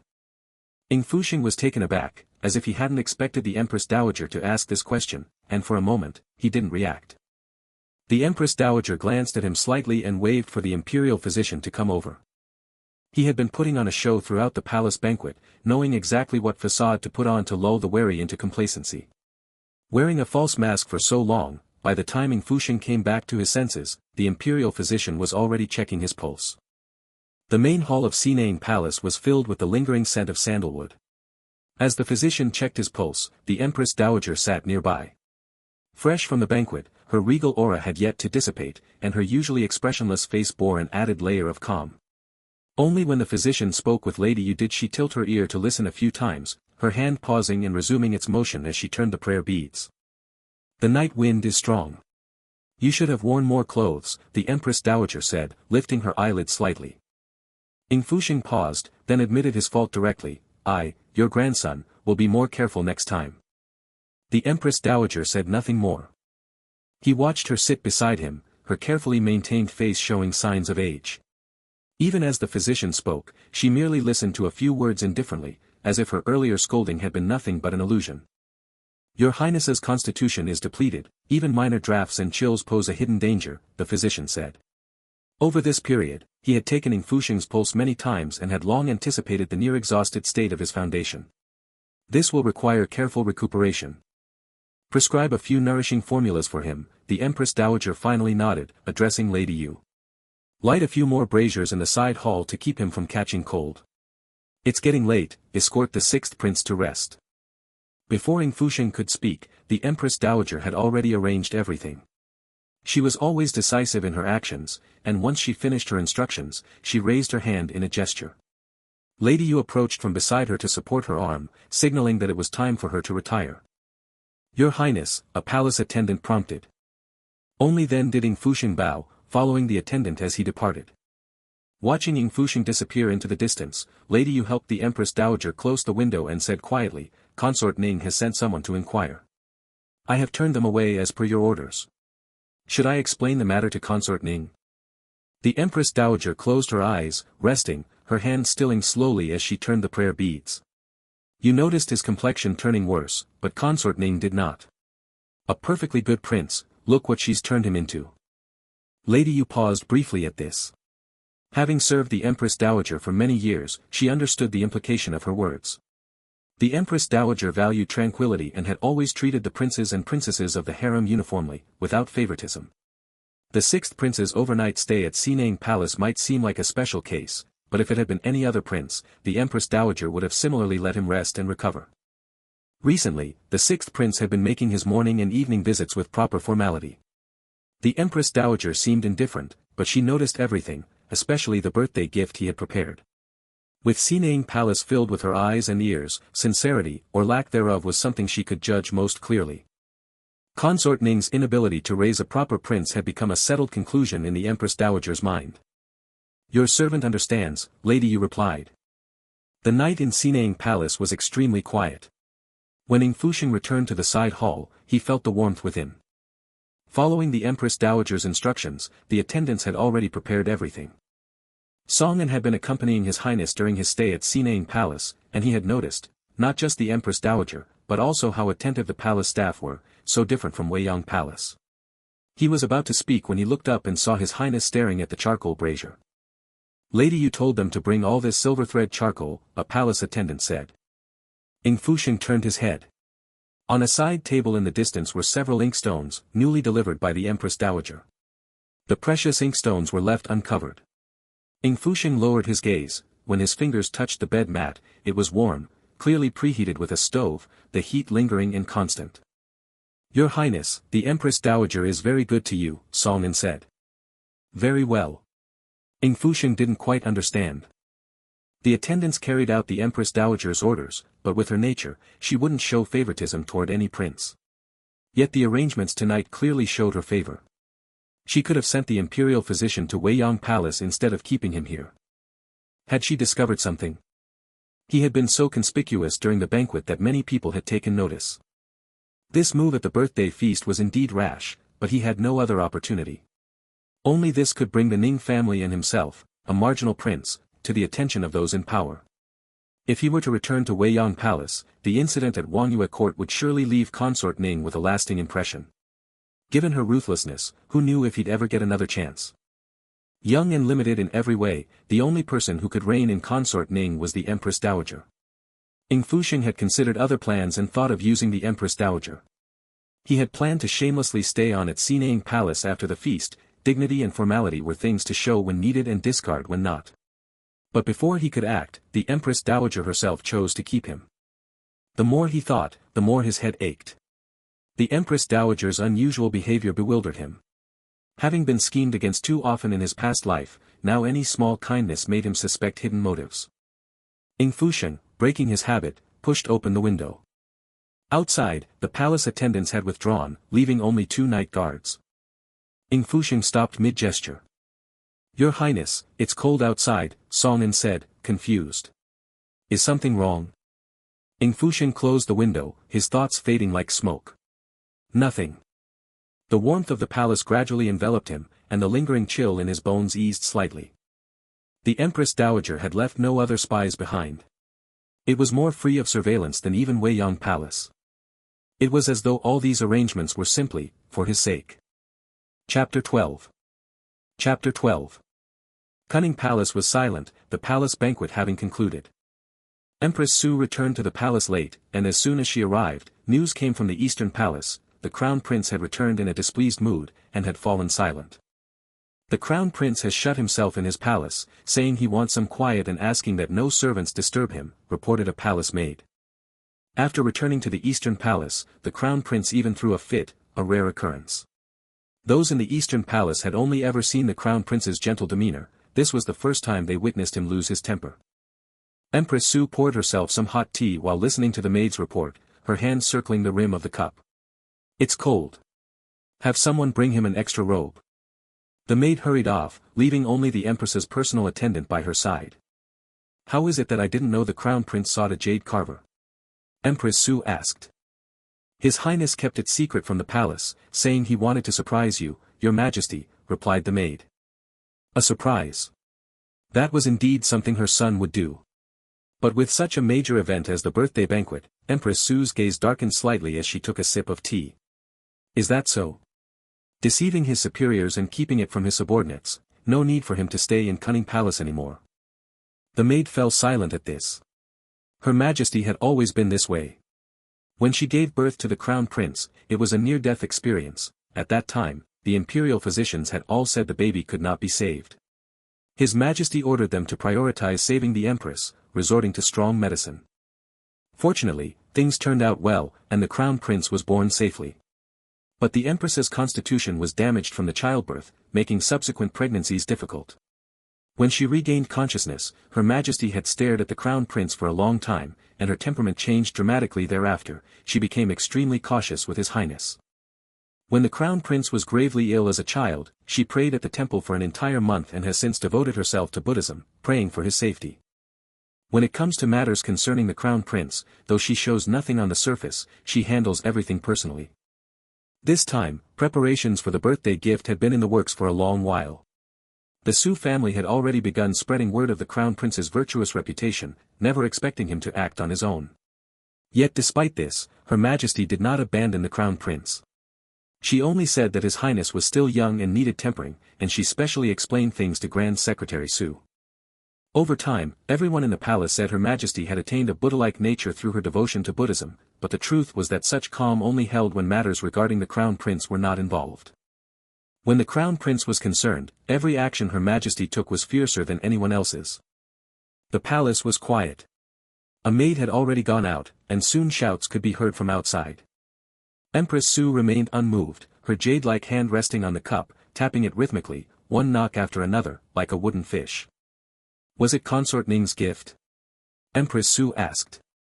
"The birthday tribute came from Weiyang Palace, so it should have been prepared by Consort Ning," the maid replied, her voice more respectful. "I have inquired, Consort Ning instructed her palace staff to prepare the gift. His Highness the Sixth Prince has always followed Consort Ning's lead, so the birthday tribute bears Consort Ning's touch." "She is quite thoughtful," Empress Xu said briefly. "Send a few small ginseng roots over."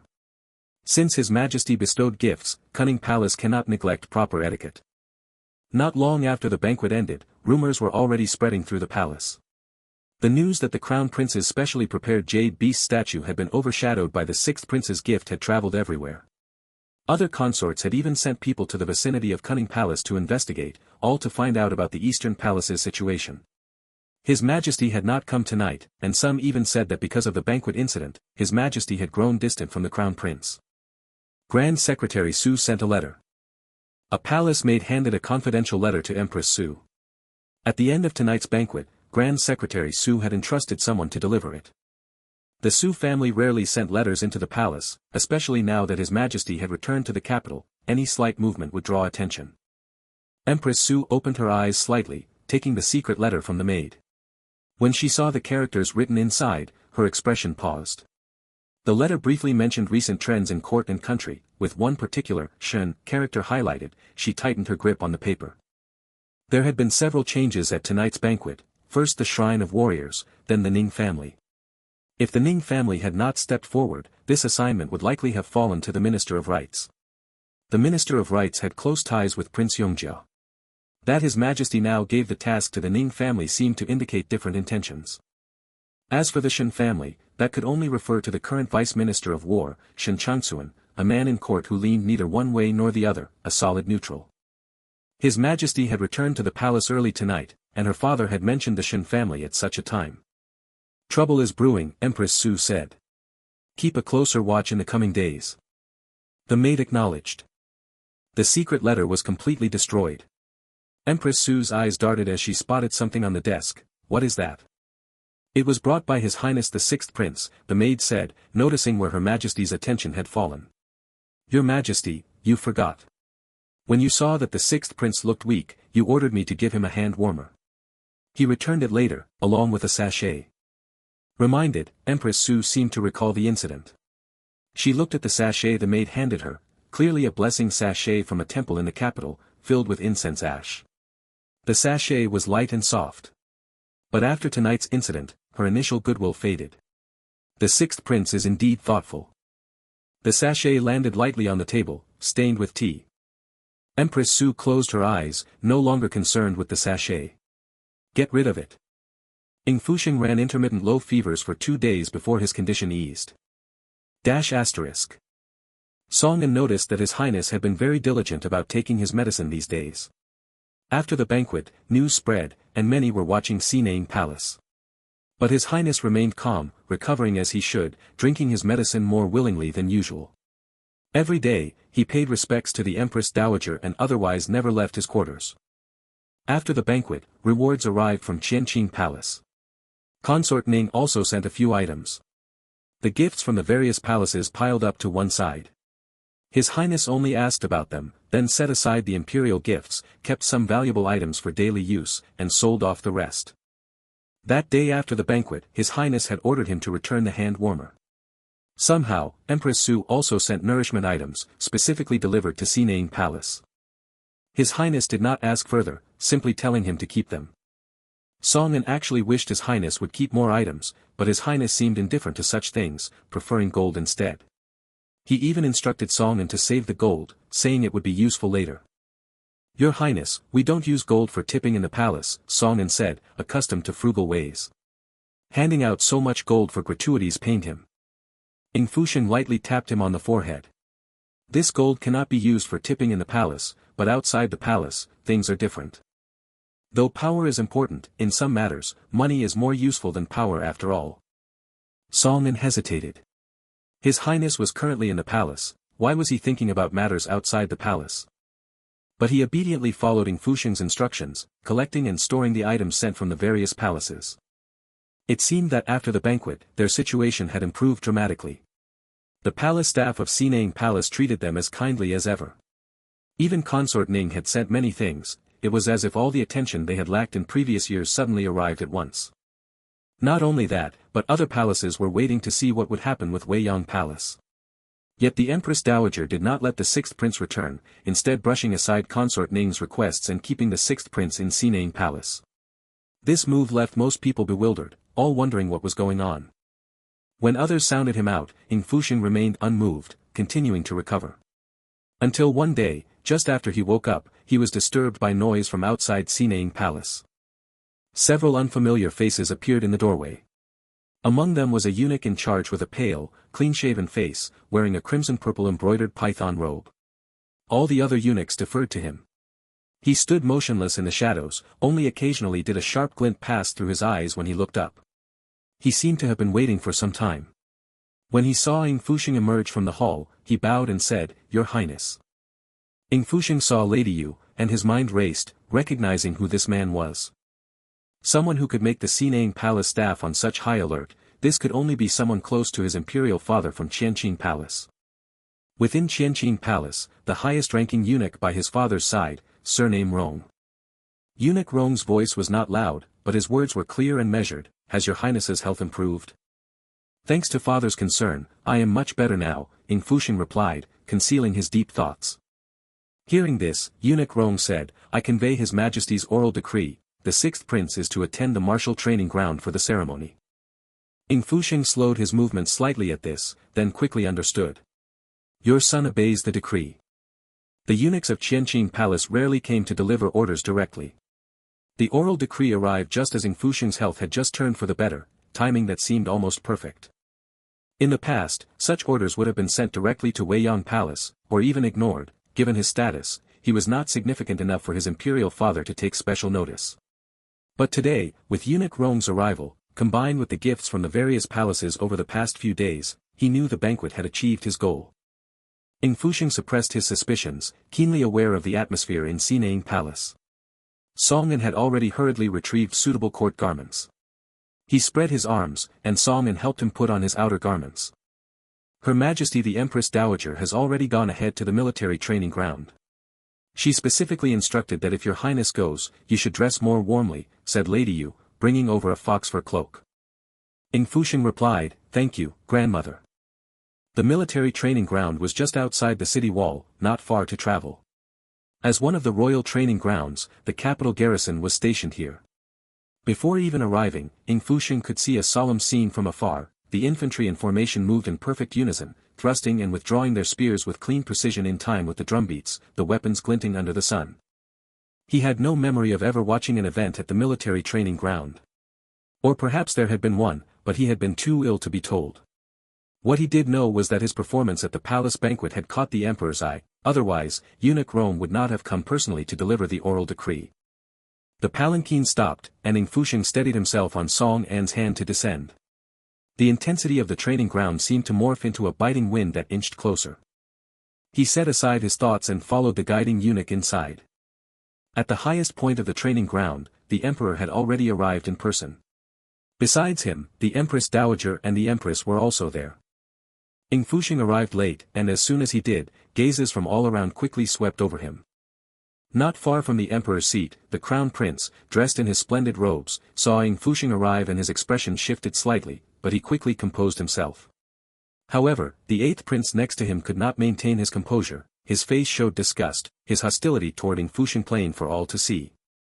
"Why is he here?" the eighth prince muttered with a curl of his lip. The crown prince pacified the eighth prince, his gaze deep. "Eighth brother, watch your words." Ying Fusheng's seat was near the eighth prince's, and many nearby cast glances at him. In the Dayuan royal family, whether princes or princesses, there were no restrictions on studying or martial training. Ying Fusheng shot a quick glance over the assembled imperial descendants. Most were around his age. Those who looked at him mostly had the direct, unrestrained look of the eighth prince, a straightforwardness that hadn't yet grasped the nuances of power, filled with contempt and curiosity. Ying Fusheng paid them no heed, instead fixing a serious gaze on the crown prince. Though the crown prince maintained his composure, holding on to his usual hypocritical facade, he couldn't help clenching his fists when meeting Ying Fusheng's eyes. At the highest point, the emperor scanned the assembled crowd. Seeing that the several people had taken their seats, he spoke, "I summoned you all here today for no other reason. You are all growing older, and it's time to select a few young men from noble families to serve as study companions in the palace." As soon as these words fell, the expressions of the assembled princes and imperial clan members changed. In recent years, the emperor had been busy with military campaigns and had rarely paid attention to the rear palace or his children. But in the past, when study companions were chosen for the princes, each palace would submit a list for review, and if suitable, the candidates would be brought into the palace, or the emperor himself would appoint them. Selecting study companions.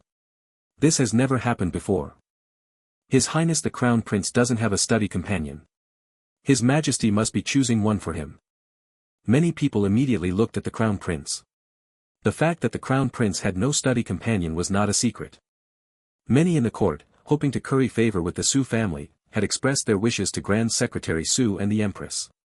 But with Grand Secretary Xu being a veteran of 2 reigns and the Empress acting with thorough care, the matter of the Crown Prince's study companion had never been settled. It was clear to anyone with eyes that the Xu family was waiting for the Emperor's personal appointment. Ying Fusheng was momentarily taken aback, his hand pouring tea pausing. It was only the warmth of the cup rim that brought him back to his senses. In his previous life, this had never happened. He recalled the Crown Prince's study companion. After the palace banquet in his past life, the Crown Prince had become famous throughout the realm, and the Emperor had personally appointed 2 study companions for him. Those 2 later, along with the forces behind them, became key supports for the Crown Prince's faction, aiding his ascension to the throne. As the Emperor finished speaking, Eunuch Rong announced the entry of the families. Summoning, Zhou Qingyuan, son of Zhou Bingjun, Minister of Works, to present himself. Summoning, Lu Yunshi, Chief Minister of the Court of Judicial Review, son. From the side of the training ground, young men of similar age walked in, all bowing in salute. Those who could make it onto the study companion list were either from powerful noble families or from scholarly families of integrity. As the eunuch announced the names loudly, Ying Fusheng's expression shifted slightly. Among these young, fresh faces, there was a faint sense of familiarity. His gaze fell on a youth far away, dressed in a moon-white Confucian robe, with a handsome, clear face and a unique calmness in his brows and eyes. He saluted the imperial descendants with elegance, neither servile nor arrogant, already bearing the demeanor of a future figure. This was Zhou Qingyuan, the youngest son of Minister of Works Zhou Bingjun. A child prodigy, remarkably intelligent, he was one of the study companions that the Emperor in Ying Fusheng's past life had personally appointed for the Crown Prince. The Crown Prince's face showed no reaction, but internally he was already stirred, especially when he looked at Zhou Qingyuan. His gaze was almost gentle. Not just the Crown Prince, all the imperial descendants had their own thoughts. Especially the 7th Prince, the youngest son of Consort Yun. Consort Yun had borne His Majesty 2 sons. The eldest prince had already left the palace to establish his own residence, while the 7th prince was at the age for primary education. At that moment, though other imperial consorts were absent, Consort Yun was seated in the high place. The Yun family had fought alongside the founding emperor for years and was a prestigious clan from the very beginning of the Yuan, deeply rooted and widespread, with close ties to powerful officials and nobles. After leaving the palace, the eldest prince had made significant contributions in the Ministry of Revenue and had close dealings with the powerful, his influence gradually approaching that of the Crown Prince's faction. The struggle between the pure scholar officials and the powerful nobles would continue until later generations. But Ying Fusheng's thoughts half withdrew. He was thinking about other things. The selection itself had never happened in his past life. Given His Majesty's deep regard for the Crown Prince, this process was actually unnecessary. At this point, he couldn't help but look at the Emperor. The Emperor was calm, but after mentioning the matter of study companions, he gave the Crown Prince a pointed look. The Crown Prince seemed not to notice. The matter of study companions and selection had him deep in thought, entirely unaware that the Emperor was already observing him.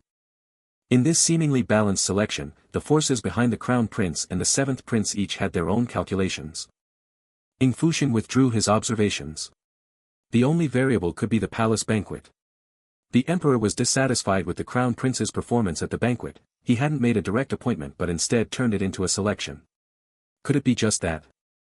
As he was thinking, the voice announcing the summons changed.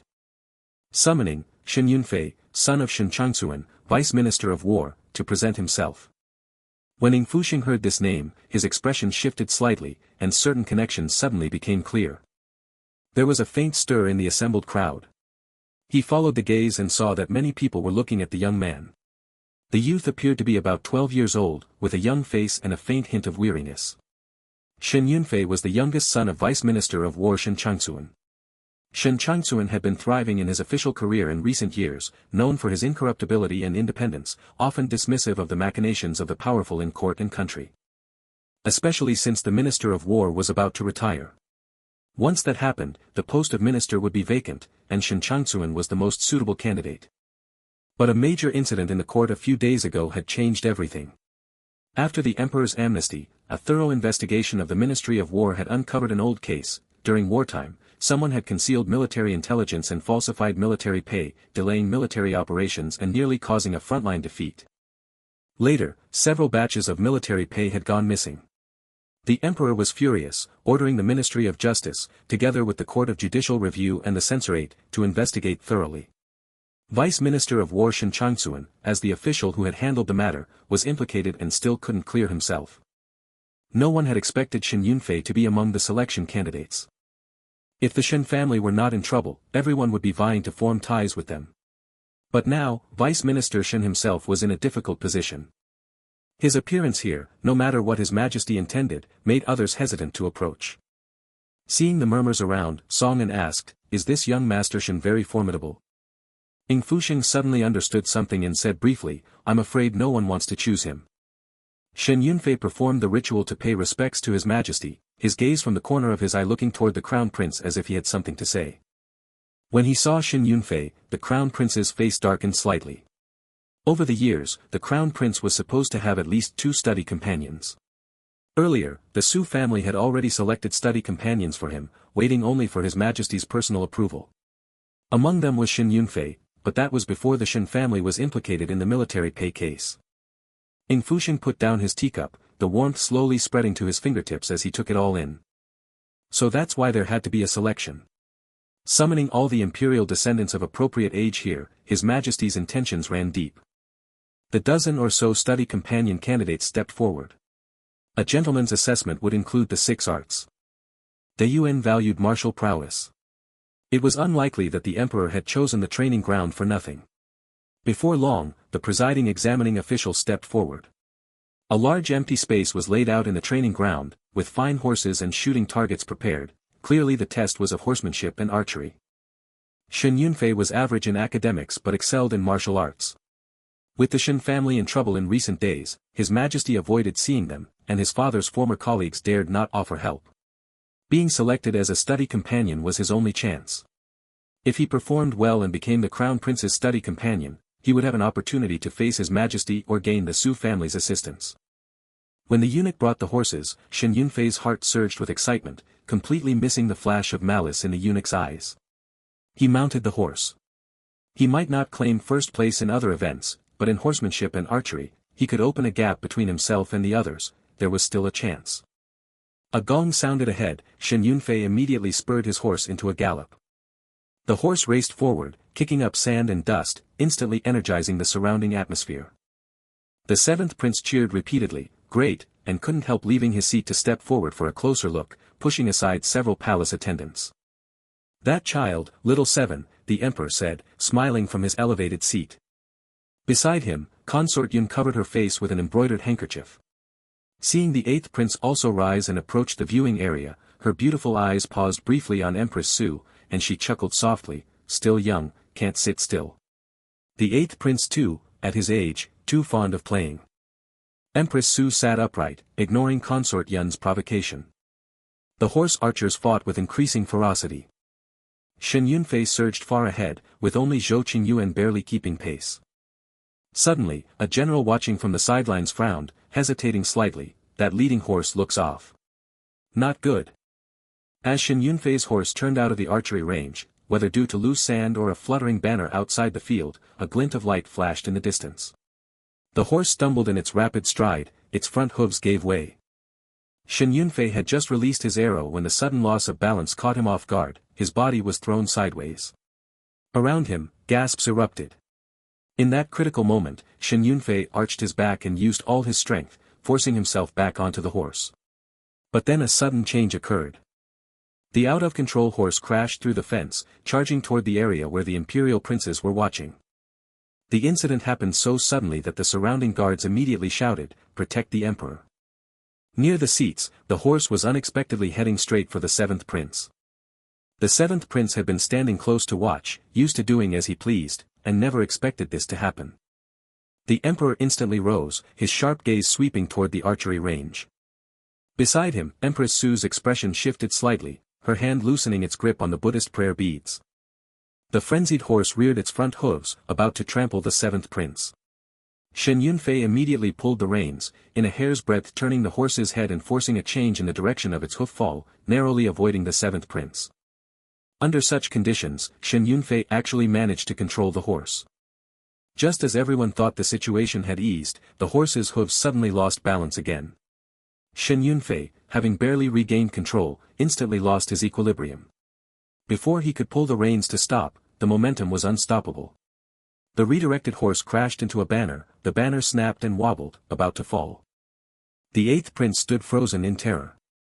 Shen Yunfei had no time to help him. Then, a figure appeared in his field of vision, a youth lunged forward, grabbing the eighth prince and pushing him away. It was the sixth prince. The banner. The banner gave way, crashing into the seating area. Shen Yunfei fell from his horse, his face drained of all color. In that critical moment, a figure shot forward faster than the falling banner. Shadow-like, he moved, he kicked the banner pole in an instant, forcefully redirecting its fall. Ying Fusheng stepped back twice, eyed the falling banner, then abruptly stopped. Then, a dark silhouette flashed before his eyes. The young man landed, his movements crisp. At just 14 or 15, his youth only highlighted his seasoned composure. As he swept past, he bore the toughened grit of frontier winds, clad in black battle attire. Closing in, he radiated an undeniable edge, like a cold blade drawn, cutting through wind and snow. Many instinctively turned to the fallen banner. Only Ying Fusheng, who stood beside it, calmly lifted his eyes, his gaze briefly meeting the young generals in midair, a brief glance at the palace banquet, now a direct confrontation. Qi Hanzhou turned around, meeting the other's pale face. Yet those eyes held no fear or dread, in the thick of it, yet somehow aloof. Utterly strange. Chapter 13. Chapter 13. The banner sent dust and sand flying as the onlookers turned to the young man who had come to the rescue. The young general moved with crisp precision, a sword at his waist catching the sharp light, the ancient scabbard, and his long fingers rested lightly on it. That casual touch alone made many tremble with fear. Qi Hanzhou, the sole son of Qi Shen, would later become the renowned young General Qi. At 12, he had joined his father on the battlefield, capturing 3 cities in a row and earning fame overnight with his extraordinary martial skills. Qi Hanzhou rose to fame young and became a trusted subject of the emperor. In the capital, such a man remained aloof from faction politics, a lone wolf, cold-faced and iron-boned, his temperament unfathomable. Many sought his acquaintance to win over the Qi family, but all returned empty-handed, unable to decipher his nature, often came off worse in dealings with him. Such a man was extremely difficult to get along with. Even Ying Fusheng later thought so, until that falcon perched in that secluded spot. As Ying Fusheng pondered, he suddenly sensed a cold gleam ahead. He looked up and found Qi Hanzhou staring at him for who knows how long. Eighth prince. Sixth prince, the eunuch's voice rang out. Ying Fusheng stood still, the broken flagpole beside him, a hair's breadth from falling on him.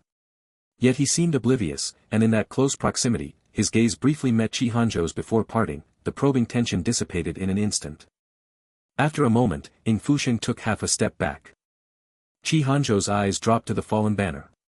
He frowned slightly, then turned his head to see the 2 princes already surrounded by approaching servants. Members of the training ground hurried over. Qi Hanzhou exchanged a glance with his deputy general, then his gaze involuntarily settled on the slender figure of Ying Fusheng not far away. He thought to himself, he could have avoided it. Noticing Qi Hanzhou's pause, the deputy general asked, "Young general, what's wrong?" Qi Hanzhou said nothing more, watching as the 6th prince stepped back half a pace, fully withdrawing from the shifting turmoil, his face already shifting to a different expression. The 6th prince's face was pale, as if truly frightened by the falling banner, only coming to his senses after the repeated calls of the servants. If Qi Hanzhou hadn't seen those eyes, calm and unruffled, he too would have been fooled by his act. An unexpected incident occurred on the examination field. The other young nobles crossed the finish line, while everyone turned their attention to the kneeling Shen Yunfei. A spooked horse and a disturbance to the princes, even if no catastrophe had befallen, causing such a commotion before the emperor meant that the slightest misstep could lead to grave punishment. Ying Fusheng shifted his gaze from Qi Hanzhou and looked into the distance. The soldiers of the training ground had subdued the panicked horse, its leg broken.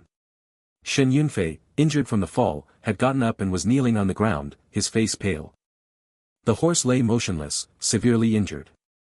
The horse master inspected it and concluded that the horse's poor condition caused its hoof to break on the sandy ground, leading to the fall. During the ride, nearby soldiers had already noticed something was off with the horse.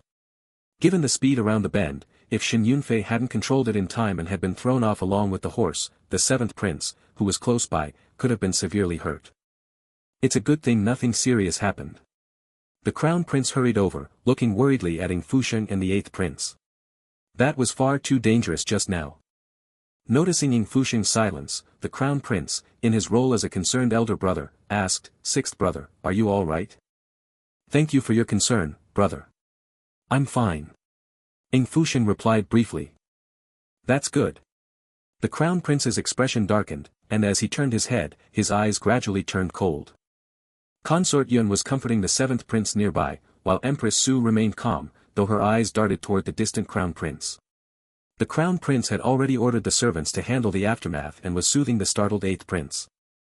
The eighth prince hadn't anticipated such an incident. As the crown prince held him by the shoulder to comfort him, he looked fearfully at Ying Fusheng standing alone in the distance. Ying Fusheng's clothes were covered in dust, and his face was equally pale. The eighth prince felt uneasy, knowing that if not for Ying Fusheng, the falling banner would have struck him. Ying Fusheng didn't notice the eighth prince's gaze. He stepped back a few paces, his fingertips cold, he was panting slightly from overexertion. Retreating behind the crowd, he heard the crown prince's words and glanced out of the corner of his eye at the broken flagpole. From the horse's panic toward the seventh prince to the sudden snapping of the banner, this chain of seemingly coincidental events was likely deliberate. Just before Shen Yunfei's horse was startled, he had noticed a sharp glint from the seating area. The seventh prince was dressed luxuriously today, and even after changing into training attire, his hair ornament glittered with gold. He wasn't as ostentatious as the eighth prince, but because of Consort Yun, he favored such luxurious yet elegant accessories. On ordinary days, this was not a problem. But on the training ground, under the bright sunlight, the ornament shimmered dazzlingly. In an instant it was enough to startle a sensitive horse. Who had adorned the seventh prince with those ornaments? Who had led the seventh prince, who loved to join in the excitement, to that spot just at the turning point? These questions remained unknown. If Shen Yunfei hadn't controlled his horse in time, the seventh prince's situation would have been dire. The horse masters from the training ground gathered to inspect the situation. Ying Fusheng stood before the horse, observing the situation in a few glances, and finally stopped at the horse's twitching, seemingly broken hind leg. It was this hind leg that had caused the problem during the turn, leading to Shen Yunfei's fall. Ying Fusheng muttered to himself, "It's the horseshoe."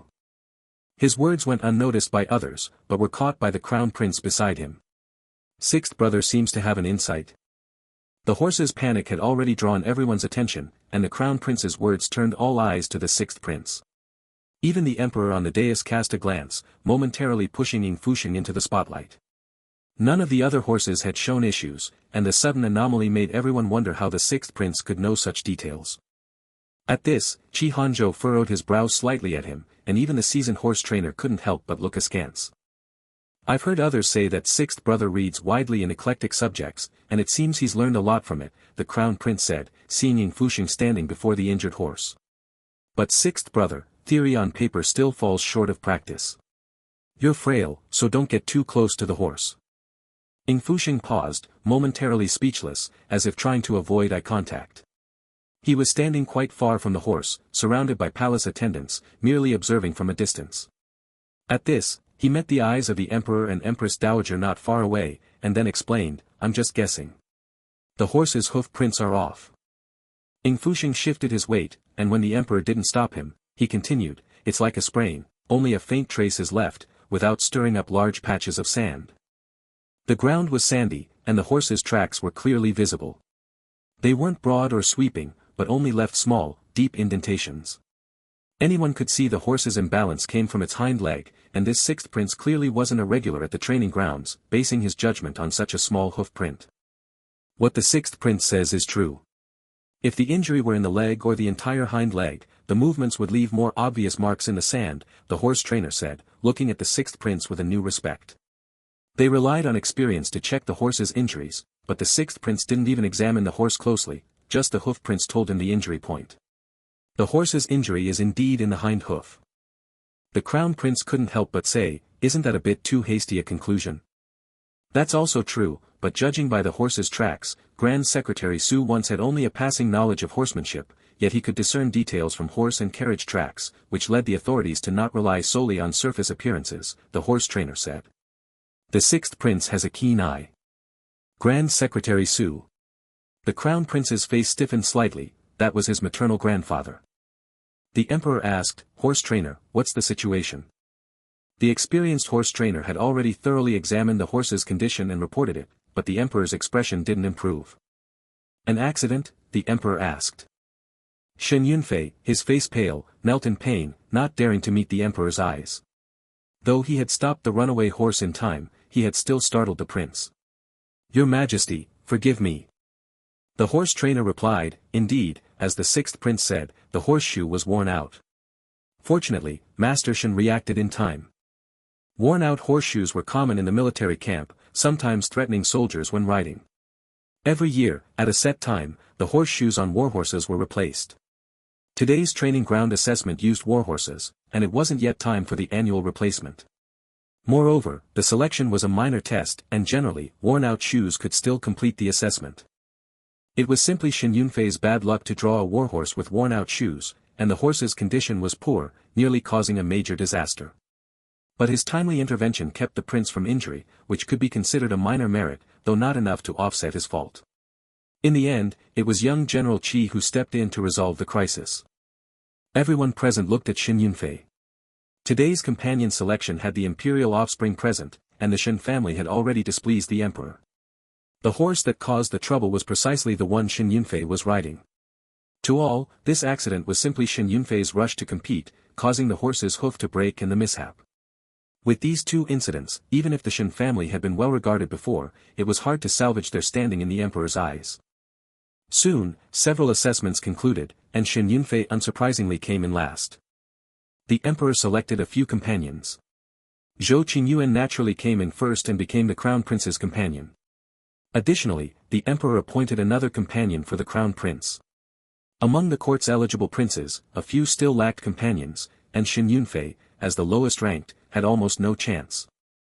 After assigning companions to the crown prince, the other princes and princesses looked to the emperor. They already had candidates in mind. By age, after the crown prince's companions were chosen, it was the turn of the sixth prince. The sixth prince approached the emperor due to the palace banquet, but in reality, based on his maternal family and court status, he was far less prominent than the thriving seventh prince. So how the emperor would choose a companion for the sixth prince, how the Ning family would instruct him, and what stance the Ning family would take were all worth pondering. Empress Xu glanced sideways, her prayer beads stilled, no longer moving. All eyes followed. Not far away, the horse trainers were tending to the injured horse. The sixth prince seemed distracted, while others focused on the companion selections. He kept looking into the distance, as if concerned only about that injured horse that had no future. Hearing the palace attendant's call, the sixth prince snapped back to attention, reluctantly shifting his gaze from the horse. "Father." The emperor had already noticed his distraction.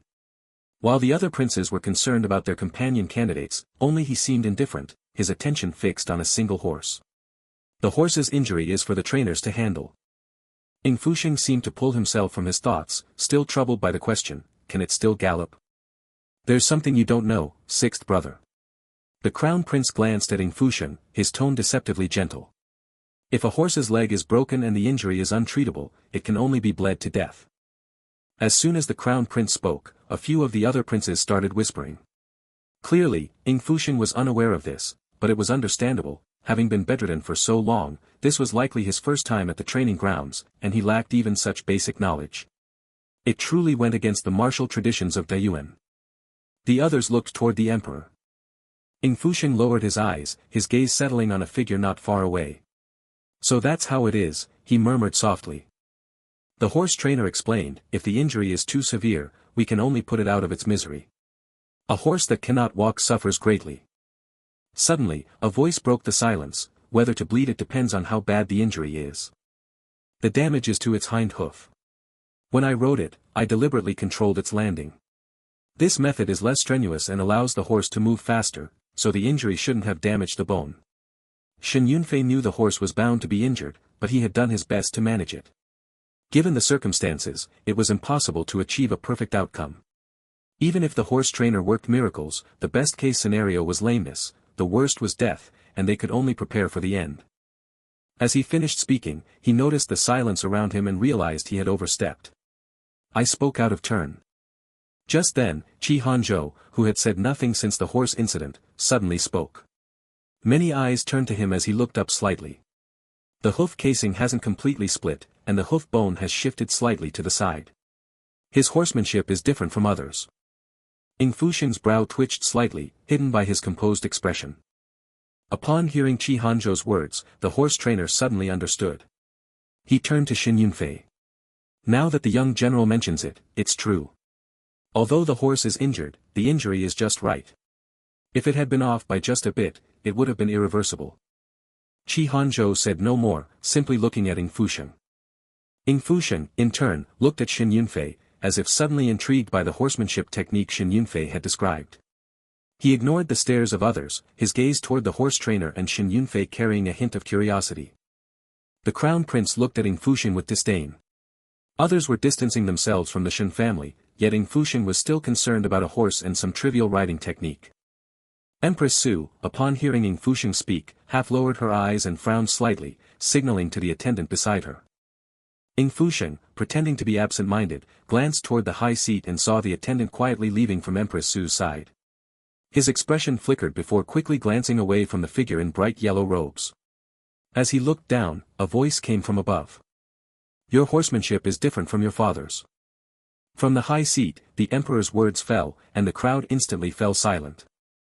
Shen Yunfei was momentarily stunned, then quickly explained, my skills are no match for my father's. The emperor gave a faint smile, his intentions unclear. Hanzhou rarely gives praise. Being different from others is a strength. Everyone looked at Qi Hanzhou. Young General Qi had not intended to involve himself in the selection, but that remark was indeed unusual. Shen Yunfei had not expected anyone to notice this. His riding style had always been different from the rest of the Shen family, wild and unbridled from childhood, galloping through the mountains and fields. Over time, he intuitively knew where a horse's hooves would land at full speed and how to make it faster. I am humbled. Shen Yunfei's horsemanship was exceptional, and those who understood martial arts recognized it. In this selection of study companions, his riding skills were the best. Many began to ponder the emperor's intentions. Why had he suddenly asked about Shen Yunfei? While they speculated, the emperor did not question further. Instead, his attention turned to Ying Fusheng.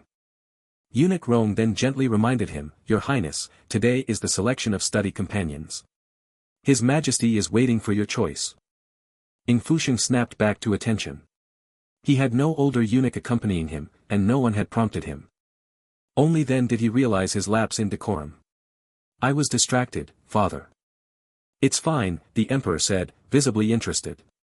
Among the noble sons participating in today's selection, Xiao Lu, do you have anyone in mind? Everyone waited for Ying Fusheng's choice, but at that moment, he glanced at Shen Yunfei, who stood alone, hesitating as if to speak. Ying Fusheng paused and quickly averted his gaze from Shen Yunfei. Your son. Speak your mind, the emperor said, his tone softened by compassion for the young child. Today is about selecting study companions for you. Whether you like someone or not should be your own decision. Ying Fusheng breathed a sigh of relief, his gaze landing on Shen Yunfei's pale face. I have been frail since childhood and dare not dream of martial arts, yet I wish to build my strength. Master Shen's horsemanship is truly impressive. I humbly request that Master Shen be my study companion. Chapter 14. Chapter 14. When these words were spoken, the others looked at Ying Fusheng. A flicker of surprise passed through the emperor's eyes. Shen Yunfei froze in place, never expecting that with his recklessness today and the Shen family's circumstances, a prince would still choose him as a companion. The emperor looked at Ying Fusheng. The long fox fur robe trailed on the ground, but his words didn't seem feigned. You truly want Vice Minister Shen's son as your companion? At the emperor's question, the others began to ponder. Given the Ning family's cautious demeanor in court and country, everyone in the court knew the Shen family was in deep trouble. Noble Consort Ning and Vice Minister Ning were certainly aware of this. At a time like this, associating with the Shen family would bring far more harm than good. The emperor's question was genuinely hard to decipher, for the Shen family's current situation made recovery nearly impossible. Even if the sixth prince had won some imperial favor at the palace banquet, stepping on the emperor's sore spot would turn that favor to nothing. When the emperor asked this, the sixth prince seemed stunned. Even the nearby eunuch Rong considered offering a hint, but then saw the sixth prince hesitate, as if uncertain, and ask, Can't I? He really looked like he wanted Shen Yunfei as his companion. Why not? The emperor burst into laughter at this answer. Ying Fusheng was taken aback, then joy spread across his face. Thank you, father. The emperor looked at Shen Yunfei, who had been keeping his head down. Shen Yunfei, do you agree? Shen Yunfei could barely hide his expression.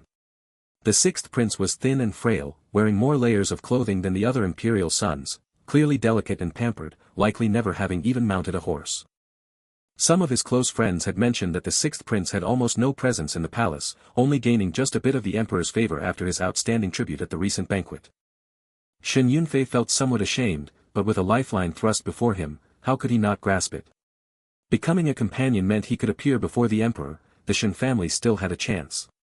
If the sixth prince doesn't mind me, I am willing. Then it's settled. The emperor waved his hand in approval. Order that vice minister of war's son, Shen Yunfei, be the sixth prince's companion. Shen Yunfei accepted the decree. The other princes who had yet to choose their companions breathed a sigh of relief. Ying Fusheng had actually passed over other candidates to choose Shen Yunfei. After appointing the sixth prince's companion, the emperor assigned the remaining well-born candidates to the seventh prince, the eighth prince, and the others. With that, the day's selection ended. Shen Yunfei being assigned to the sixth prince sparked hushed whispers. The crown prince's gaze frequently fell on Ying Fusheng. He had chosen Shen Yunfei, the one everyone else least wanted, yet he had stolen all the limelight. The crown prince's three companions all came from distinguished families, yet in the end, none of them received even a single word of praise from the emperor like Shen Yunfei did. As Ying Fusheng rose from his seat, the crown prince had already averted his gaze. In the distance, Empress Xu was approaching. She was dressed plainly today, holding a string of Buddhist prayer beads in her hands. Unlike the ones the Empress Dowager often used, these beads showed signs of age and decay. Her expression was serene, carrying a stronger sense of temple-like devotion. Empress Xu's gaze shifted from the crown prince, as if drawn by a sound to the side, and happened to meet Ying Fusheng's eyes. In those compassionate, bodhisattva-like eyes, there was not a single ripple, unlike the subtle shift she had when looking at the crown prince. It was as still and calm as a placid lake, or even a bit colder than usual, utterly devoid of feeling. Just a glance. Then, she moved away in her imperial procession.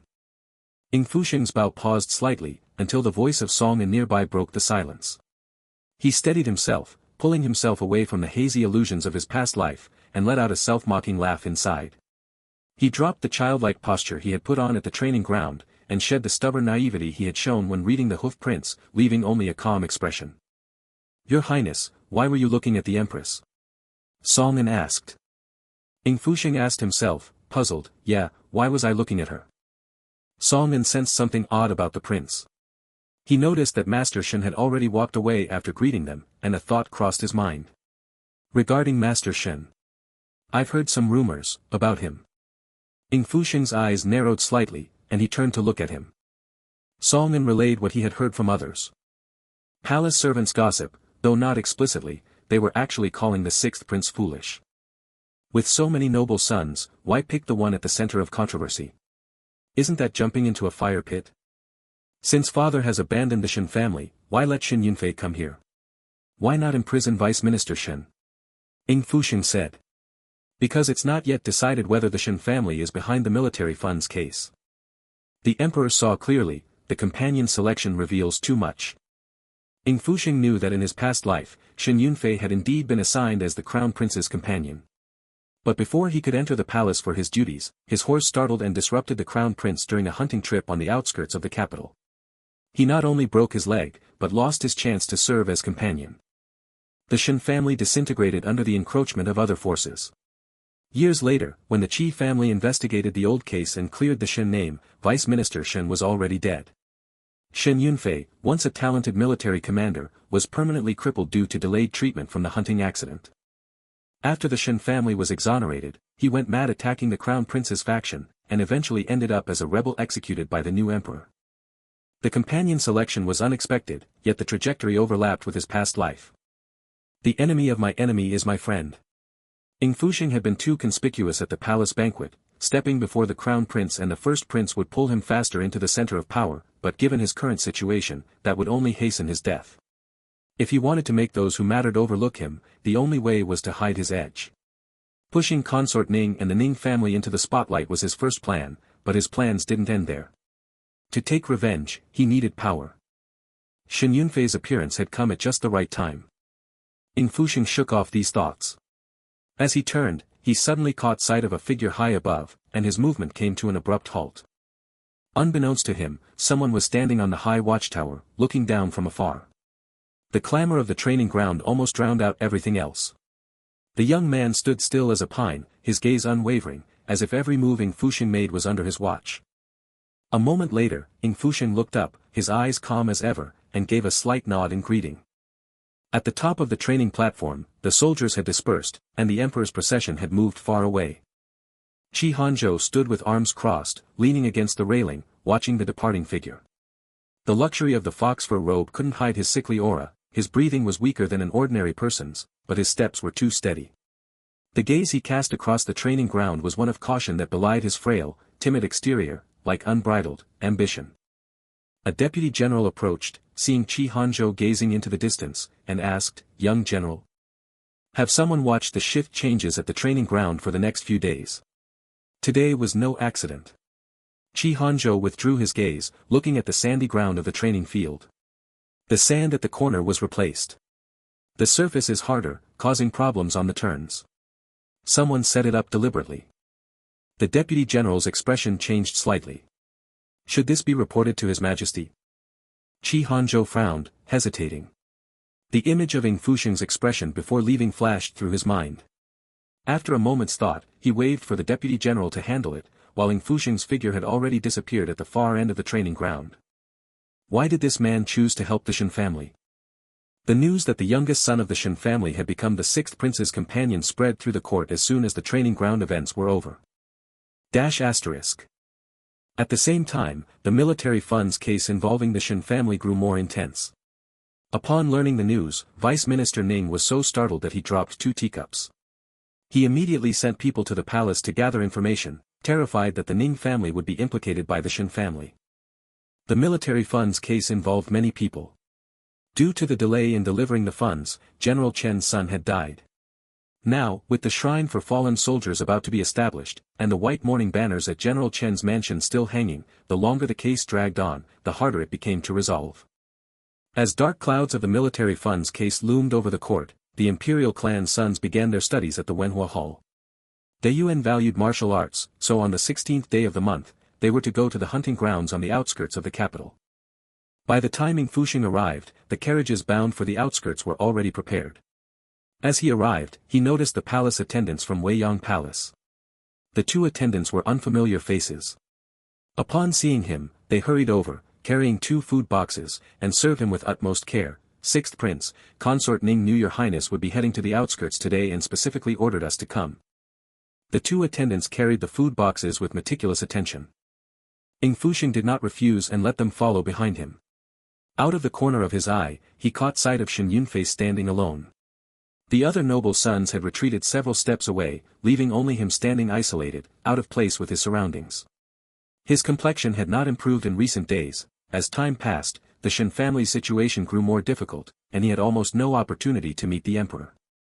"Sixth Prince." Shen Yunfei bowed with his hands clasped. Ying Fusheng gave a slight nod. "Get in the carriage." Shen Yunfei hesitated, then seeing the other companions also boarding the prince's carriage, he had no choice but to follow. As soon as he got on, he noticed the carriage was overly warm, so stuffy it was a bit hard to breathe. The sixth prince sat by the heater as if still feeling cold, clutching a hand warmer, and sat in silence after boarding. After becoming a companion, his father had told him not to be careless in front of the prince and to act with caution. Yet after several days at Wenhua Hall, the sixth prince had attended lessons only a handful of times. The sixth prince's health was worse than he had imagined, with even more frequent absences, so that despite being his companion, he had spoken very little with the sixth prince over the past few days. "If you're feeling stuffy, open the curtain for some air," said Ying Fusheng. Shen Yunfei sat up straight and said, "I'm fine." As he spoke, Ying Fusheng lifted the carriage curtain, letting the outside wind blow in. Shen Yunfei froze. "Your Highness." Ying Fusheng's gaze lingered on Shen Yunfei's forehead, where beads of sweat had formed. "I like people who speak their mind." Shen Yunfei could only say, "Yes." The streets were bustling and lively, something Shen Yunfei had long grown used to, but the sixth prince's eyes followed the scenes outside with unbroken attention. The sixth prince was exceedingly handsome. Shen Yunfei had seen other members of the Ning family, all with thick eyebrows and large eyes, but the sixth prince didn't possess any of the Ning family's features. He was more like a piece of soft, fine Hetian jade, exuding a gentle, understated nobility.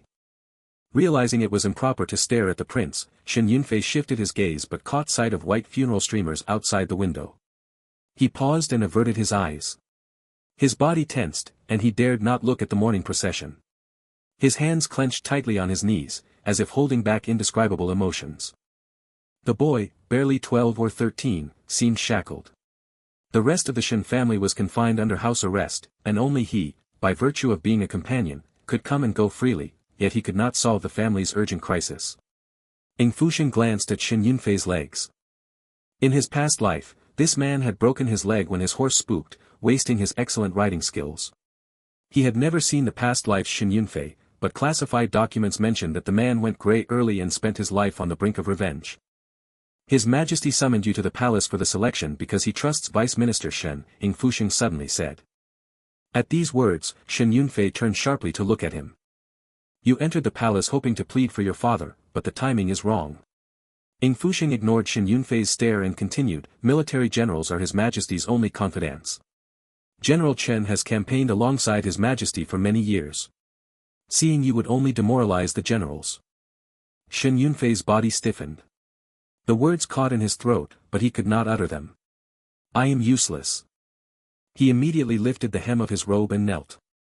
I beg the sixth prince to help me. Ying Fusheng remained unmoved. I can help you, but do you know who your enemy is? Shen Yunfei was speechless. He did not know. Among all the court officials, his father had offended too many with his blunt nature. Ying Fusheng watched Shen Yunfei, who held back his anger, nails digging into his palms, like an ownerless wolf cub. You want to save your father? Ying Fusheng suddenly asked. Shen Yunfei trembled, looking at Ying Fusheng in disbelief. Sixth Prince. Vice Minister Shen is an honest official whom His Majesty trusts.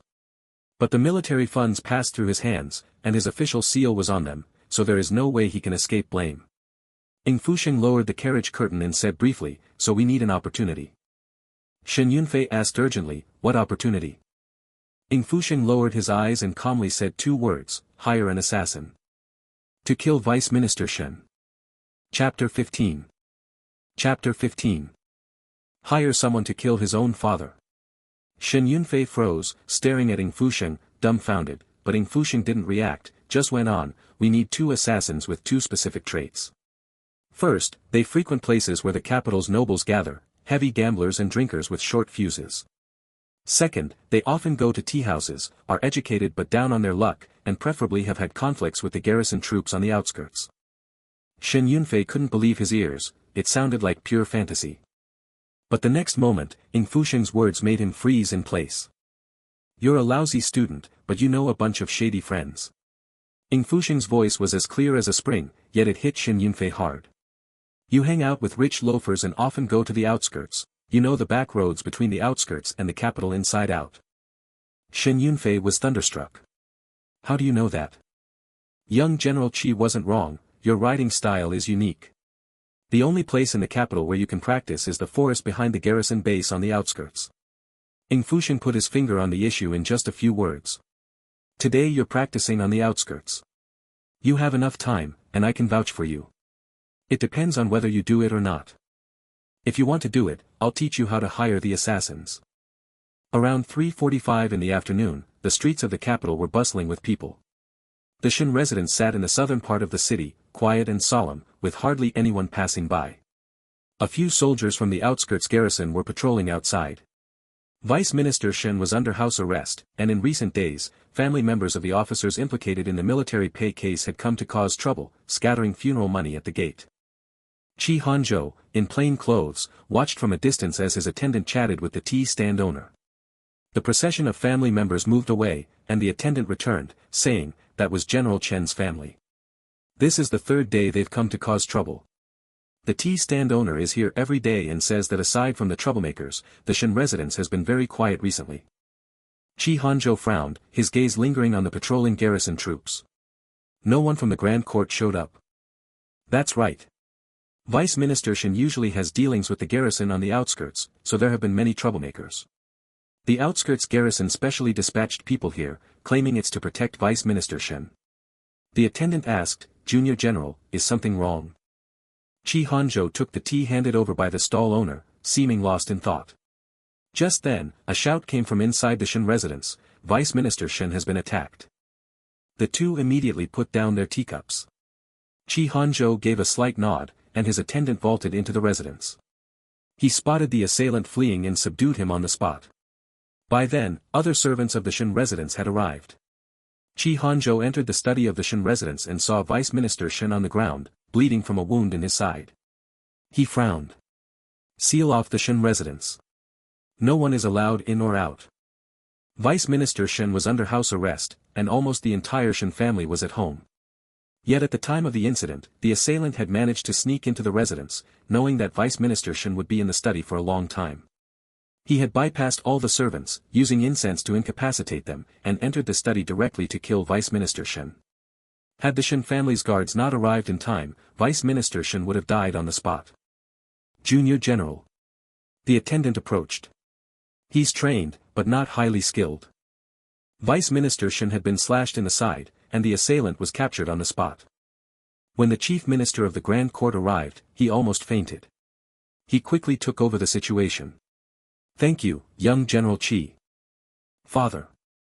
Qi Hanzhou nodded slightly and turned to see Shen Yunfei rushing in, his face full of terror, with sweat on his brow. He knelt down to check on Vice Minister Shen's injuries, his face turning pale when he saw the wound. "My father's injury. The blade didn't go deep." "Lord Shen will be fine," the physician said hurriedly. Qi Hanzhou's gaze paused, resting on Shen Yunfei for a moment. Suddenly, he caught a whiff of a clear, medicinal fragrance. He turned to see Ying Fusheng standing at the entrance.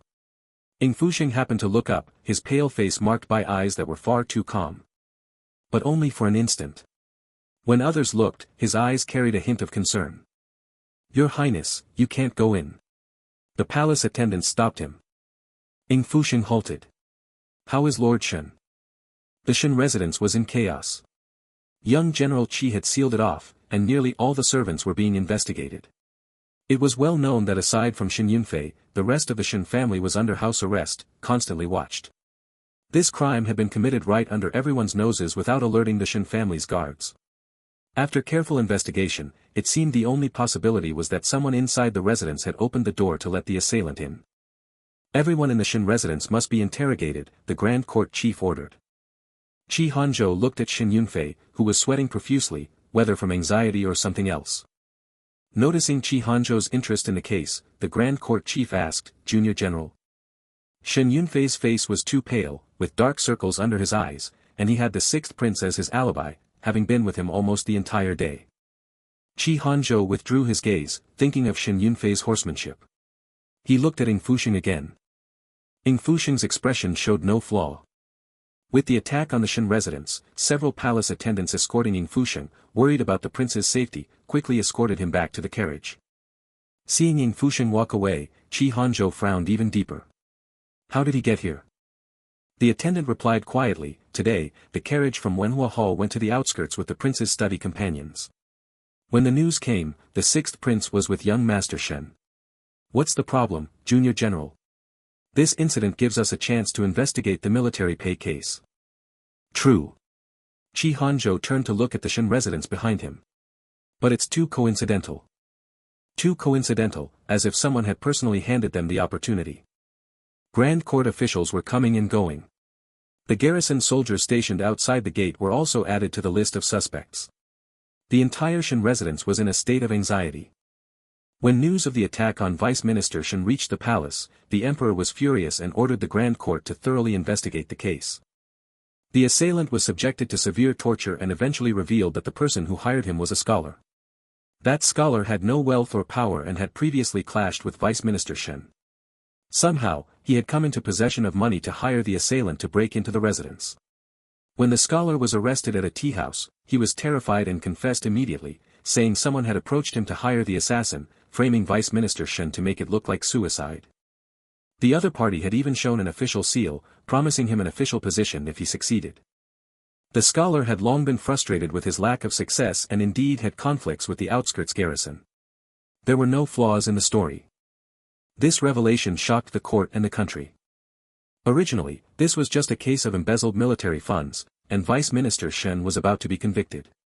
Now, with the revelation of a murder-for-hire plot, it was clear there was a real mastermind behind it. Following this lead, after the Shen residence was sealed off that day, Junior General Qi actually found 2 suspicious spies in the inner quarters of the residence. As soon as they were discovered, they took poison and killed themselves, leaving no answers but causing great alarm. Someone had planted spies in the Shen residence and wanted to kill Vice Minister Shen to make it look like suicide, desperately trying to close the military pay case. The emperor was furious in court, and since General Chen was involved and a loyal minister had been framed, the case was immediately handed over to the embroidered uniform guard for a thorough investigation of everything inside and outside the Shen residence. The captured assailant and scholar became the only breakthrough, and suddenly the 2 major factions in court were busy shifting blame. Shen Yunfei never expected that in just a few short days, the situation for the Shen family would turn around completely after the assassination attempt. That day, when he entered the study and saw the bloody wound on his father's waist, he was terrified. But the 6th prince had told him not to inform his father beforehand, letting events unfold naturally for the most authenticity. The 6th prince had detailed everything, from the tea house to the tavern, including the candidates, and the stringent conditions had actually allowed him to find suitable people and successfully hire the assassins. But how did the 6th prince know in advance that such suitable candidates existed? How did he know the exact time of the garrison shift change, enabling Shen Yunfei to open a small path for the assailant to enter the residence? These questions had no answers. He had merely followed what seemed like a flawed plan of hiring assassins, yet it succeeded, and he even helped Junior General Qi uncover the spies in the residence. When he heard his father had regained consciousness, he rushed over, only to be met with a furious reprimand upon entering the room. "Father!" Shen Yunfei knelt. Vice Minister Shen told him to stand. Where others couldn't see the connections, he understood them. He also knew that his son was not capable of such a meticulous plan. "This wasn't your idea. Who taught you to do this? Hiring assassins, deceiving the emperor, how dare you?" "It was the 6th prince. He said this was the only way to save you." Shen Yunfei knew how audacious this was. Seeing his father's wound worsen from agitation, he quickly defended the 6th prince. "I begged the 6th prince for help. He said hiring assassins would create an opportunity for the Shen family." "The 6th prince? Ning family?" Vice Minister Shen rested his hand on the edge of the bed. Hearing Ying Fusheng's plan from his son, his aged face seemed to gain a bit of color. He recalled the half-faced glimpse of the 6th prince at the palace banquet, remembering his sincere words and the subsequent rise of Vice Minister Ning in court. The Shen and Ning families had never interacted, and Vice Minister Ning had always avoided him. There was no way the Ning family would help him. "Tell me in detail." Hearing this, Shen Yunfei quickly laid out all the arrangements taught to him by the 6th prince. How did the 6th prince know about these people? Vice Minister Shen found it hard to believe. Even he had never noticed these things. Wasn't the 6th prince just a child? Shen Yunfei didn't know. Having him hire assassins to kill his own father was already an act of defiance against heaven. The stringent conditions set by the 6th prince had actually led to suitable candidates. Over the past few days, the Grand Court had investigated repeatedly, and Shen Yunfei felt on the verge of being exposed. Yet it hadn't happened. Instead, the investigation into the assailant and the scholar had uncovered many shady deeds. He said, "The 6th prince said that if you wake up, you must read this letter." Vice Minister Shen was dazed. Trembling, he opened the letter from Ying Fusheng and read it with great care. However, after finishing it, his hands wouldn't stop shaking, and he immediately ordered Shen Yunfei to burn it completely. "So that's how it is. So that's how it is." He looked several years older. When the secret letter had burned away, he said, "Yunfei, the 6th prince's actions have shown kindness to our Shen family. Help me up, I must enter the palace to see his majesty." Vice Minister Shen was awake for half a day. Ignoring his injuries, he entered the palace that very night to see his majesty, saying he had important matters to report. When the news reached the Eastern Palace, the Crown Prince was so frightened that he knocked over his teacup and hastily asked, "Really? It's true?" The eunuch knelt. "His Majesty has ordered the embroidered uniform guard to thoroughly investigate everything related to the Shen family. Your Highness, will the tricks we did at the drill ground be discovered?" The Crown Prince looked tense. The horse-spooking incident at the drill ground was indeed his design. He absolutely could not allow Shen Yunfei to become his study companion. For that purpose, he had mobilized part of the Xu family's influence, waiting only for the military funds case to conclude, and everything would be seamless. But then Vice Minister Shen was attacked. The accident, involving Shen Yunfei would very likely be dug up and reinvestigated. No, this must not be discovered. If his imperial father finds out, it will be the end of me. The Crown Prince paced back and forth, growing more alarmed the more he thought. Over at the embroidered uniform guard, how far have they gotten? They are still interrogating the scholar, and the scholar can no longer be made to confess. But his words about the official seal implicate some court officials. The ministers in charge of the imperial examinations are likely to get burned, said the eunuch. This hiring of assassins was too coincidental. It is very likely that someone wants the military funds case to involve those ministers. The Crown Prince no longer had the heart to listen to this. He did not care what happened to those people, his maternal grandfather would handle it anyway. What he worried about was the drill ground. No, we have to think of something. Chapter 16. Chapter 16. No one knew what Vice Minister Shen said when he entered the palace to see the emperor. However, after Vice Minister Shen left, the emperor immediately summoned the officials of the 3 judicial offices to the palace, and the candles burned until midnight. The Northern Frontier Army returned to the court in triumph, and the emperor issued a general amnesty. The military pay case, which had nearly been settled, was stirred into a massive uproar by the assassination of Vice Minister Shen, catching everyone by surprise. First, several chief examiners responsible for the imperial examinations were investigated, then irregularities were discovered in the garrisons on the outskirts of the capital. In an instant, countless officials were implicated. Nobles and scholar officials attacked each other, all eager to shirk responsibility. At court, the emperor sat high on his throne, his gaze icy as he looked at the civil and military officials. He threw down all the memorials, a military pay case, murder of a court official, bribery of officials, corruption in the suburban garrisons, how much more don't I know? At his words, all officials prostrated themselves silently. The emperor's gaze was stern as he swept over the officials, finally resting on the leading military officer. The border cannot be left unguarded even for a day. The Qi family army was about to set out for the northern frontier. The military pay case concerned the border soldiers and, if unresolved, would be hard to calm the army's morale. He glanced past Qi Shen and finally settled on Qi Hanzhou. Qi Hanzhou. The young man, 14 or 15, had already grown tall. Standing in court with his father, he showed no sign of being intimidated. He raised his head upon hearing his name. I am here. The emperor said, this case is to be handled by the Grand Court of Judicial Review, assisted by the embroidered uniform guard. You will serve as supervisor and get to the bottom of this. At these words, everyone's eyes turned to Qi Hanzhou. The Qi family was the emperor's most trusted entity. This case involved the border. With the Qi family overseeing it, this matter would not be settled easily. The emperor dismissed the court, and the officials left the hall. Outside the hall, the chief minister of the Grand Court stopped Qi Hanzhou. Junior General, wait. How should we proceed with this case? Keep the 2 suspects under strict watch, and audit the Ministry of War's recent account books, Qi Hanzhou said. The chief minister's expression tightened. Before he could ask further, Qi Hanzhou had already walked away.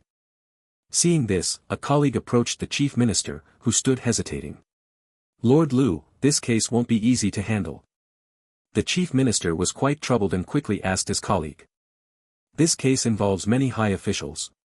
Lord Liu must be careful in handling it. Especially do not slight young General Qi, said the colleague, looking at Qi Hanzhou's distant figure. The Qi family army is heading back north soon. His Majesty's move is likely to keep that one in the capital. At the palace gate, Qi Hanzhou stopped. The deputy general had already rushed over and handed him a secret letter. As per the junior general's orders, the assassin and the scholar had no connection in daily life, yet the hirer happened to choose both of them. The assassin frequented lavish taverns and had served wine to several nobles in the capital. The scholar frequented tea-houses, gathering places for scholar officials. Given the buying and selling of official positions, it's plausible. The real hirer knew the inner workings of the nobles and also knew about the undercurrent of official position trading in the court. Qi Hanzhou folded the secret letter, his gaze lingering on the palace walls. He was just riding the tide, stirring up this muddy water. The deputy general paused, stunned. Then was the horse accident at the training ground also his doing? Not necessarily. The methods differ. Qi Hanzhou frowned. Evidence of Vice Minister Shen's guilt is hard to come by. The scholar and the assassin are worthless. This isn't something for father and me to worry about, nor is it what His Majesty wants. The deputy general hesitated, growing more alarmed. Junior General, you are thinking. Qi Hanzhou mounted his horse, his gaze settling on the distant streets of the capital. Where do you think the military pay the Qi family has searched high and low for could be? At court, everyone was on edge. The inner palace was silent. Shen Yunfei didn't enter the palace to see Ying Fusheng until 3 days later. When he arrived, Ying Fusheng was taking his medicine. The medicine Chu Tai prescribed had become a daily necessity for Ying Fusheng. After a period of recuperation, his complexion was no longer so pale, and he looked a bit more lively. Thinking of recent court events and his father's instructions, Shen Yunfei looked at the young, frail prince before him, not daring to show any disrespect. After the attendants had been dismissed, he bent his knees and knelt. But just as he was about to kneel, the attendant song and stopped him and quickly helped him up. Master Shen. Thank you, Your Highness, for saving my Shen family. Shen Yunfei said each word solemnly. Ying Fusheng saw that his expression had improved and set down the medicine bowl. It was Vice Minister Shen who went to see His Majesty and pleaded for the Shen family, thereby earning a chance to survive. Shen Yunfei gritted his teeth. But if his father hadn't been injured and the assassination case hadn't stirred up trouble, His Majesty would not have granted his father an audience. He didn't know what was in that letter, but he knew that thanks to the sixth prince's help, the Shen family had a moment to breathe. This was beyond doubt. You came into the palace. Many eyes are watching. Ying Fusheng looked at him. On the surface, we're just a prince and his companion. Song An said, Master Shen, please stand. Shen Yunfei hesitated, then finally stood. On the desk lay the 4 books and 5 classics, sent by the Empress Dowager for Ying Fusheng's studies. Ying Fusheng opened a book. The Qi family has its eyes on you. Shen Yunfei was startled. Ever since his father's incident, the suburban garrisons outside his gate had been replaced by Qi family soldiers, and His Majesty had ordered the junior general Qi to be the supervisor. How does Your Highness know? The military pay case involved many parties. Ying Fusheng deduced a few things from the details of his previous life. No doubt, Vice Minister Shen was a sacrifice in the factional struggle. In his previous life, it took Shen Yunfei and the Qi family years to overturn the case, and the long time caused the evidence to decay. But at this moment, right after the military pay case erupted, some evidence had not been risked to destroy. Everyone was waiting for the Shen family to be convicted to cover up the truth. His father had kept the Shen family, even giving Shen Yunfei the chance to enter the palace, just to find the whereabouts of that military pay and the real corrupt elements within. Able to sit in the position of vice minister amid the struggles of nobles and scholar officials, Vice Minister Shen Changsuan was not a fool. Otherwise, how else did Shen Yunfei later get clues to pin down the crown prince's faction in his previous life? Who was eager to distance themselves at this time? Who had communicated with Vice Minister Shen in the military pay case? Only the Shen family could think through such intricacies. The reason the military pay case was so hard to investigate in his previous life was, first, because it had dragged on too long, and second, because of its complexity and Vice Minister Shen's death. Now the timing was right. Vice Minister Shen Changsuan was protected by the Qi family. So why couldn't it be investigated? The Qi family are upright officials. If there is anyone who hates the masterminds of the military pay case even more than your Shen family, it is the Qi family army on the northern frontier. Ying Fusheng opened the scroll, the incense on the desk slowly wafting. He spoke calmly. Vice Minister Shen's audience with His Majesty was the first step. The Qi family's supervision was the second. If you want to truly turn the tide, a third step is needed. Evidence of the Shen family's innocence. Shen Yunfei laughed bitterly. If we had evidence, we wouldn't have been unable to defend ourselves. Who said it has to be evidence from the Shen family? It is not your Shen family investigating the case, but the Grand Court of Judicial Review, the Qi family, and the Imperial House. Ying Fusheng raised his eyes, looking at Shen Yunfei, who had yet to see his future glory. Someone wants to harm your Shen family. If it were me, I would have cleared the evidence long ago. Since they made the Shen family the scapegoat, why would they give you a chance to turn things around? But evidence can also be stolen goods. Shen Yunfei's heart shook. You mean the whereabouts of the military pay? But His Majesty has ordered searches for so long. The prince sat calmly, as if the turbulent court and country had nothing to do with him. But Shen Yunfei knew well that the cause of it all was that simple hired assassination. Yet this matter had stirred up the political factions in the capital, giving the Shen family a chance to breathe. The reason the military pay case erupted was that this batch of military pay had been secretly replaced, delaying military operations. The Shen family indeed had no evidence to prove their innocence, but if they could find the military pay, it would be different. Such a large amount of military pay could not be easily moved by the hider. Once found, it would expose the real culprit. Shen Yunfei suddenly understood the key point, and also understood why his father had hurried to the palace that night.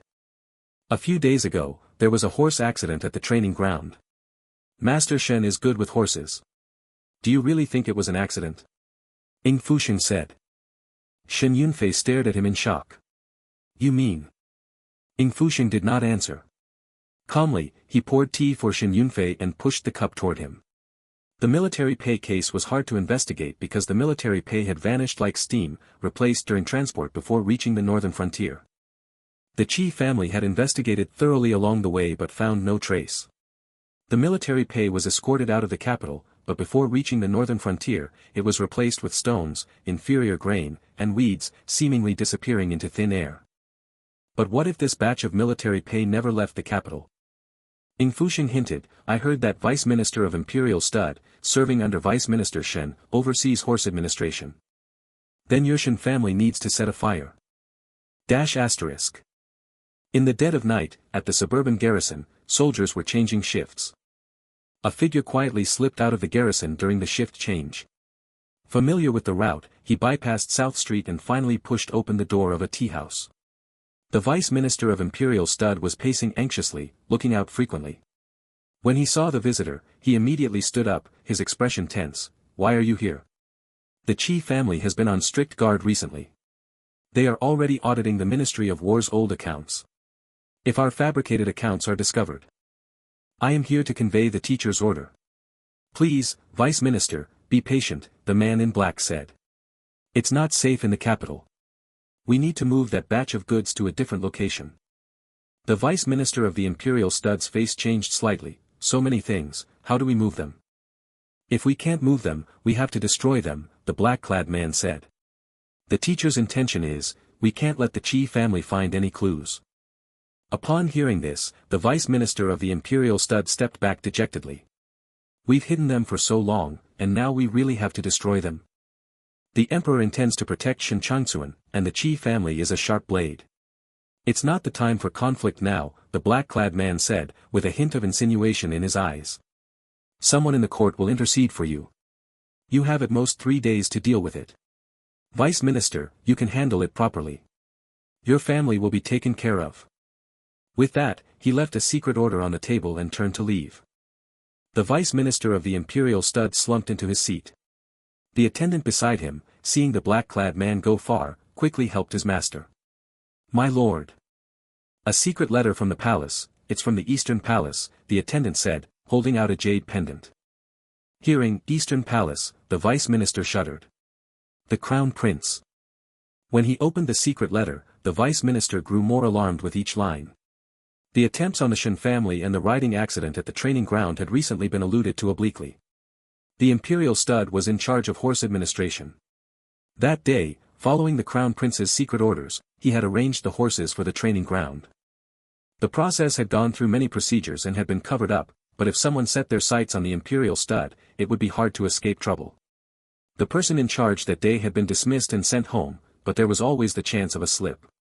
If the embroidered uniform guard found out about the Imperial Stud, the problem would be enormous. That lord didn't know about this yet. He had to clean it up quickly. Let's go to the stables. The Imperial Stud maintained dedicated stables scattered around the capital. Just as the Minister of the Imperial Stud walked out of the tea house, he heard something and looked up to see thick smoke in the distance. His face turned pale with alarm. Late at night, the Qi family army, stationed on the outskirts of the capital, surrounded the Imperial Stud in an instant, startling the stewards from their sleep. The embroidered uniform guard was also acting in secret, and within less than an hour, they had surrounded the residence of the Minister of the Imperial Stud. Qi Hanzhou was followed by the head of the Court of Judicial Review, who was almost pale with fear, as the embroidered uniformed guard entered to conduct a thorough search. The minister of the Imperial Stud, along with other officials, was all trapped. Some who tried to flee overnight were intercepted. Qi Hanzhou handed the rest to the embroidered uniformed guard. "Where is the vice minister of the Imperial Stud?" "Not at his residence," a messenger reported. Qi Hanzhou frowned, then thought of something. "Search all the Imperial Stud stables around the capital." "Bad news, Junior General." A cavalryman came galloping from afar. "The Imperial Stud stable in the capital is on fire." Surprise flickered in Qi Hanzhou's eyes. He tugged the reins and ordered his men to extinguish the fire. The Deputy General had control over the Imperial Stud's personnel. They had been operating undercover tonight without any information leaking out. But just as they had taken control of the Imperial Stud, a fire broke out, far too coincidental. You had the head of the Court of Judicial Review go to check the Ministry of War's accounts. Tonight, the Vice Minister of the Imperial Stud disappeared, and a stable caught fire. Someone is watching us. Qi Hanzhou tugged the reins. That fire wasn't set by their men. If they wanted to burn something, they'd burn the Ministry of War's treasury. Setting fire to the treasury would destroy all evidence, making the accounts impossible to trace. But burning an unrelated stable would only put the Ministry of War and Imperial Stud under suspicion. Then this, the Deputy General was startled. Qi Hanzhou spurred his horse toward the outskirts. Someone acted first. In the night, many garrisons in the capital were roused. The Imperial Stud stable caught fire, and the blaze was fierce and far-reaching. The Forbidden Army and the Qi family army acted almost simultaneously. A great fire lit up the distant capital, but fortunately it was discovered in time and contained before it could spread to the surroundings. This commotion alarmed the imperial city. The embroidered uniform guard reported to the palace that night, and the Qianqing palace lamps were lit. Song'an, while attending to Ying Fusheng, noticed that the prince was in noticeably better spirits today. He had taken his morning medicine early. When the master and his servant arrived at the Wenhua Hall, the other students were already there. Shen Yunfei sat distractedly in his seat, only rising to bow when he saw Ying Fusheng. "The crown prince is here." Ying Fusheng looked up and saw the crown prince entering from outside. As he entered, the crown prince's gaze lingered on Shen Yunfei, then shifted to land heavily on Ying Fusheng. Ying Fusheng, as if not seeing the hostility in the crown prince's eyes, greeted him according to protocol, "Greetings, imperial brother." The crown prince turned and left, not even bothering to put on his usual gentle facade. Many people surrounded the crown prince. Ying Fusheng rarely attended the Wenhua Hall, he had only recently started coming more often as his health improved. Those present knew the difference between a crown prince and a prince. Seeing the crown prince show hostility toward Ying Fusheng, they quickly kept their distance. Only the seventh prince leaned slightly toward Ying Fusheng. He still remembered the training ground incident and felt a bit of goodwill toward this usually gloomy sixth imperial brother. Whispers in the hall only stopped when the Grand Tutor arrived, but today the Wenhua Hall was destined to be different from usual. After 2 hours of reading, Eunuch Rong, the eunuch attending the emperor, personally came to summon the crown prince and the sixth prince. The emperor rarely came to the Wenhua Hall to examine the prince's studies, so this visit was clearly intentional. The crown prince thought about his recent lessons. When he saw Ying Fusheng accompanying him, a shadow fell across his eyes. If the training ground incident had succeeded, Shen Yunfei would never have become a companion, let alone enter the palace.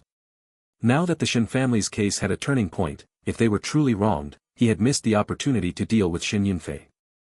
In the rear hall of the Wenhua Hall, the emperor sat at the high seat, with the Grand Tutor beside him.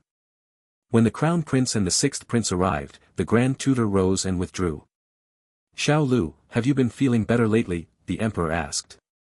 Ying Fusheng replied, "Thank you for your concern, father. I am much better now." The emperor nodded slightly, then looked at the crown prince with a colder expression. "How have your studies been lately, crown prince?" "Reporting to father, I haven't dared to slack off." The tasks the Grand Tutor assigned were completed the day before yesterday, the crown prince narrated at length, detailing what he had learned recently from reading. The emperor's expression remained unchanged. When the crown prince finished, he said, "And what else?" The crown prince was taken aback. He saw a coldness in his father's expression. This change made him a little flustered. He had no issues with his studies and had even been praised by the Grand Tutor. He was forced to answer, recently, I've been focusing on my studies, and I also wrote 2 essays. Only focusing on studies, the emperor said in a stern voice. The crown prince didn't understand. In the next moment, the emperor threw a jade pendant to the floor, shattering it. Ying Fusheng's gaze shifted slightly, then landed on the now cracked jade pendant. He raised an eyebrow just slightly. As soon as the jade pendant appeared, the crown prince's face turned pale. The emperor's expression was already angry. Then how do you explain this jade pendant of yours? Chapter 17. Chapter 17. Upon hearing this, the crown prince panicked immediately. The jade pendant was something he had instructed the vice minister of imperial stud to dispose of yesterday. It was already a matter of the past and should have been handled properly. Why had it ended up in the emperor's hands? Your son lost the jade a few days ago and has been unable to find it. Can a jade pendant be lost outside the palace? The emperor questioned. At this, the crown prince was at a loss, murmuring, your son does not know.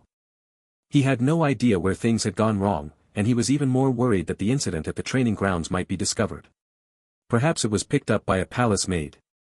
But the emperor's expression was cold, clearly unsatisfied with the crown prince's answer. Last night, the outskirts of the capital caught fire, and the blaze spread to the imperial stud stables. The crown prince was utterly flustered. He hadn't known about the fire in the capital's outskirts and had received no news. This jade should have been with the vice minister of imperial stud. What exactly had happened? He dared not speculate further, nor did he know how much the emperor had learned. His mind was in chaos, and he didn't dare raise his eyes. Out of the corner of his vision, he caught sight of Ying Fusheng standing nearby, and it seemed he saw a flash of mockery in the other's eyes. That look was undisguised, and the crown prince's temper flared instantly. Nothing had gone well since the Wangyue pavilion incident. His credit at the palace banquet had been stolen, and Shen Yunfei, whom he despised, had become his study companion. Ever since encountering Ying Fusheng, everything had seemed to go off the rails. If only this person didn't exist. Father, there might be a misunderstanding regarding the jade pendant, Ying Fusheng took the initiative to explain. The emperor glanced at the silent crown prince, then at Ying Fusheng who was defending him.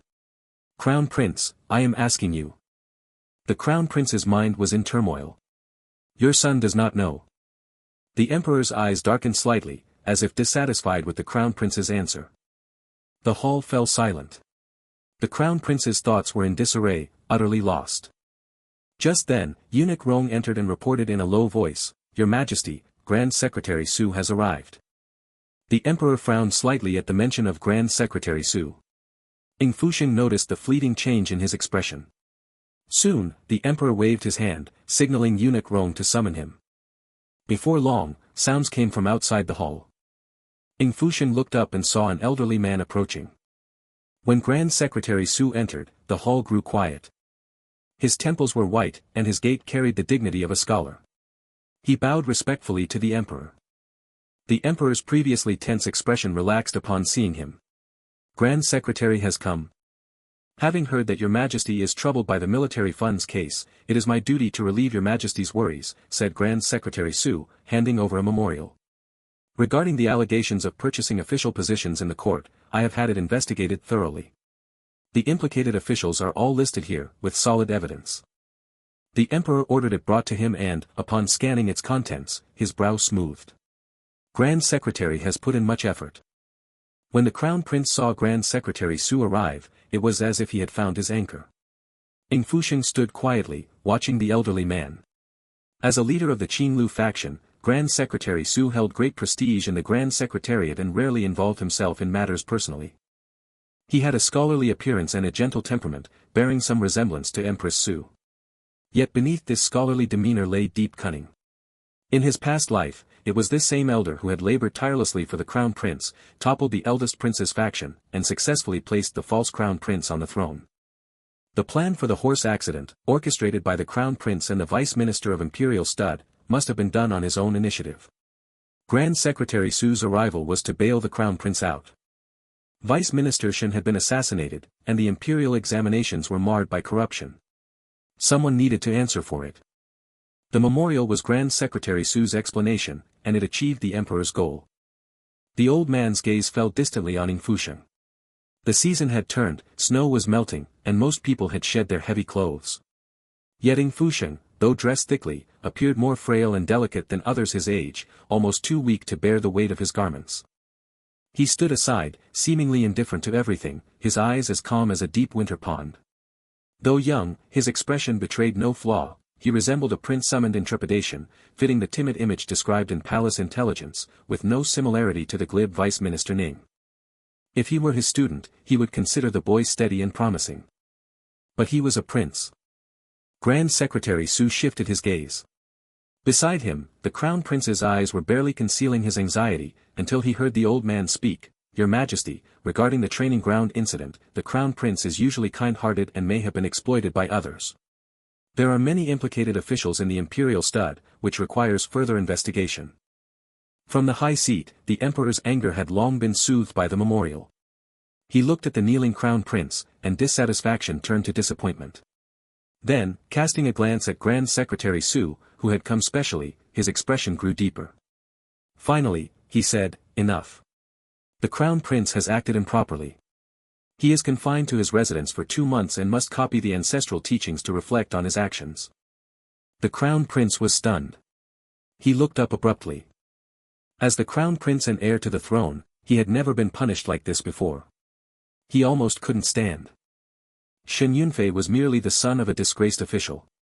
But the Emperor had no more words for him. He waved his hand and left directly. Ying Fusheng made a slight bow to Grand Secretary Xu and also exited the hall. A 2-month confinement should give the Crown Prince time to think. Grand Secretary Xu said, you have been rash and acted on your own. Your mother, the Empress, is worried. The Crown Prince was unwilling to accept it. Grandfather, I. Grand Secretary Xu bowed and took his leave, leaving the Crown Prince alone in the hall. As he came out, a palace maidservant was waiting with a bow. Grand Secretary Xu did not turn to look at her, his gaze lingered on the distant figure walking away. He spoke softly, go tell the Empress that the Crown Prince is safe for now. But from now on, his words and actions must be careful. The Emperor's mind is unpredictable, and it's best not to get involved in this muddy water. The maidservant respectfully acknowledged, and Grand Secretary Xu had already left the Wenhua side hall. In the Wenhua hall, classes had ended for the day. The Crown Prince and the 6th Prince had been summoned away. Shen Yunfei was genuinely nervous. Knowing the inside story, he was aware that the 6th Prince had been helping the Shen family. He feared that the 6th Prince might be implicated for helping them, until he saw Ying Fusheng approaching from afar, only then did he relax. But as he drew near, he saw Ying Fusheng pause, his gaze falling on the distant path. The Emperor's procession had long since disappeared, and only a few palace maids were moving about. He didn't understand what the prince was looking at. Your Highness. Ying Fusheng came back to reality and turned around, his eyes narrowing as he glanced at the side hall. Palace maids bustled about, and the elderly man who had come specifically to the Wenhua hall was no longer visible. But he knew that his presence in the same room as the Emperor had surely been noticed by many. Ying Fusheng withdrew his gaze slightly. The Xu family had responded quickly. The current Crown Prince was still young, and his flaws in conduct were easily exposed. But the truly difficult opponent was not the Crown Prince at this stage, it was the vast web of power behind him. Grand Secretary Xu. In his past life, he had dealt with this grandfather more than once and knew the plans he had laid for the Crown Prince. This old man, who had disciples all over the realm, had devoted immense effort to the Crown Prince. It could be said that he had orchestrated everything for him and built his power base in later years. In his past life, when he had learned of his own identity, he had sought help from this renowned grandfather, but his letter of appeal had sunk like a stone, and all he received was a message from the old man's secret guard. The prince is weak and incompetent, and his frail body cannot bear great responsibilities. When he died in his past life, his grandfather had already become a 3-dynasty elder, a minister who had plotted for the world, and a trusted advisor to the new emperor. The Xu family had chosen the new emperor, which meant they were strangers to him. Your Highness, Shen Yunfei called again. Ying Fusheng snapped back to reality. As he steadied himself, the spring snow was melting before his eyes, not the barren land of the cold palace. School is over. Why have you come looking for me? Grand Tutor dismissed class. Did His Majesty give your Highness any trouble? Shen Yunfei asked nervously. Ying Fusheng tilted his head, puzzled by the question. You should be asking me about the Shen family. The Qi family already knows about last night's fire. Shen Yunfei tensed up at the mention of the Qi family. He had barely set the fire the night before when he heard the commotion from the Qi family army. Almost simultaneously, the Qi family took note of the imperial stud. Had it not been for the sixth prince's reminder to leave an escape route, he would not have managed to slip out of Qi Hanzhou's secret defenses. Was I discovered by young General Qi? Hearing Shen Yunfei treat Qi Hanzhou like a formidable enemy, Ying Fusheng's expression remained natural, and he said with a light laugh, he has a nose like a wolf, hard to guard against. The other point I mentioned is simply to let the Qi family know that someone set the fire, and someone also intended to save your Shen family. That's all, no need to dig deeper. Shen Yunfei looked at the sixth prince before him, whose stature was smaller than his own. At the start of the new year, once his birthday passed, the sixth prince would only be 11. Yet the sixth prince showed none of the innocence of youth. Even his father spoke of Qi Hanzhou with trepidation, but in the eyes of the sixth prince, he appeared to have a deep understanding of Qi Hanzhou, even using an analogy like a wolf's nose. That was the young general of the Qi family, who could charge on horseback and take the head of an enemy commander. Ying Fusheng looked at him. What are you thinking? His thoughts seen through, Shen Yunfei was about to explain, but Ying Fusheng was not interested in what he thought. He looked into the distance, where a furtive palace servant was retreating, and said briefly, the military pay case has results. In the next few days, we should not meet again. Shen Yunfei sensed the distance in his words, but he also knew that they should keep their distance now. He had no choice but to take his leave. As he left, he noticed the eunuch by the sixth prince's side exchanging his hand warmer, and he was momentarily distracted. Was he really that frail? After the people in the Hall of Literary Brilliance dispersed, Song packed up and replaced the prince's hand warmer, saying in a low voice, Bai Zhu just came by. With palace servants from various palaces coming and going outside the Hall of Literary Brilliance, it was easy for spies to mix in. When His Majesty arrived, the consort spies were all there. Matters involving the emperor and the crown prince would spread faster than anticipated. The news of the crown prince's punishment will spread quickly. Ying Fusheng held the hand warmer, his gaze fixed on it as he rubbed it, feeling the heat inch by inch seep into his fingertips, relieving some of the chill in his body. After a pause, he spoke again, his tone growing colder, you haven't sent a message to Weiyang Palace for a long time. She can endure for a month or two, but she cannot bear this one thing. Remember to bring her some calming incense when you go. Song An's expression tightened upon hearing this, and seeing the cold look in the prince's eyes, he said, this servant will go at once. Within 3/4 of an hour, news of the crown prince's punishment had spread throughout the imperial city, with rumors surging through the palace corridors. Not much information leaked, the reason for the crown prince's punishment was unknown. But those who had eavesdropped said that the emperor was furious and even smashed the crown prince's jade pendant. The crown prince had been deeply favored by His Majesty since being appointed heir, and had never received such severe punishment. This heavy penalty was a rare sight in the eyes of many. Meanwhile, compared to the crown prince's severe punishment, Cining Palace received a special gift of nourishing pills from the emperor, who, mindful of the sixth prince's frail health, specially bestowed the pills upon him. As the rewards and punishments spread, everyone gossiped. But soon, another major case completely disrupted the capital. 2 days after the fire in the capital outskirts, the military pay case that had shaken the court and the country revealed astonishing news. The imperial guards discovered a large amount of unallocated grain hidden among the storage in the burnt imperial stables, a large portion of which was burned. Some grain bags were torn open by the fire, exposing the contents. These grains were used as cover. The most shocking finding came after the cleanup, a small portion of official silver was found buried beneath the stables. That was the unpaid military pay, hidden in the stables for who knows how long. Had it not been for the fire, no one would have known the silver was concealed there. The Vice Minister of Imperial Stud, fearing guilt, committed suicide in the street, and the officials involved were all detained. It should be noted that finding official silver in the Imperial Stud was normal, as the place saw carriages coming and going from all over the country, handling countless shipments of grain and pay daily. But when the unallocated grain and official silver surfaced, Inspector Qi Hanzhou ordered a thorough investigation of the Imperial Stud and all subordinate departments.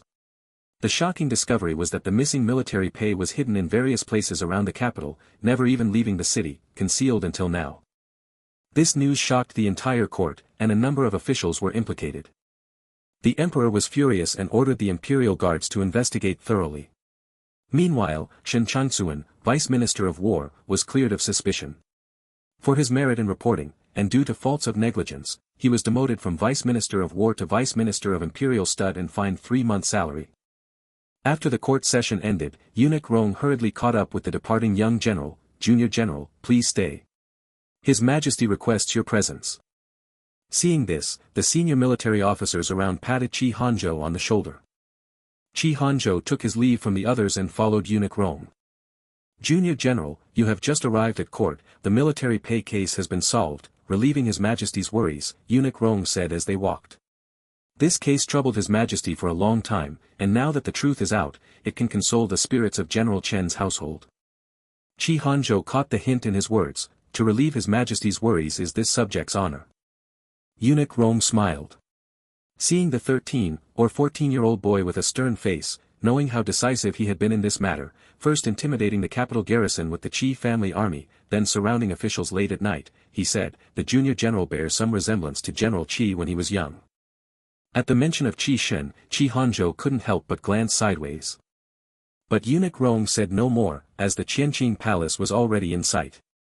Inside the palace, the emperor still wore his court robes. Several memorials were spread open on the desk before him. "Hanzhou, you're here." Qi Hanzhou had grown tall, but at his young age, his face had lost its childishness. The emperor had watched him grow up, and now seeing him like this, there was relief in his eyes. "Your father will set off back to the border in a few days. The war has ceased, and you handled the military pay case well. I discussed it with your father, the position of deputy commander of the Imperial Guard is temporarily vacant. I'll keep you here to gain experience." The emperor's tone was gentle, treating Qi Hanzhou like the son of a friend. When Qi Hanzhou remained silent, he chuckled, "What? Still want to go back to the northern border?" Qi Hanzhou hesitated. "Your subject. You grew up with your father." Chapter 18. Chapter 18. In early spring, the shrine for the fallen soldiers was erected, and the Qi family army set off back to the northern frontier. The emperor hosted a farewell banquet, appointing General Qi Shen as the commander of the northern frontier, seeing off tens of thousands of border troops. The shrine for the fallen soldiers was built near the Temple of National Protection. By the emperor's great grace, led by the Empress Dowager, a host of concubines, princes, and ministers' families were to go to the Temple of National Protection to pray for blessings and peace, guiding the countless heroic spirits home.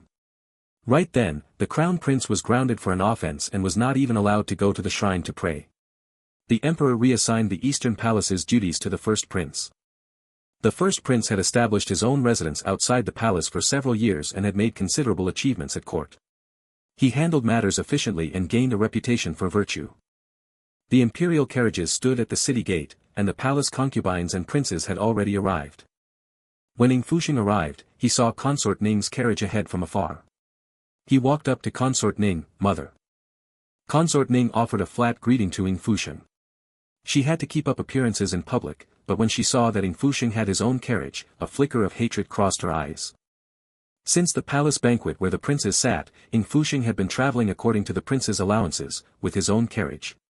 Her own son, on the other hand, was grounded for a minor mistake and couldn't even leave for such a major event as the prayer. Consort Ning dug her nails into her palm, sneaking glances at Empress Xu's carriage, and only when she confirmed there was no carriage from the Eastern Palace did she finally let it go. She turned and boarded the carriage, leaving Ying Fusheng standing there alone. Many nearby were watching. Bai Zhu, her maid, said, "The consort has been restless and unwell lately. Your Highness spends most of his time in Cining Palace, so you two have grown apart." Then she added, "It's cold, Your Highness. Don't catch a cold. Please go back." Her words were a veiled accusation that Ying Fusheng lacked filial piety. The onlookers, seeing the sixth prince standing in front of the carriage, muttered under their breath. Ying Fusheng lowered his eyes slightly, as the carriage curtain had already dropped. "What's up with Consort Ning? The sixth prince has been in Cining Palace for so long, and I heard Consort Ning has been sick for days." It was widely known in the palace that the sixth prince was convalescing in Cining Palace. Now, as the surrounding people looked over at the sixth prince, the rumors seemed to be true. Low whispers circulated, while the sixth prince, after offering his respects before the carriage, showed a flicker of fatigue crossed his pale face. He paused for a moment, then turned back to the prince's carriage.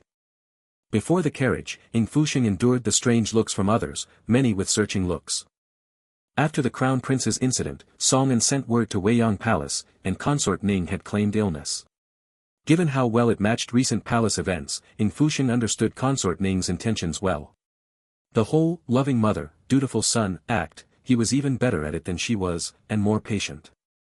Ignoring the stairs, Ying Fusheng climbed into his carriage. Inside, he spotted a charcoal stove that had been set out for him. The carriage driver, seeing Ying Fusheng, hurriedly bowed, "Your Highness, if you are cold, just give the order." Shen Changsuan had been demoted to Vice Minister of the Imperial Stud, and travel carriages were part of his job. Ying Fusheng had no trouble guessing who arranged it. "Lord Shen sure is thoughtful," Ying Fusheng said. The driver replied, "Your Highness, it is only right." The prince's carriage took the lead. Ying Fusheng ordered Song to light the charcoal stove. He rarely left the palace, so when they passed through the streets, he took note of the lively crowds. Song though, stared out the window, "Your Highness, it's so lively out there. Shen is heading back to the northern frontier, so of course it's lively." "With him there, Yun stands like an iron wall," Ying Fusheng said, leaning against the window edge, his gaze lingering briefly. Indeed, it was lively. Shen's return to the northern frontier would ensure Yun's peace for years to come. In his past life, Shen had always been the emperor's blade, until the emperor fell ill, internal strife erupted at court, and a new emperor ascended. At that time, the first to reach out a hand to him was the Qi family. If everything followed the path of his past life, with Shen leaving the capital, then Qi Hanzhou would take up a position in the embroidered uniform guard. From the previous emperor to his father, the Qi family had always served only the imperial power, with one exception, the new emperor. When the new emperor ascended, the Qi family did not pledge loyalty, and the one who led the defiance was Qi Hanzhou. The Qi family were trusted confidants of the Son of Heaven. Shen's authority loomed over the Qi family army, he was the backbone of the entire Qi family. As Shen's only son, Qi Hanzhou was a man difficult to fathom. He achieved fame young but did not seek merit on the frontier. Instead, he remained in the capital, stationed in the embroidered uniform guard, almost disappearing completely. Yet Ying Fusheng knew that within a few years, he would have the entire guard under his control and would become a sharp blade aimed at the new emperor in later times. Qi Hanzhou had not yet grown into the deeply calculating figure of later years, but from their two meetings, Ying Fusheng knew that the man had already set his sights on him. Just as in his past life, a bloodhound, and the most useful blade of the imperial family. Ying Fusheng couldn't help but spread his hand, his expression unreadable as he lowered his eyes. Lost in thought, the imperial procession had already arrived at the Temple of National Protection. As Ying Fusheng stepped down from the carriage, the cold wind hit him, somewhat dissipating his drowsiness. Song quickly handed him a hand warmer. They would be staying here for 2 days for prayer and incense offerings. Just as he descended from the carriage, someone approached. The 7th prince was dressed more simply today. Since the horse incident at the training ground, he rarely wore bright ornaments. He gave Ying Fusheng a rare nod and then walked away. The first prince's carriage was ahead. Recently, with the crown prince confined, the first prince had distinguished himself, and the Yun family had gained influence at court. The 7th prince was the same, as brothers, they were closely tied. Consort Yun descended from her carriage, and the 2 princes stood before her. Ying Fusheng turned to head towards Consort Ning, but saw Baizhu already helping her away. Song said, "I wanted to go over, but Sister Baizhu said the consort was unwell and took her away first." Ying Fusheng curled his fingers, feigning a light cough, ignoring the glances from those around him, and walked forward with Song. The Ministry of Rites had organized the shrine for the fallen soldiers. The monks of the Temple of National Protection conducted the requiem. Led by the Empress Dowager and Empress, the princes, concubines, courtiers, and their families offered incense and prayed in turn. Song, being here for the first time, was very cautious, worried about doing something wrong. He attended to Ying Fusheng thoroughly and inquired with the temple monks about the pharmacy, planning to prepare medicine for him. Once he left, Ying Fusheng's surroundings grew quiet. He sat for a moment, then walked out on his own. The Temple of National Protection had been built many years ago, nestled in the woods at the capital's outskirts, renovated by several generations of the imperial family. In the secluded rear mountain, an old man in monk's robes stood there, surrounded by birds and a few wild monkeys. Ying Fusheng noticed the monkeys showed no mischief, instead, they quietly ate from the abbot's hand, a simple bowl of grains. He stood idly, watching for a long time, until the abbot seemed to notice his presence. There are many creatures in the mountains. When hungry, they come to the temple to beg for food. The abbot slightly bowed to Ying Fusheng, extending the plain bowl. Sixth prince, would you like to try? Recognized, Ying Fusheng hesitated briefly, then quickly walked over and took the bowl from the abbot. He picked up a few grains, luring the birds to perch on his arm. The abbot remained calm, watching Ying Fusheng feed the creatures with practiced ease, standing quietly by. Seeing the young boy feed the birds calmly, his hand outstretched, waiting for the birds to eat bit by bit, his frame completely still. When the food in the bowl was gone, the abbot said, "Your Highness is a kind-hearted person." Ying Fusheng looked at the small birds, showing no fierceness, and his interest in feeding faded. "I wouldn't say kind. I just once raised a falcon." At that moment, a few raindrops fell from the sky. Ying Fusheng paused, looking up slightly. The wind is strong in the mountains. Rain is common. "Your Highness, this way, please," the abbot guided. Ying Fusheng passed through 2 corridors and stopped abruptly as he crossed the threshold. In the guest hall, it was quiet. Incense smoke swirled before the Buddha. Before the statue of Guanyin, Empress Xu knelt with clasped hands, plain clothes spread on the floor, her bowed head and lowered eyebrows full of piety. As Empress, she had no palace attendants nearby. The incense and candles on the altar had burned halfway. She had been there for a long time. Ying Fusheng paused, about to turn away, but Empress Xu looked over at that moment, seeing him. "Empress Dowager," Ying Fusheng bowed. The Empress's gaze lingered briefly, nodding, then she looked at the abbot, Master Liaoji. Hearing the Empress's address, Ying Fusheng recalled who this abbot was, Master Liaoji, a revered monk of the Temple of National Protection and a former national preceptor of Dayuan. "Mother. There's a huge bird in the back mountain. I want to keep one too." The 8th prince bounced in, about to throw himself into the Empress's arms, nearly colliding with Ying Fusheng standing at the door. Ying Fusheng stepped back slightly, avoiding him. Upon seeing the 8th prince, he understood why such a trivial matter as feeding birds was done with a bowl. The 8th prince's love for large birds was known throughout the city, and that small bowl was prepared for him. With the crown prince under house arrest, the Empress had the 8th prince by her side, and he was the one she brought this time. The 8th prince ran to the Empress, who stopped him with a hint of helplessness, scolding him for making noise in the Buddha hall. "The 8th prince is mischievous, I hope he hasn't disturbed the master." Master Liaoji said, "The 8th prince's innocence and playfulness are a blessing. I happened to encounter the 6th prince, and the affairs at the back mountain are now settled." The Empress lowered her eyes, noticing the grain crumbs on Ying Fusheng's sleeve. Upon hearing that he had accompanied the feeding, her expression gradually softened. When she was calm, it was hard to read her emotions. Master Liaoji seemed to perceive something and slightly led the way. "Your Highness, matters here are concluded. Please, this way." The Empress bent down to the 8th prince and said gently, "Mother has matters to attend to. Stay here and don't cause trouble." The 8th prince muttered, "I know." Ying Fusheng watched the interaction between Empress Xu and the 8th prince, standing by quietly. Outside, the wind and rain were cold. Not far away, Empress Xu carefully brushed away bits of leaves from the 8th prince's clothes, whispering gently, their figures flickering like the weak shadows cast by the temple lamps before the Buddha. Ying Fusheng glanced at them briefly, then looked away. As dusk deepened, the chill grew heavier. He pulled his robe tighter and turned to look at the temple hall. The mountain forest was still, and night was approaching. Empress Xu followed the master inside. As she stepped into the corridor, the figure behind her gradually faded. Her unintentional observation did not escape Master Liaoji's notice, who said, "Your Highness has something on your mind."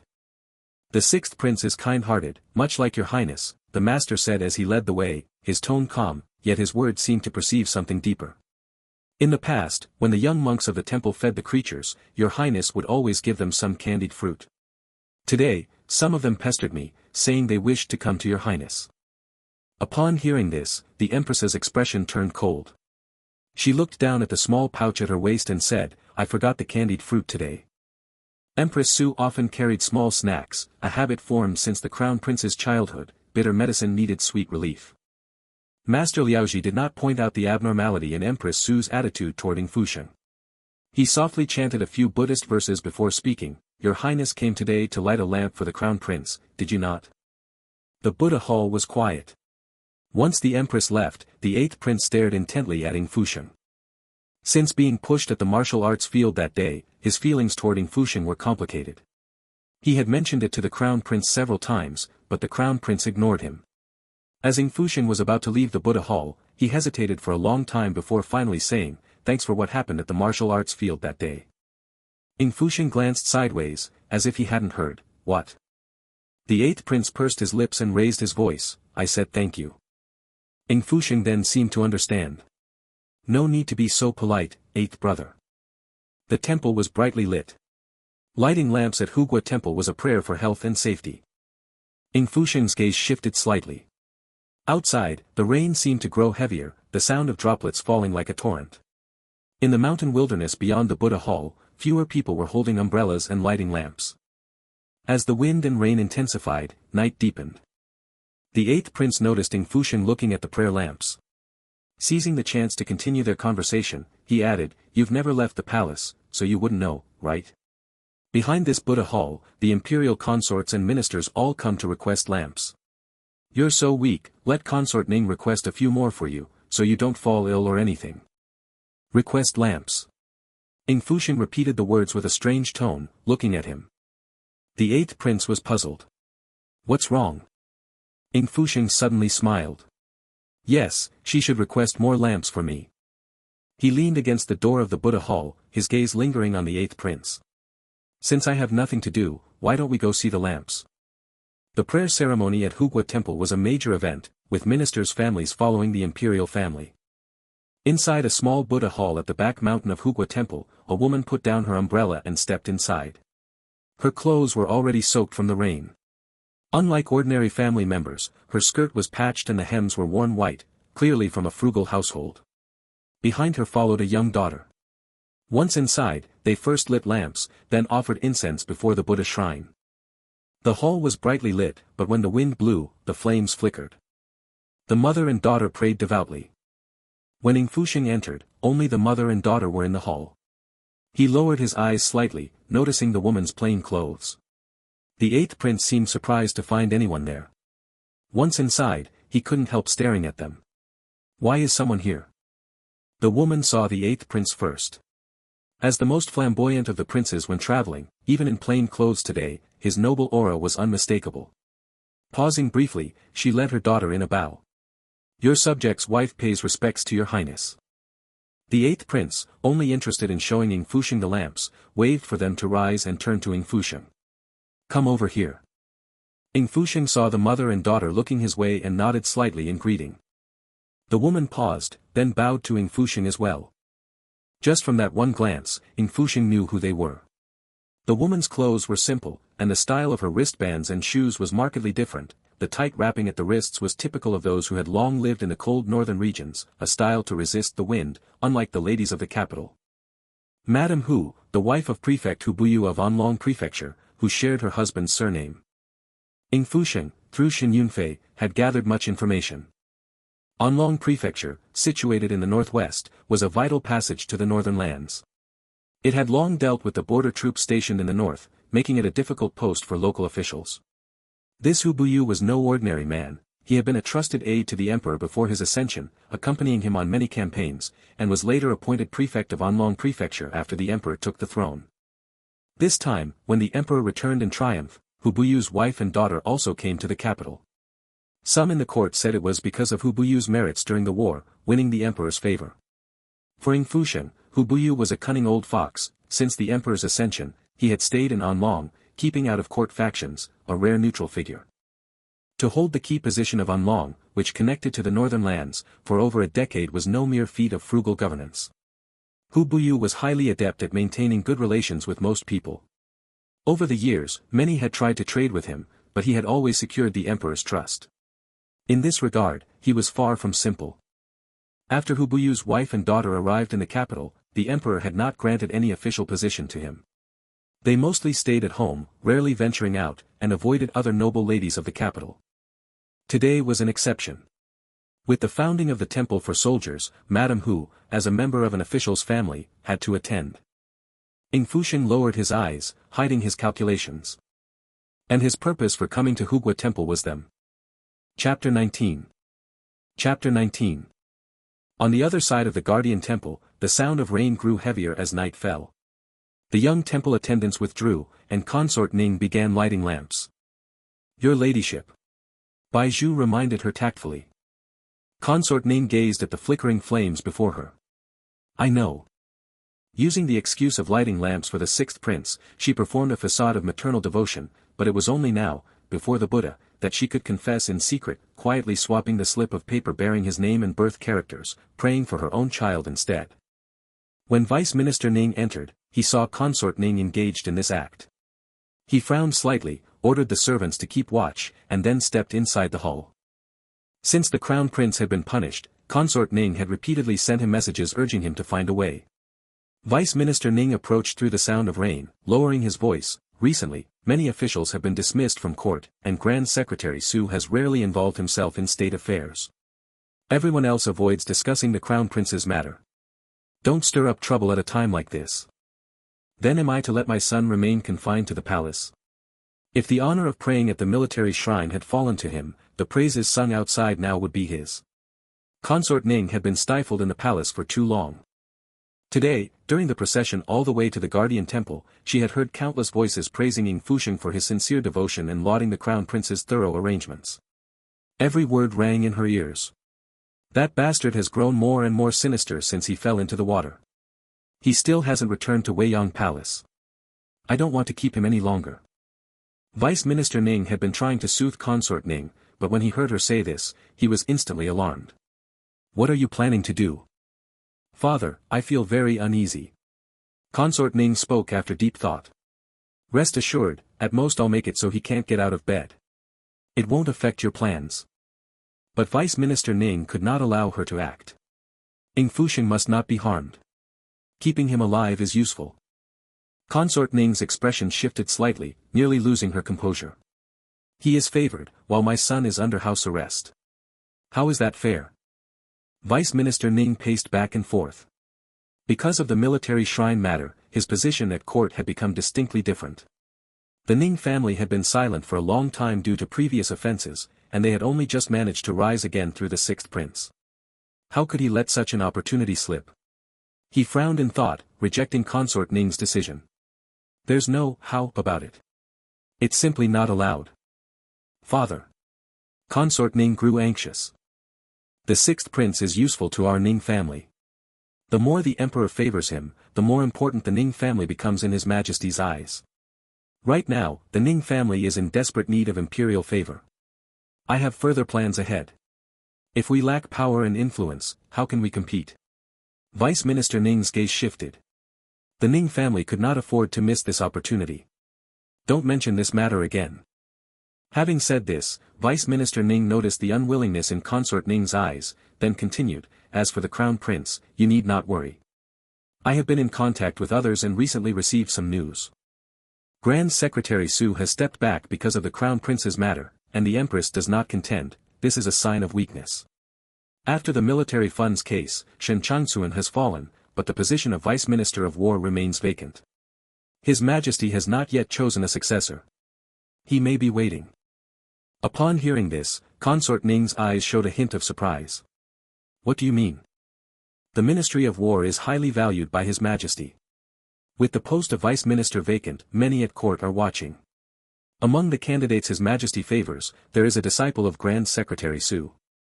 Vice Minister Ning looked at Consort Ning, scanning the area outside the side room, and lowered his voice. "If someone from the Xu family enters the Ministry of War, that would be a great advantage. Recently, the Crown Prince has been confined, and His Majesty's iron hand has hurt the hearts of the Empress and the Crown Prince. The Crown Prince's house arrest is also a retreat in order to advance." Consort Ning frowned for a long time, but this news finally relaxed her brow. "Doesn't that mean?" Seeing that Consort Ning's attitude had softened, Vice Minister Ning knew she finally understood, and he breathed a sigh of relief. "On the surface, our Ning family has a prince. If you ask me to help the Xu family now, they won't accept the favor. We need to wait, until later, when the Ning family has grown strong, and if the sixth prince falls, then we can smoothly serve the crown prince." Consort Ning gradually calmed down. "I understand your meaning. Wanner, you have swallowed your pride for so long. Why not wait a little longer?" Vice Minister Ning comforted her. Our Ning family's opportunity is about to come. In the Buddha hall, shadows flickered as the father and daughter of the Ning family spoke in hushed tones. Songin carried a bowl of medicine, quietly standing guard before the corridor. Baizhu glanced at the medicine he had brewed and nodded with satisfaction. Don't delay. It's almost time to deliver it to the sixth prince. Songin kept his head down, his gaze sweeping toward Lord Ning, who was still inside the hall. Taking advantage of the rain screen, he headed toward the prince's courtyard. Clutching the tray, he returned to the prince's quarters, a thought stirring in his mind. At the corner of the corridor, he abruptly changed direction and walked toward another side chamber. Before brewing the medicine, the prince had instructed him, if he had not returned by the hour of Xu, he should act. The sky was rainy. The imperial princes and consorts were lodged here. The sixth prince's and seventh prince's residences were separated by only a wall. Songin steeled himself and suddenly burst into the seventh prince's courtyard, startling the guards who had been waiting there. Who goes there? This is the residence of the consort and the prince. No unauthorized persons are allowed. Songin wore a flustered expression, hurriedly stopping and shouting. Inside the side chamber, Consort Yun, who was about to rest, frowned slightly. Who is making a racket outside? Your ladyship, it's a servant from the sixth prince's residence next door. He wandered in by mistake. It seems the sixth prince next door has gone missing. The mountain grew dark, and the rain became heavier. The imperial family and the families of ministers lodged in the temple. Imperial guards protected the mountain. Since the eastern palace had not come out, security for the guardian temple fell to the first prince. Several guards relayed messages to each other. The first prince has ordered that tonight's defense must be cautious. Do not disturb the honored guest's rest. Patrols spread throughout the mountain. Just after the guards passed, several black-clad figures lurked in the night. They seemed to have already anticipated the patrol routes, slipping through the gaps in the defense like phantoms, and in the blink of an eye, they infiltrated the guardian temple. Someone's gone in. Should we report to Lord Qi? After the shadows disappeared, several men in python robes halted in the darkness. The leader frowned slightly. Have the men sent to receive Lord who arrived? They have. Lord who will enter the capital tomorrow. Upon hearing the report, the leader said, there's a lot of commotion tonight. Split into two groups. Do not alert the imperial guards unless necessary. Yes. Outside, thunder rumbled. Rainwater beat against the window sills, the sound growing louder. Inside the Buddha hall. How has the rain suddenly gotten so heavy? The eighth prince was startled by the rain. He turned to look outside, only to see that the lamp set on the green stone steps had been extinguished by the rain. The outside was dark, lit only by the lamps inside the hall. Ying Fusheng stood in the Buddha hall, noticing that Madame Hu and her daughter kept glancing outside, looking uneasy. The eighth prince had intended to bring Ying Fusheng to see the lamps and wanted to summon a young monk, but he found the place strangely quiet, not even a monk in sight. Strange, why is no one outside? When we came just now, we didn't see any monks. Perhaps the rain has driven them away, Ying Fusheng said. The eighth prince muttered in acknowledgement, but Madame Hu's pupils constricted at Ying Fusheng's words. She pulled her daughter closer inside, her gaze wary of the Buddha hall's entrance. Ying Fusheng responded to the eighth prince's chatter, but he had already been listening intently to the rain outside. Suddenly, amid the sound of rain, there was an unusual noise. He looked up sharply, his gaze passing through the doors and windows. On the high eaves outside the hall, a black hunting falcon swooped down, its wings folding as rain splashed. In the darkness, a pair of sharp eyes looked down from above. Ying Fusheng's pupils moved slightly. That falcon was his falcon. Behind the lamplit Buddha hall, a figure leaned against the door behind the statue of the Buddha, silently watching them. The youth wore only plain clothes, a sword hugged to his chest. His half-lidded eyes moved slightly, focusing on every movement inside the Buddha hall, especially the mother and daughter. At the moment Ying Fusheng looked up, the youth frowned, and in the next instant, his fingers, resting on the sword, stopped. Ying Fusheng suddenly grabbed the eighth prince's hand. The eighth prince paused, hearing thunder outside. In that moment, a sound rang out inside the hall, an arrow shattered the window, and instantly, the candle flames went out. A thunderclap flashed. Under the lightning, several figures leaped into the Buddha hall, swords and blades aimed straight at Madame Hu and her daughter, who cowered in the corner. Ying Fusheng's pupils contracted. At that moment, a shadow swept through the hall. As Ying Fusheng stepped back, he heard the sound of a sword being drawn. In the flickering light, a sword gleamed, and the horizontal blade of the assassin rushing forward shattered in two. The young swordsman, his face covered by a black mask, lightly pushed the stunned eighth prince to the other side of the hall. He turned his head, meeting Ying Fusheng's gaze. Just one glance, and in the next instant, the youth suddenly thrust his sword, the blade passing by the side of Ying Fusheng's eye, cutting down the enemy's short blade that had appeared behind him. Madame Hu and her daughter had already lost their composure, when the youth shouted, "Go to the back." With that, he spun around, closed the hall door behind him, and leaped outside. An assassin. The eighth prince, pale with fright, was about to call for help. But Ying Fusheng grabbed his hand, pressing his medicine-scented palm over the eighth prince's nose, instantly silencing him. The eighth prince stared wide-eyed at his brother, who was roughly his age. Ying Fusheng breathed heavily, pulling him into the narrow space behind the Buddha statue. He took half a step forward and shoved the prince inside. "Get in there." Behind the Buddha statue was a small compartment, just big enough for a child. "How could you?" The eighth prince wanted to say more, but Ying Fusheng had already blocked the opening with something, hiding the eighth prince's figure. The remaining three had nowhere to hide, the clashing of blades was drowned by the rain, and Ying Fusheng turned to look outside the Buddha hall. The eighth prince had been missing for a long time, the attending eunuch should already be searching for him, and these assassins were impatient. Layer upon layer of window shadows, there were still people outside. This Buddha hall was remote, only used for offering lamps, and few people came here to light them. Outside, it was pouring rain, convenient for assassination. The assassin's target was not the princes. As the blade's gleam approached, after settling the eighth prince, Ying Fusheng turned to look at the distant Hu Shi and her daughter. Madame Hu was tightly protecting her daughter, maintaining a moment of calm amidst panic, and behind her was a small door of the Buddha hall. Madame Hu had already found that small door and was about to go out. Ying Fusheng turned back to see the eighth prince silent, looked at Madame Hu, who kept glancing toward the door, and said in a voice only audible nearby, "If I am not mistaken, Lord Hu has secretly entered the capital, hasn't he?" Madame Hu looked at the prince in shock, but saw him come over and whisper a few words in her ear. Outside the Buddha hall, rain poured down, a youth's sword fell, and the assassin in front of him collapsed. In the mountain forest, a white-clothed figure in tight hunting gear landed, blocking the assassins leaping out of the mountain. Two groups of people fought in the woods, and about a dozen assassins, not expecting an ambush here, had several killed immediately. Qi Hanzhou lifted the assassin's mask, revealing a scarred and ferocious face. His adjutant approached and reported, "Sir, 20 in total, all died by swallowing poison." Death warriors, can't extract information, fast indeed. Qi Hanzhou let go of the mask and swiftly slit the assassin's throat, and ordered, "Clean up before anyone finds out."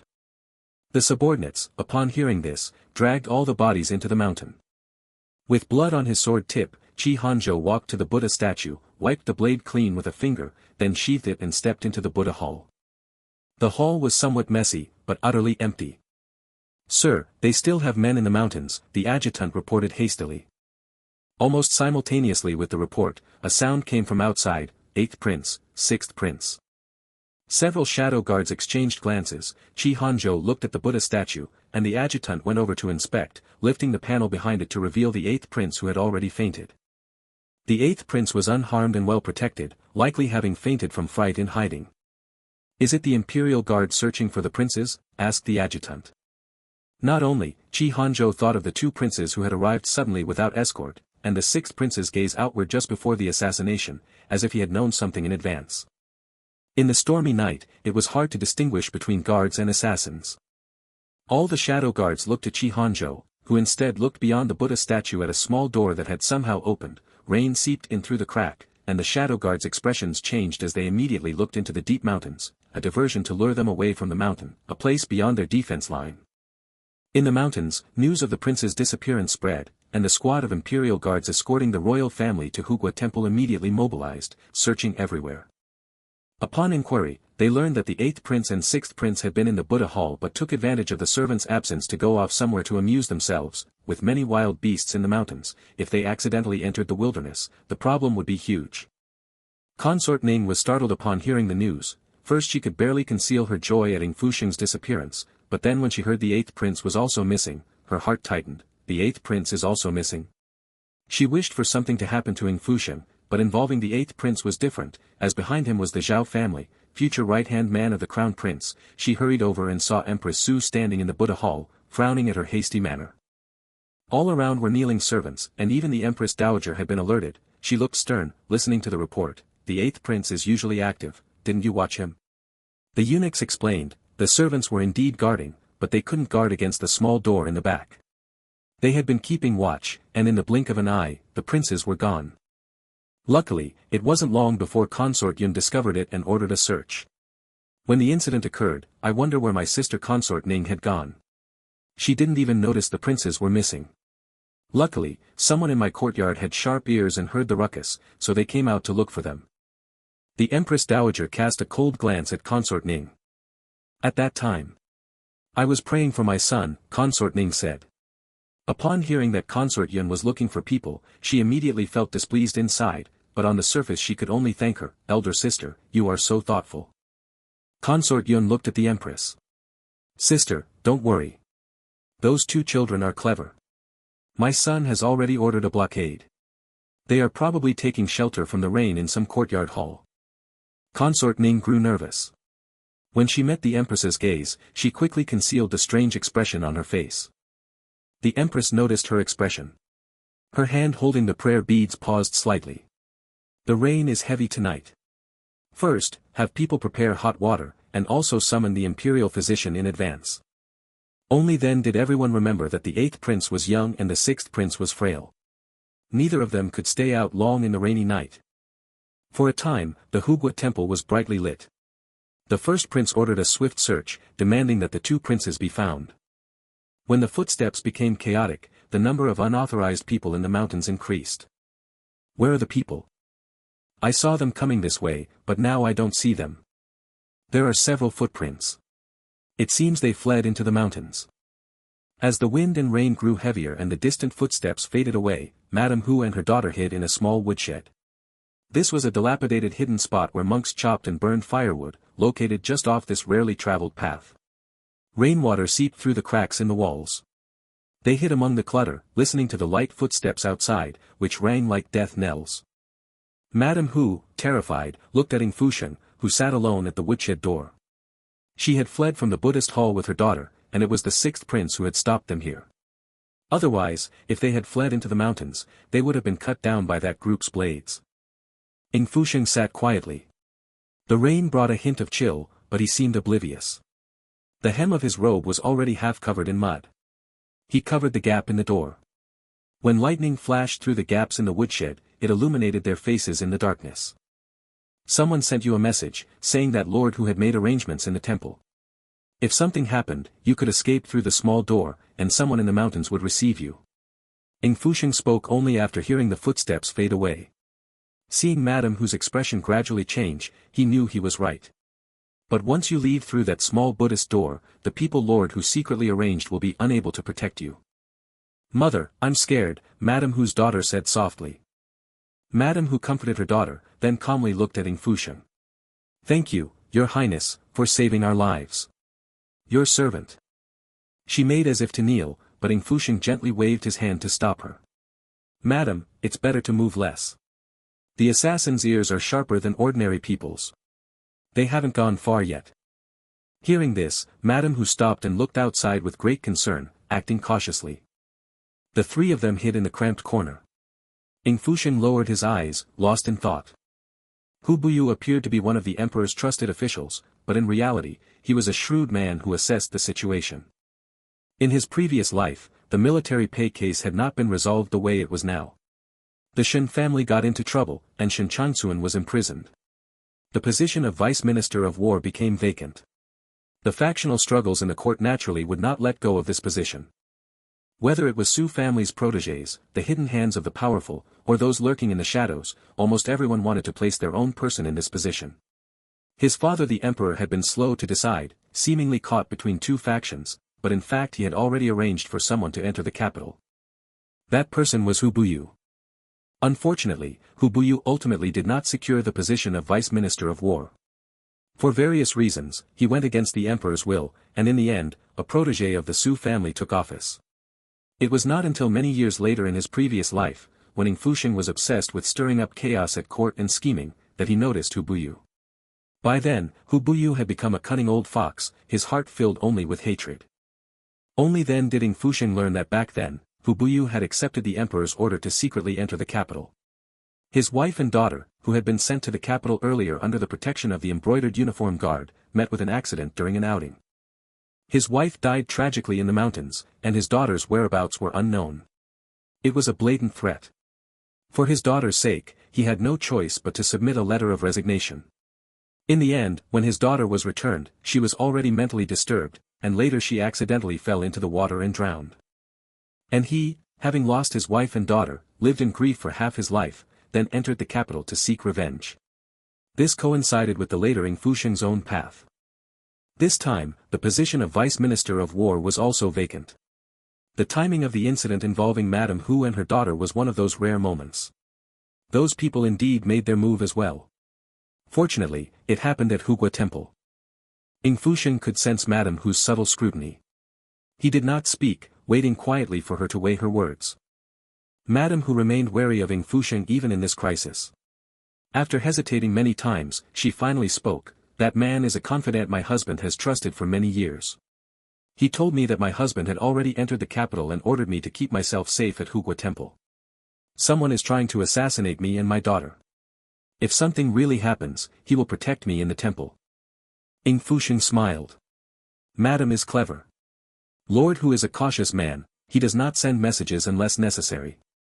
When he communicates with someone he trusts, he always attaches a fox hair, white for genuine, orange for false. This time, the informant who spoke with you must have given you a letter with mixed colors, making it hard for you to distinguish. Madame Hu's expression shifted slightly, her heart was in turmoil. In her correspondence with her husband, he always attached fox hair. This letter, sent in haste, did have fox hair, and indeed it was mixed colors, making it difficult for her to discern. But the other party was her husband's trusted confidant. Under duress, she had no choice but to trust. Only her husband's closest confidants, or even family, would know such details. Madame Hu looked at the prince before her, finding it absurd. If he were not a prince and sharing this danger with her, she wouldn't have believed a single word. "Sixth Prince, how do you know this?" "How I know is not important. What matters is that someone wants your life," Ying Fusheng said, looking into her eyes. His tone was calm, but each word pierced Madame Hu's defenses. "And as long as Lord Hu remains in the capital, they will not let this go." Thunder boomed one after another. Outside, sounds grew more intense. In the distance, someone seemed to be shouting. Madame Hu glanced sidelong and saw the Imperial Guard stationed at Hugua Temple stirring. At the sight of the guards, she instinctively tried to get a better look, but Ying Fusheng suddenly spoke. "Madam, it's best you stay here until those people leave," said Ying Fusheng. "Do you know how many people are outside?" "The Jinyui, Imperial Secret Guards, protecting you, the Imperial Guards searching for the princes, the hidden guards of the temple. My eighth brother and I have lost contact, and chaos has already broken out outside." Ying Fusheng wrapped his robes tighter, the rain-soaked clothes clung uncomfortably to his body. He peered through a crack in the door and continued, "Killing amidst chaos is the easiest for them. And do you know who wants to harm you? How can you tell who among those outside is truly a royal guard?" He found a comfortable spot to sit and continued, "You and I are unarmed, powerless to resist. If we go out now, we would be walking into a trap." Madame Hu snapped back to reality in astonishment, realizing that he was just a boy, even younger than her daughter. Yet his words and actions made her trust him involuntarily. She halted her steps. If her husband's trusted confidant could harm her, then if someone was hidden among the Imperial Guards, going out would be like walking into a lion's den. The three fell silent. Sounds from outside continued, growing fainter as they moved away. Sixth Prince. Chapter 20. Chapter 20. The Imperial Guards searching for the prince were moving about outside, their voices drifting near and far. Madame Hu dared not act rashly. Amidst the footsteps, she looked toward the prince sitting across from her. The sixth prince had long been confined to the palace due to illness, reclusive and sickly, only recently had gained the emperor's favor. In her memory, this prince was naive and uninformed, with no network of connections. How could he know the details of the fox fur that her husband used as a signal among his trusted men? Even the treacherous confidant didn't know such things, yet the prince understood them completely. If not for his intervention, she and her daughter would have already fallen to the blade. Yet in this situation, it was precisely the sixth prince's unreserved honesty that made her trust rather than doubt him. Ying Fusheng could sense Madame Hu's scrutiny. In his past life, when Hu Buyu mourned his late wife, he had often spoken of her temperament while drunk. Ying Fusheng had some measure of her character.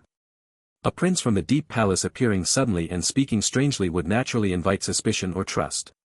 Had he been evasive, it would only have aroused the suspicions of this clever woman. The footsteps gradually faded away. Madame Hu seemed to have made a decision. She spoke, "Your Highness's words astonish me. They differ greatly from what I have heard of your Highness." Ying Fusheng saw that the wariness in her eyes was gone. "Madam, do you think my childish prattle, once we leave here, would anyone but you believe it?" He was completely above suspicion. Even if his father the emperor investigated, he would only seem like a sickly prince. "Are those people outside looking for you, your Highness? Are they also, those assassins?" Madame Hu looked at him, waiting for his answer. In the darkness, Ying Fusheng's eyes turned cold, only brightening briefly when lightning flashed. He smiled slightly, "Not quite. They are imperial guards, and they truly are here to find me." Madame Hu was startled. All was quiet outside. Ying Fusheng turned his head toward Madame Hu, droplets of rain silently falling from the tips of his hair. "But I came here specifically to find you, madam." Surrounded by piled debris, Ying Fusheng sat upright. He continued, "I came to offer Lord Hu a path to survival. You are bold and meticulous, madam. Would you care to hear it?" Lightning flashed, and in the cold, damp woodshed, Madame Hu broke out in a cold sweat. She watched his lips move, but the words he spoke terrified her in the rainy night, until footsteps sounded again outside the shed. "They are here," Ying Fusheng said. Madame Hu was startled. Who was here? Suddenly, another sound emerged through the rain curtain. The moment Ying Fusheng and Madame Hu heard it, an arrow flew into the shed with a thud. Madame Hu was horrified. The assassins who had attacked them at the small Buddha hall had returned. The shed was small and dilapidated, but for the assassins, once they failed to find any trace in the mountains, they would inevitably return to search carefully. This inconspicuous shed could hide them for a while, but not for long. The assassins outside seemed to know they were hiding inside. Amidst the rain of arrows, footsteps suddenly rushed in. A sharp clash of blades sounded, and the shed's door was sent flying, the frame creaking and ready to collapse, revealing everyone inside and out. A nimble assassin, radiating cold intent, appeared nearby. He saw Ying Fusheng, and also Madame Hu and her daughter. He leaped into the narrow shed, his blade scraping across the ground, closing in on Ying Fusheng first. "Prince, you shouldn't be here. But now, you cannot stay alive." He raised his blade, the steel's gleam reflecting in Ying Fusheng's eyes. At the critical moment, a sword thrust in from the side, the blade fiercely turning, piercing through the wall. The sword spun, its edge slashing across the assassin's neck. Blood splattered onto Ying Fusheng's face, but he did not flinch. When he looked up again, the debris above him had been cleared. In the rain, a youth lowered his eyes, his face hidden behind a mask, his eyes gleaming with sharp coldness. Ying Fusheng looked at him without a trace of panic, as if he had known all along that the youth was waiting nearby. Qi Hanzhou said nothing. He simply reached out and grasped the other's wrist. When he touched it, he felt how frail it was. Frowning slightly, he grabbed his forearm and forcibly pulled Ying Fusheng out of the shed, then turned and cut down an arrow in midair. Ying Fusheng felt a strong force pulling his arm. By the time he came to his senses, he was already held protectively in the youth's arms. Glancing sideways, he saw their black cloaks. Looking down, he noticed the muddy boots bearing the imperial python pattern, the embroidered uniform guard. Around the shed, several black-clad figures landed one after another. The surrounding assassins were all slain. In the distance, Madame Hu, pale-faced, was helped up by someone. 6 men formed a shield wall to protect her, and the group withdrew into the mountains. Ying Fusheng glanced sideways at the brightly lit Hugua temple. The retreating assassins were heading toward the temple's mountain gate. He lowered his voice. Hu Buyu has a trusted subordinate who sent a message to Madame Hu and opened the small Buddhist gate for her. He must be the coachman who escorted her into the temple. Qi Hanzhou's eyes flickered with coldness at his words. The other's voice was so low that only he could hear it. Instead of answering directly, Qi Hanzhou said, "Your Highness's person is invaluable. You should not have come here in person." Ying Fusheng, suspended in the air, grabbed his collar. Upon landing, he found himself still firmly held by the youth, his feet not touching the ground. He frowned slightly. This place is not far from the small Buddha hall. You should have arrived no later than the Imperial Guards. This implied that he had known the embroidered uniform guard was nearby all along, and that was why he remained silent when the Imperial Guards passed. The two lingered in the rain. The embroidered uniform guard, who had been lying in ambush, had already begun to encircle and eliminate the remaining assassins. You should put me down, Ying Fusheng said. Qi Hanzhou frowned but still let go, setting him down. He gestured to his deputy, exchanged a few brief words, and the deputy rushed off toward the mountain gate of Hugua Temple. Tonight, I was merely playing and accidentally ended up in the small Buddha hall, where my younger brother and I were unexpectedly attacked, Ying Fusheng said. Qi Hanzhou raised an eyebrow but did not respond. Ying Fusheng pulled his sleeves together, unable to ward off the biting cold wind. He tilted his head slightly and continued, leave the coachman at the mountain gate for Junior General Qi. Qi Hanzhou's expression changed subtly. For the first time, Qi Hanzhou truly looked at this prince he had only glimpsed a few times before.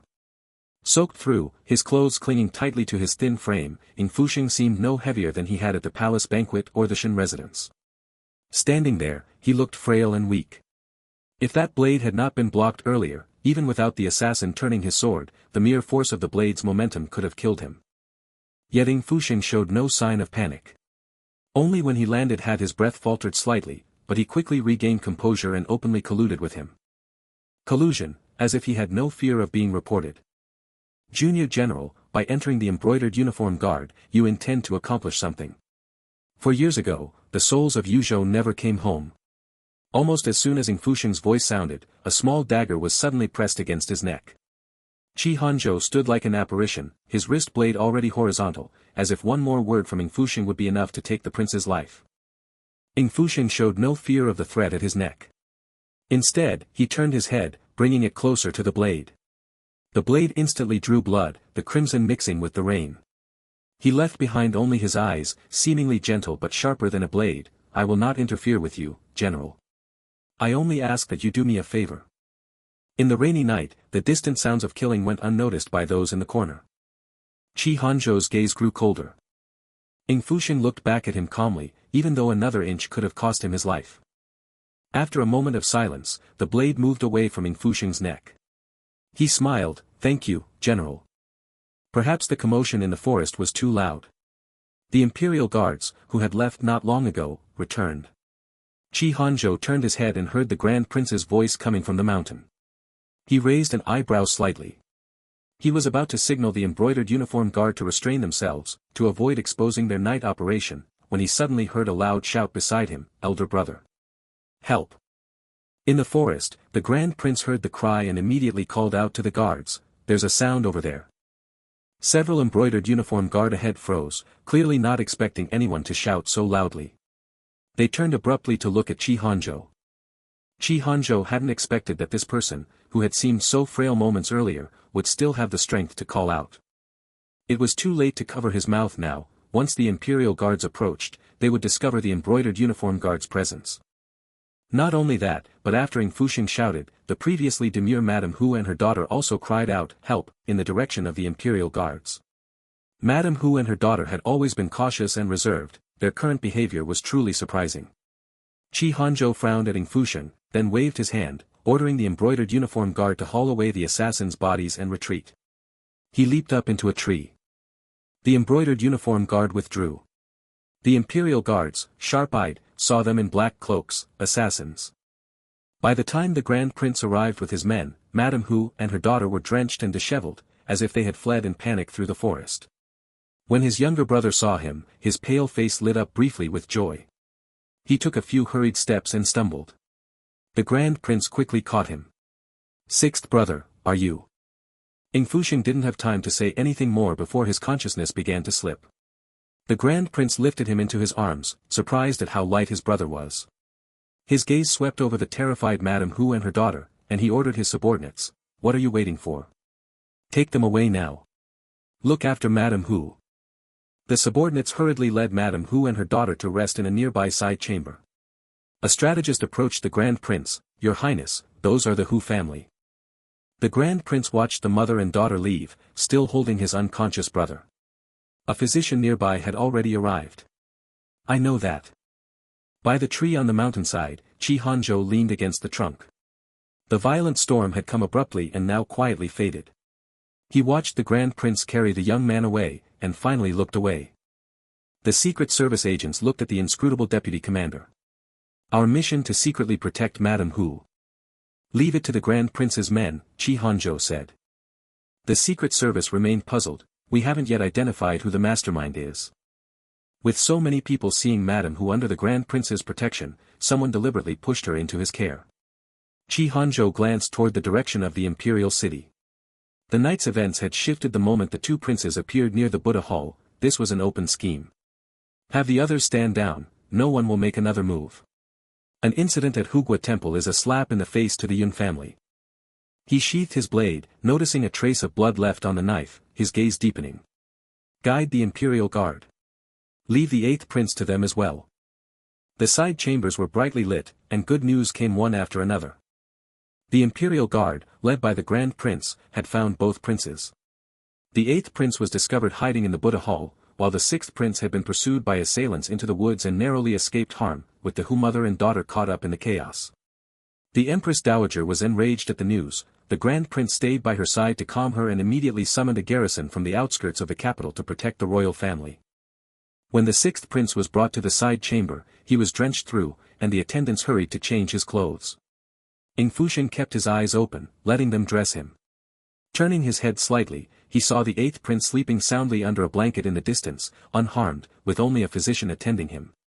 He steadied his mind, then looked up to see Empress Xu standing there.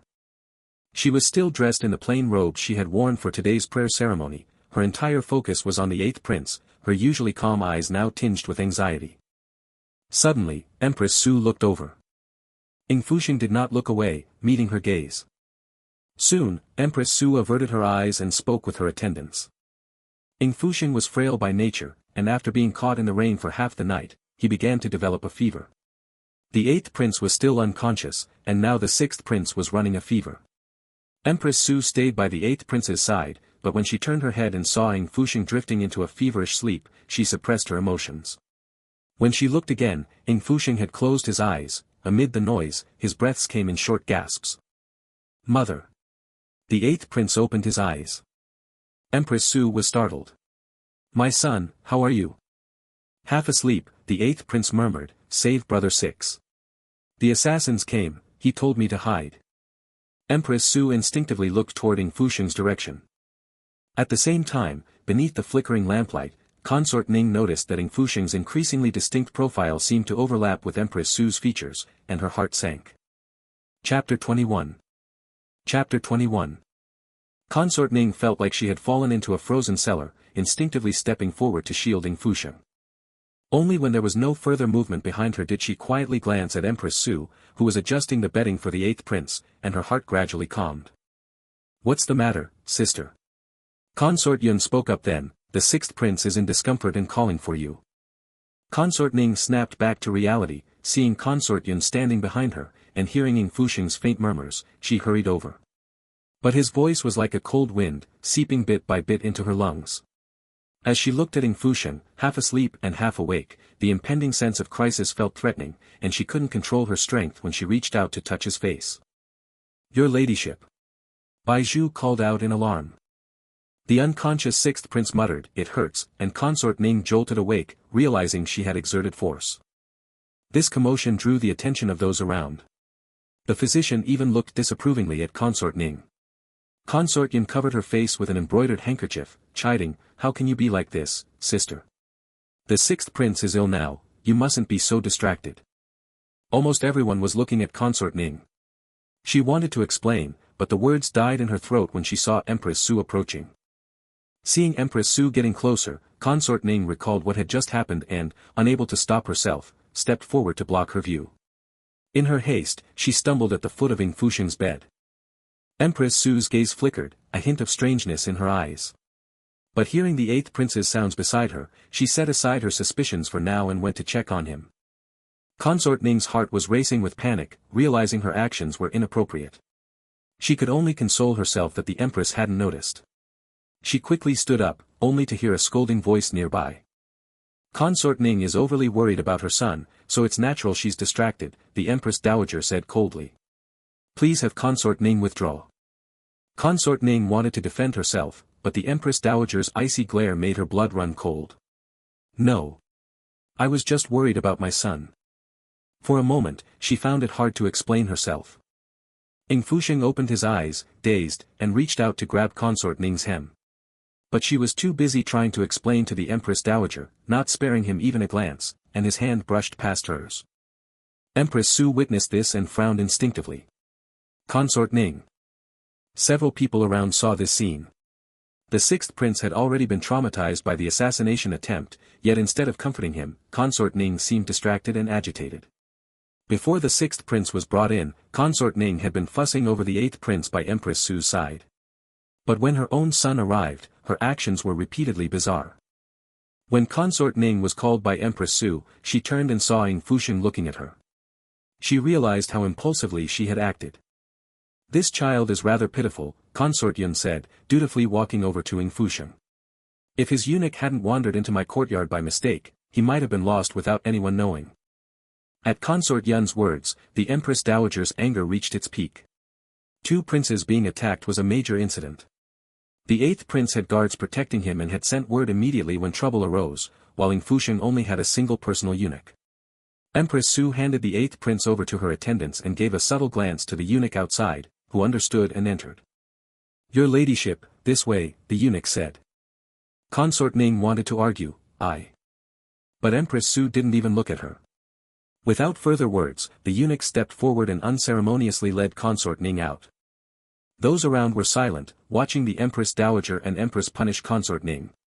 Empress Xu turned to the physician beside her. The sixth prince still has a high fever. Please attend to him, physician. Consort Yun added, yes, what are you waiting for? The sixth prince still has a high fever. Ying Fusheng's consciousness was still on the edge of drowsiness, but Consort Ning's panic and Consort Yun's strange behavior had all fallen into his eyes. He seemed to glance at Consort Yun with intent, as if confirming something, then gradually relaxed his breathing and let his consciousness sink into a nightmare. That night at Hugua Temple was one of chaos. During the grand prayer event at Hugua Temple, when assassins targeted the imperial heirs, the eldest prince led his men to quickly neutralize the other assassins and secure the defense. Fortunately, both princes were unharmed, only frightened and suffering from chills, so the physicians had to stay on duty overnight. The rooms were brightly lit, and the specially transferred guards outside surrounded the area, patrolling to protect the two princes. Only when the sixth prince's condition stabilized did the people on duty get some rest. As dawn began to break, only the drowsy attendants remained in the rooms. A figure slipped silently into the inner courtyard, bypassing the patrolling guards, moving like a shadow. Qi Hanzhou flipped inside without disturbing the sleeping attendants. He took a few steps to the bedside, where the usually sharp individual now lay quietly asleep. He reached out to check for breath, the hot air burned his fingertips. He truly had a fever, and a severe one. The wound on Ying Fusheng's neck had been bandaged.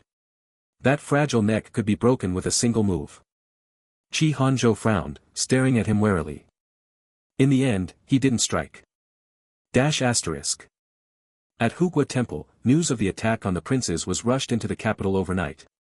The eldest prince had the bodies of the slain assassins dragged aside, and the imperial guard sealed off all parts of Hugua Temple. The emperor ordered the eldest prince to investigate thoroughly, to capture all the culprits, granting him the authority to mobilize the imperial guard. When Consort Yun returned to her courtyard, the eldest prince was already waiting there. Seeing her, he asked, Mother, how are things with the Empress Dowager and Empress? The eighth prince, being mischievous, shook off his attendants and took the sixth prince to the lantern hall, just when lady who was attacked by assassins, Consort Yun said as she entered the room. The sixth prince had no one with him either. If that eunuch hadn't wandered into my courtyard, who knows what might have happened. As for the Empress, she's always like that. It's hard to guess what the Xu family is thinking. But as for Consort Ning, her attitude toward the sixth prince is truly strange. What about Lady Hu? She was overly frightened and has already rested, the eldest prince replied, then paused thoughtfully. That timing was perfect. Consort Yun hesitated. Is Hu Buyu really that formidable? Anlong was a remote and strategic location, where all military supplies and grain for the northern border had to pass through. Hu Buyu had held this position for over a decade. Just that alone made his ability and cunning hard to ignore. It was said that many had tried to win him over, but in vain. To serve as a local prefect in a place like Anlong was enough to earn him the attention of many in the court. Mother, you don't know. Many in the court have their eyes on him. He was previously in Anlong and holds a lot of information.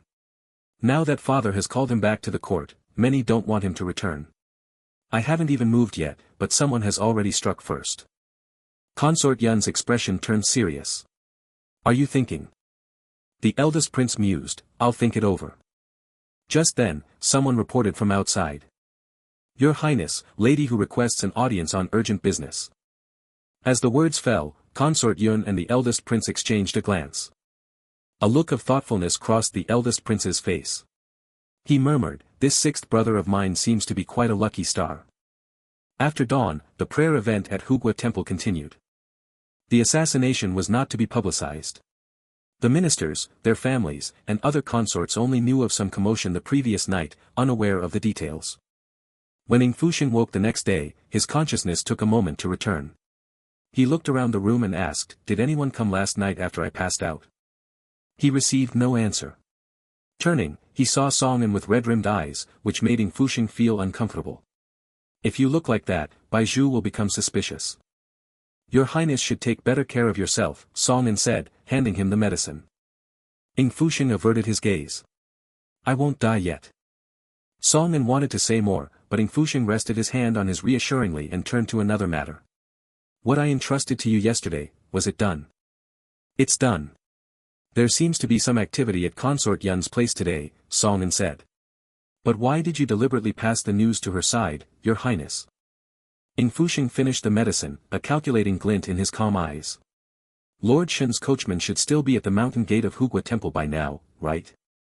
Ever since Shen Changxun became the vice minister of the imperial stud, Ying Fusheng had had less contact with Shen Yunfei. But arranging the emperor's carriage was the responsibility of this former vice minister of war. The mastermind failed to kill Madame Hu. Hu Buyu has entered the capital today. Ying Fusheng set down the medicine bowl and looked at Cining. If I were the mastermind, I would kill Hu Buyu now. Cining was startled. Then shouldn't we send someone to protect Lord Hu? The Imperial Guard is watching, and Qi Hanzhou has more tricks, but that's not the main issue. Ying Fusheng smiled slightly. Tell me, my Imperial brother has been struggling with the Crown Prince for a long time. Now that the Crown Prince is under house arrest, and there's an opportunity to put someone in your debt, would you act? Outside the door, someone came to report hurriedly. A young Buddhist disciple stopped and said, Your Highness, a coachman at the mountain gate asked me to deliver this letter to you. Cining was taken aback and immediately looked at Ying Fusheng. He unfolded the letter, and inside was only one sentence, the horse has gone ahead. Madam Hu is clever. She knows full well about the assassin incident. So I gave her a plan to let Hu Buyu settle safely in the capital. Ying Fusheng's brow relaxed. See. Someone has already acted. While the chamber was quiet, undercurrents seethed elsewhere in Hugua Temple. Outside the capital's outskirts, a group of people were chasing a carriage. The Imperial Guard lurked in the shadows, waiting for them to subdue the targets, when they heard a troop of cavalry thundering in from afar. It was actually the Imperial Army. At this moment, the only person who could mobilize the Imperial Army was the Grand Prince, who had been specially authorized by the Emperor. What's going on? The Imperial Guard lurking in the shadows were shocked. Weren't they supposed to be protecting Lord Hu secretly? Why had the Imperial Army also arrived? Qi Hanzhou had just arrived at the capital's outskirts when he saw the majestic procession in the distance. His adjutant immediately sent someone to investigate and found that the Grand Prince himself was leading the troops, surrounding Hu Buyu's carriage without explanation. Lord Hu's route into the capital was secret. How did the Grand Prince find out? The adjutant exclaimed in surprise. Someone must have told him. Qi Hanzhou instantly thought of the key person. Everything had changed since his appearance in the small Buddhist hall. What a clever scheme. The Imperial Army's move startled people both inside and outside the capital.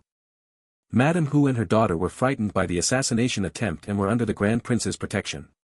Madame Hu quickly sought help from the Grand Prince, saying that her husband Hu Buyu was entering the capital to seek aid and might be ambushed, begging the Grand Prince to assist. The Grand Prince was greatly alarmed and immediately mobilized the imperial army to protect Hubuyu, the prefect of Anlong. They indeed captured a group of people who intended to murder a court official. The imperial army's protection was like an impenetrable fortress, not even a mosquito could get in, let alone an assassin. The escort was almost ostentatious. Without anyone needing to explain, the moment the imperial army marched out, all the hidden eyes in the capital knew that Hubuyu, prefect of Anlong, had entered the capital and that the Grand Prince had used the imperial army to protect him. While the whole city buzzed with discussion, Ying Fusheng returned to the palace with the imperial army. His body had not fully recovered. Consort Ning, having offended the Empress Dowager during her stay at Hugua Temple, was punished with house arrest in the palace upon her return. That night, only a few imperial physicians and consorts were present. Everyone noticed Consort Ning's dazed appearance. After the sixth prince regained consciousness, he asked about Consort Ning several times. The imperial physicians dared not speak directly and brushed it off vaguely. Fortunately, the sixth prince did not press further. He also heard that Consort Ning was unsettled and asked the physicians if there was any calming incense she could use. Over the past 2 months, Chu Tai had been constantly running to Cining Palace. The sixth prince's health had been up and down. When he heard that the prince, even during his illness, wanted to send calming incense to Consort Ning, he was even more touched by his filial devotion. Don't overthink it, Your Highness. The consort has had her pulse taken and is fine. On the other hand, you have been sleeping poorly lately and should pay more attention. The Empress Dowager, listening nearby, stopped moving her prayer beads. You were unconscious for a whole day. The imperial physicians nearly had to use acupuncture on you. If your health is poor, don't wander around. Listening to the Empress Dowager's scolding, Ying Fusheng obediently admitted his fault, habitually playing weak. The mountains were so quiet, I had never seen such quiet mountains before. I walked too far. I won't do it again. Unexpectedly, upon hearing these words, the Empress Dowager's previous anger inexplicably dissipated. Looking at this grandson who had been plagued by illness since the winter month, her tone softened immediately. What's so special about the mountains? Once you are fully recovered, the vast lands of Dayuan offer beautiful scenery everywhere. Ying Fusheng was taken aback. He had prepared himself for the Empress Dowager's interrogation or reprimand, but hadn't expected her to say this. He was about to say more, but the Empress Dowager had already risen and instructed Lady Yu to add 2 more braziers in the side hall to prevent his cold from worsening. After these instructions, Ying Fusheng was ordered by the Empress Dowager to stay in bed and recuperate. In particular, Lady Yu, the female official by the Empress Dowager's side, would come 3 times a day to ensure Ying Fusheng took his medicine, and he was excused from daily greetings. Perhaps due to Chu Tai's superb medical skills, within just 2 days, Ying Fusheng's cold, which had worsened due to the rain, was mostly healed. As his health improved, he asked Song-an about the situation at Hugua Temple that day. He had been in a daze afterward and didn't remember much. When Song-an mentioned that Empress Xu had ordered the palace attendants to take Consort Ning away, Song-an glanced at Ying Fusheng. Ying Fusheng showed no reaction, simply listening to him finish the account and said, that should be about it. Song-an said, Your Highness, is it the Xu family that concerns you? Ying Fusheng looked at him upon hearing this. Though Song-an was still young, his knack for reading people was spot on. Grand Secretary Xu holds an extraordinary position, how could I not care? Empress Xu is a perceptive woman. She may seem to handle palace affairs simply, but that doesn't mean she fails to notice everything. Personally punishing Consort Ning is already a big deal. Even during the birthday banquet at the Wangyue Pavilion, Empress Xu had delegated the task to others, yet after Consort Ning's transgression, she handled everything perfectly, with no further slip-ups. Song-an was puzzled and looked at him with confusion. Ying Fusheng's eyes were calm. Song-an, things are not always as they seem on the surface. There are many fools, but there are even more clever people. As soon as Ying Fusheng was fully recovered and could go to lessons outside the hall, Eunuch Rong arrived at Cining Palace. The last time Ying Fusheng had seen him was when Eunuch Rong summoned him to the drill ground. Now, this eunuch, who oversaw many affairs within the palace, still had a smile on his face when he met Ying Fusheng again. Eunuch Rong said, Your Highness, this servant has come to fetch you to the Qianqing Palace. The Qianqing Palace was the emperor's bedchamber, one could not go there without a summons. Song-an hurriedly draped an outer robe over the prince. A palanquin was already prepared outside Cining Palace. Why has father suddenly summoned me? Ying Fusheng asked. Eunuch Rong observed this prince who had recently attracted much attention. Seeing the fleeting joy on the prince's face upon hearing of the imperial summons, he hid his watchful expression and replied, "Maybe His Majesty misses you, Your Highness." Before long, they arrived at the Qianqing Palace. As soon as they reached the Qianqing Palace, they saw several memorials tossed to the ground. The entire hall was unusually quiet, with faint sounds of scolding emanating from within. Ying Fusheng stopped abruptly. Eunuch Rong told an attendant to announce them and soon led Ying Fusheng inside. Upon entering, he saw two ministers kneeling before the throne. He'd glimpsed them at a palace banquet and vaguely recognized one as the current Minister of Works, Zhou Bingjun, a veteran who had served two emperors. His grandson was the crown prince's companion. This time, the specifics of the military pay were handled by Lord Su. He acted thoroughly, and any omissions I might have made were pointed out by him, said the Minister of Works. I dare not accept such praise, said the Minister of Works. Hearing this, the emperor said, Lord Su is indeed thorough in his work. What about your Ministry of War? But that didn't calm the emperor's anger. He turned to the Minister of War and berated him, the vacancies in the court remain unfilled, the mess of the military pay case hasn't been resolved. I ordered you to investigate, and only the Ministry of Works has submitted its report. What about the rest? I think you're unfit to be Minister of War. The emperor waved his hand dismissively, sending a memorial flying into the Minister of War's face. I will give you a few more days. Get out. The Minister of Works said, Your Majesty, the post of Vice Minister of War is currently vacant. I recommend. We'll discuss it later, the emperor said with a wave of his hand. The two ministers had no choice but to rise and take their leave. There was one more person in the hall, the eldest prince was standing off to the side, clearly representing the Ministry of Revenue. Ying Fusheng slightly lowered his eyes. Memorials were scattered across the desk. Compared to the Minister of War's embarrassment, the Minister of Works, Zhou Bingjun, looked much more at ease. The military funds case involved multiple departments, and the Ministry of Works had performed exceptionally well during this time, which naturally made a better impression on the emperor. Recently, the crown prince had been behaving obediently, and the Xu family had been cautious. This show of weakness, along with the Minister of Works' recommendation, likely meant the emperor now had a list of candidates on his desk for Vice Minister of War. Hu Shi and her daughter had not died, and the person behind the scenes could not get a grip on Hu Buyu, so they became anxious. To influence the emperor's thoughts, you had to rack up political achievements. The so-called Lord Su recommended by the Minister of Works was actually a disciple of the Xu family. At a time when the position was vacant, the emperor had his own candidates, and others in the court also had theirs. Thus, the choice of Vice Minister of War became difficult. The emperor looked over. Ying Fusheng was about to bow and pay his respects, but the emperor slightly waved his hand and said, You are not well, no need to bow. Come closer. Since the palace banquet and the Wenhua Hall incident, Ying Fusheng had rarely been this close to him. He moved forward a step or two but kept a proper distance. The emperor noticed this small gesture and said, Why not come closer? Ying Fusheng paused slightly, then took a few steps closer.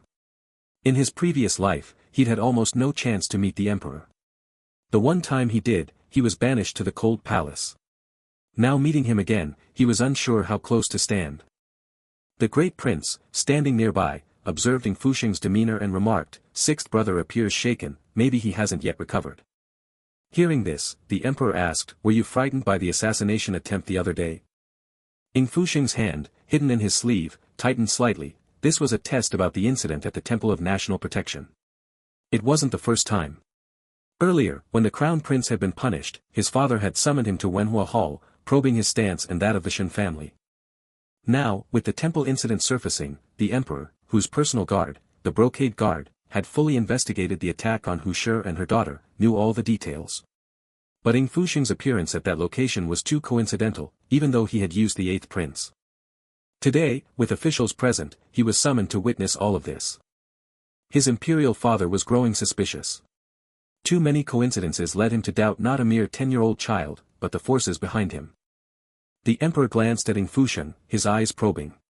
Yet Ying Fusheng stood there, pale-faced, not responding for a long moment, the bandage still wrapped around his neck, as if terrified by the emperor's mention of the temple, as if haunted by a nightmare.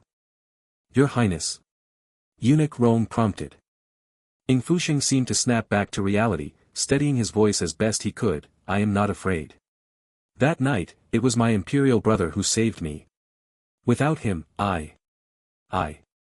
The great prince soothed him, don't worry, those villains have been executed. The emperor grasped Ying Fusheng's hand and noticed bruises on his arm, from getting knocked around. Much of the doubt in his eyes faded. He also noticed Ying Fusheng's slender wrists. Gradually calming, Ying Fusheng hesitated for a moment, then asked, that day I ran in a panic, and a woman saved me. Is she well? Sixth brother must mean Madame Hu. She is fine, already resting at home, the great prince said. Ying Fusheng nodded, still standing as if shaken. The incident at the temple seemed to have brought his inner fears to the surface. The emperor noticed his gaze lingering on the desk, where a small jade qilin lay. Do you like it? Ying Fusheng came to his senses and shook his head. The emperor asked, and he answered, each time briefly. Looking closely, the emperor found the child seemingly modest and polite, but rather absent-minded in many matters. Upon entering the hall, he couldn't stop glancing around. When questioned, he would avert his eyes, a somewhat timid character. But then again, even the eighth prince, his younger brother, was more worldly, while this one's trip to the temple acted like he'd never seen anything. If you like it, take it, the emperor said, handing it to him. Ying Fusheng seemed flustered, accepting the smooth jade ornament from the emperor's hand. You are close with that Shen boy. Let him guide you, don't stay cooped up in the palace all day, the emperor said. Ying Fusheng replied, yes. The emperor had no more questions and waved his hand. Escort the sixth prince back. As Ying Fusheng turned to leave, he kept the great prince in the corner of his eye, who returned a gentle smile. Only then did he seem to compose himself and follow the eunuch out. Sixth brother has been stuck in the palace for too long. The temple visit truly frightened him, the great prince remarked. The attendants hurriedly escorted Ying Fusheng back. The emperor's expression softened as he looked at the capable great prince beside him. You have done well in the Ministry of Revenue, and thanks to your handling of the temple incident as well. Your younger brother is frail, you should look after him more at times. I hear you took care of Madame Hu and her daughter. Well done, the emperor praised. Hu Buyu was indeed summoned by me, but I never expected someone would be daring enough to harm him. It was thanks to your quick action, though mobilizing the Imperial Guard was rash, you handled the matter well. The great prince had been anxious to bring up Hu Buyu's situation, and now, thanks to his sixth brother, his father had mentioned it. Before he could deliberate, the emperor continued, Hu Buyu had already solved many headaches for me in Anlong. His wife's health is poor, and Anlong is not ideal for recovery. I intended to summon him and his family to the capital, but they were caught up in the assassination attempt. Hearing this, the great prince was thrilled. Never had his father spoken so candidly about state affairs with him. Suppressing his excitement, he asked, Father, do you have any concerns? The emperor shot him a sharp glance, which quickly softened. You are quite observant. It is my duty to share your worries, the great prince said, watching the emperor's reaction closely. To his surprise, his father let this tone slide. Could it be about the position of Vice Minister of War? The emperor looked at him with keen interest. So, you also have someone in mind? This inquiry made the great prince restrain his eagerness. The Ministry of War had always been his target, but previously it had been like a fortress. When Shen Changxuan was finally removed, leaving such a crucial vacancy, the Xu family sought to promote their protégé. He, too, had his own candidate. The person they originally intended to push into the Ministry of War could not match the Xu family's political track record, especially since, after the crown prince was punished, his father had subtly leaned toward the Xu family. Rather than fight the Xu family to a ruinous fight, it would be better to win over his father's preferred candidate. The great prince pretended to think it over and finally said, in my humble opinion, the military pay case implicates many court officials. Instead of promoting Lord Xu, I think it would be more suitable to bring someone in from outside the capital. Outside the Qianqing Palace, the atmosphere was heavy. As Ying Fusheng walked a certain distance away, the timidity and fear on his face gradually faded. The jade ornament in his hand was warm to the touch. Even after leaving the hall, a bit of warmth still lingered. Ying Fusheng looked down, put away the ornament, and his peripheral vision caught the bruises on his arm. He was grateful that this body bruised easily from bumps, otherwise, as a prince who couldn't even defend himself against assassins, being too clean would have seemed strange. Next time he performed such a role, he needed to be more careful. Even as a child, he could still become the object of his father's suspicions. He touched the side of his neck. He had to thank Qi Hanzhou for that cut, if not for it, doubts would certainly have arisen. Solomon was waiting outside. Seeing his prince emerge, he hastened to attend to him. Ying Fusheng turned his head, looking in another direction, and spotted a figure in official robes far away. Outside the Qianqing palace, Hu Buyu, as if sensing something, glanced in that direction and saw a plain-colored figure passing by in the distance. He had seen the palanquin outside. It was a prince. Lord Hu, His Majesty summons you. Chapter 22. Chapter 22. Upon hearing the summons, Hu Buyu, who had lingered here for a long time, raised his eyes to look into the distance. The palace was silent, and the emperor had not summoned anyone else. When the first prince emerged from the hall, he saw Hu Buyu being led inside by eunuchs to pay his respects. A local prefect from Anlong, he wore a gentle smile that softened his features, easily putting others at ease. As he passed the first prince, he nodded in greeting and stepped into the Qianqing palace.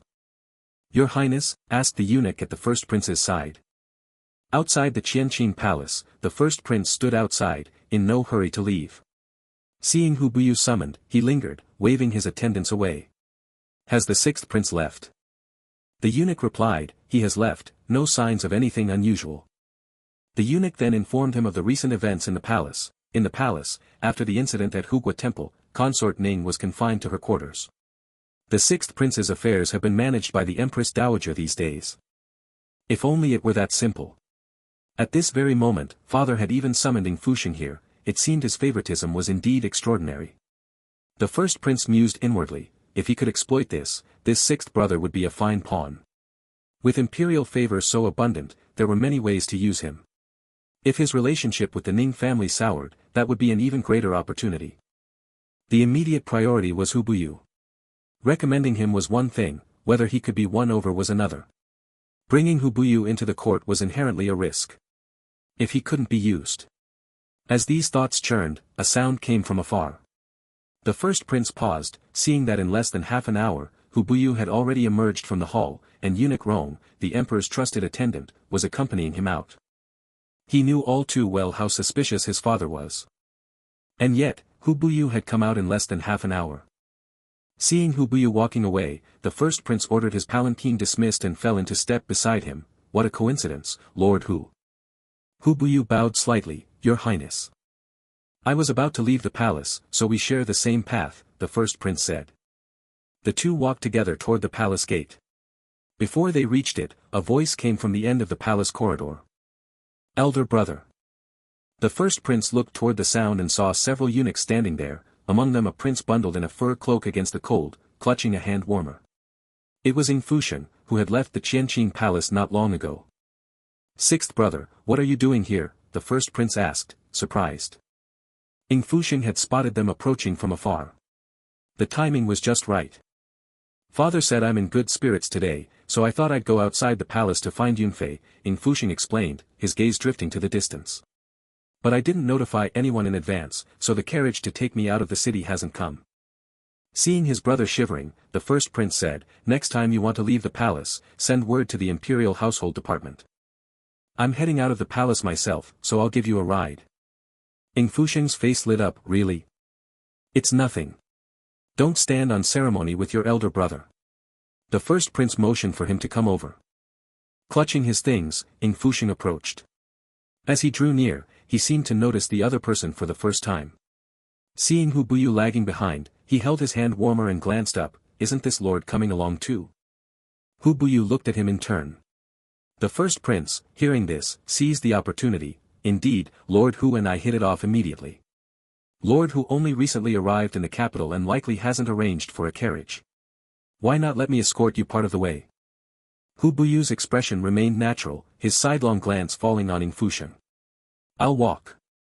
That would be such a strain, the sixth prince said, the words light and airy, his expression one of innocent curiosity, as if he had merely made a casual remark. Yet it handed the first prince another convenient opening.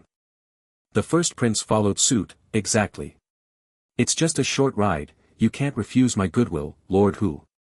Hu Buyu replied respectfully, since your highness puts it that way, I can only obey.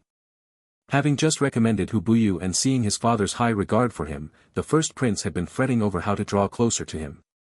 Now, opportunity came swiftly, his subordinates soon brought the carriage around, and the first prince promptly invited Hu Buyu to ride with him out of the palace. Their actions were carried out in broad daylight. All around the palace, people came and went, while eunuchs and guards averted their probing gazes. Not long after, news quietly spread that the first prince and lord who had left the city together in the same carriage. Inside the carriage, spacious, befitting a prince's vehicle, the three shared ample room. Ying Fusheng held his hand warmer, leaning against the window, staring outside without blinking, full of curiosity. This did not escape the first prince's notice, and he studied his younger brother more closely. Is the outside world that interesting? I haven't seen streets like these much, Ying Fusheng answered with a shy smile. But his smile didn't reach his eyes. Instead, it passed over the first prince to land on Hu Buyu, seated beside him. Hu Buyu, now over a decade younger than in his past life, though already middle-aged, still dressed like a scholar. So this is what he looked like. His official robe was slightly loose on him. When he narrowed his eyes and smiled, it was disarming, making others lower their guard. This appearance had served him well in local government, allowing him to glide through interactions, making people open up to him, a real fox. Compared to the few times Ying Fusheng had met him in his previous life, while confined to the cold palace, the younger Hu Buyu hadn't yet become the madman of his past life. Under his gentleness, he had the appearance of a proper gentleman. Neither Hu Buyu nor Madame Hu were simple people. In his past life, Ying Fusheng had used the matter of the fox fur to gain Madame Hu's trust, but the couple would surely detect something amiss in conversation. He knew Hu Buyu too well, his background, his habits, and his way of doing things. Even his father might not know about the fox fur, yet a prince confined to the deep palace had revealed it. Precisely because of this, until matters became clear, Hu Buyu would not jump to conclusions, nor would he alert anyone, including the emperor. And this was intentional, because Ying Fusheng needed Hu Buyu to be curious about him. Hu Buyu was a sharp character. No matter how friendly and easygoing he appeared on the surface, there was a reason his father had transferred him to the capital. Unfortunately, in his past life, Hu Buyu resigned before even taking office, going against his father's intentions, then fell into a decline for years. The military funds case was just a start. With the war ended, his father had many old scores to settle, and the Ministry of War was the most crucial. The matter of factions would remain the key for the emperor to balance the court and the country until later generations. His father wanted loyal ministers devoted only to him, but in the court, only the Qi family fit that mold. So the person suited for vice minister of war could not be stubbornly unyielding, or else they'd become another Shen Changsuan. The court was in chaos, the royal family needed checks and balances. No matter how well protected, he could hardly withstand public gossip. Too many people wanted Hu Buyu dead. It had been true in Anlong, and even before he reached the capital, he had faced multiple assassination attempts. What he needed now was to gain a foothold. Playing both sides of the fence, venturing into the tiger's den, yet staying loyal to the throne, that was the kind of man his father wanted. Once the first prince's backing was dangled in front of Hu Buyu, this sly fox would seize the opportunity. Hu Buyu noticed the look from across the carriage. He was just a young boy, wrapped tightly in his clothes, his skin above the neck pale from lack of sunlight, the faint veins on his neck visible. Nothing like what his wife had described. Lord Hu is new to the capital, it seems the sights outside interest you too, the first prince remarked. Hu Buyu replied, Anlong is remote and rugged, naturally, it can't compare to the capital's hustle and bustle. Outside the carriage, people came and went, and the smell of street food drifted inside. Ying Fusheng turned to look out, his eyes filled with pure curiosity. When the carriage slowed, especially as they passed a certain tavern, he stared intently. The first prince then gestured slightly, and a head poked in from outside the curtain. He ordered, go buy some for the sixth prince. At the opportune moment, Ying Fusheng said, Mother says I shouldn't eat too much. Consort Ning is way too strict. Even if you have dietary restrictions, how can you miss out on such good food and drink? The first prince spoke, his words carrying a subtle criticism of Consort Ning. Seeing Ying Fusheng's expression turn melancholic at the mention of his mother, he hid his true intention and comforted, your elder brother won't say more. Your mother has been confined by the Empress Dowager lately, you must be upset. That tavern over there belongs to me, so anything I give you is clean. Thus persuaded, Ying Fusheng had no choice but to comply. Seeing the golden opportunity before him, the first prince put on an air of concern for his younger brother and turned to Hu Buyu, this might delay Lord Hu a bit. My sixth brother is always confined in the palace, kept under tight control. Hu Buyu nodded, saying it was no bother. Naturally, the first prince did not let this chance slip. Using the topic, he chatted with Hu Buyu about the capital's local customs. Ying Fusheng watched from the side, casually lifting the carriage curtain, revealing the sight of the two deep in conversation to the watchful eyes outside. The two had walked out of the palace together, and now they rode together. All along the way, countless eyes were watching them. Now, the carriage stopped by the roadside. Others would not care about mere snacks, they would focus on how long Hu Buyu and the first prince lingered together in the carriage. His elder brother was desperate to bind himself to Hu Buyu. Even if nothing had happened, that alone was enough to fuel speculation. Ying Fusheng looked relaxed, using curiosity as a pretext as his glance swept over the street scenes, casually falling on the tea houses. He noticed many pairs of eyes silently observing them from there. Suddenly, he seemed to notice something and looked up. He happened to lock eyes with someone on the second floor. The other person leaned by the window, looking down, holding a sword in his arms. Qi Hanzhou stood there, showing no restraint in meeting Ying Fusheng's probing gaze. He seemed to have just finished his shift, still in his official robe, unusually serious. The others were here for Hu Buyu, but Ying Fusheng knew that Qi Hanzhou was staring at him. The street was bustling with people. High up in the tea house, a young man leaned against the window, his expression sharp and vigilant. Unlike in his past life, the 14-year-old Qi Hanzhou was not yet the enigmatic ruler of the northern border. Ying Fusheng continued to observe him, noticing that Qi Hanzhou's brow furrowed slightly, as if displeased. "What's out there? If you see something you like, your imperial brother will have someone buy it," said the first prince. "That's probably something money can't buy." Ying Fusheng shifted his gaze to the tea house outside. "Is the tea house next door also yours, imperial brother?" Noticing Ying Fusheng's curious gaze, the first prince followed his gaze. Although the princes lived long in the palace, behind them, their mothers' families were always scheming behind them. For instance, this area was the first prince's property. On this bustling capital street, countless nobles came and went. These famous establishments like restaurants and tea houses, though appearing to be owned by commoners, were actually set up by the imperial family or other powerful figures. "You're not young anymore. Has the Ning family not arranged these for you?" the first prince probed. Ying Fusheng shook his head, put down the curtain, and rekindled curiosity on his face. "How do you set up a shop?" Upon hearing this, Hu Buyu suddenly chuckled. The first prince kept watching Hu Buyu, and seeing his smile, said, "It's just a few shops. Someday, your imperial brother will give you some." The carriage stopped on the street for a good while. Only when Ying Fusheng said he could eat no more did the first prince send people to see them off. The carriage first arrived at Hu Mansion. Hu Buyu got off and took his leave of the first prince. The first prince got out himself to see him off. "It was great talking with you today, Lord Hu. If there is a chance in the future, let us share a drink together."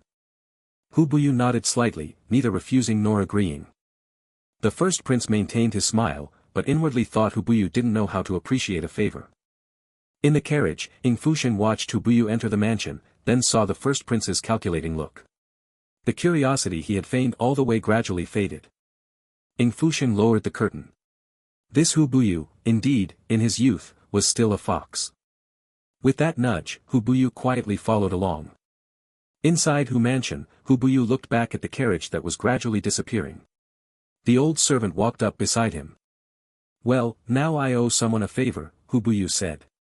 The old servant was puzzled. "Is it the first prince? We were able to come to the capital thanks to His Highness's help." Hu Buyu shook his head. "This capital is full of hidden talents." With that, he stepped inside. Author's note: others, staring at Hu Buyu. Brother Qi, staring at a certain fox.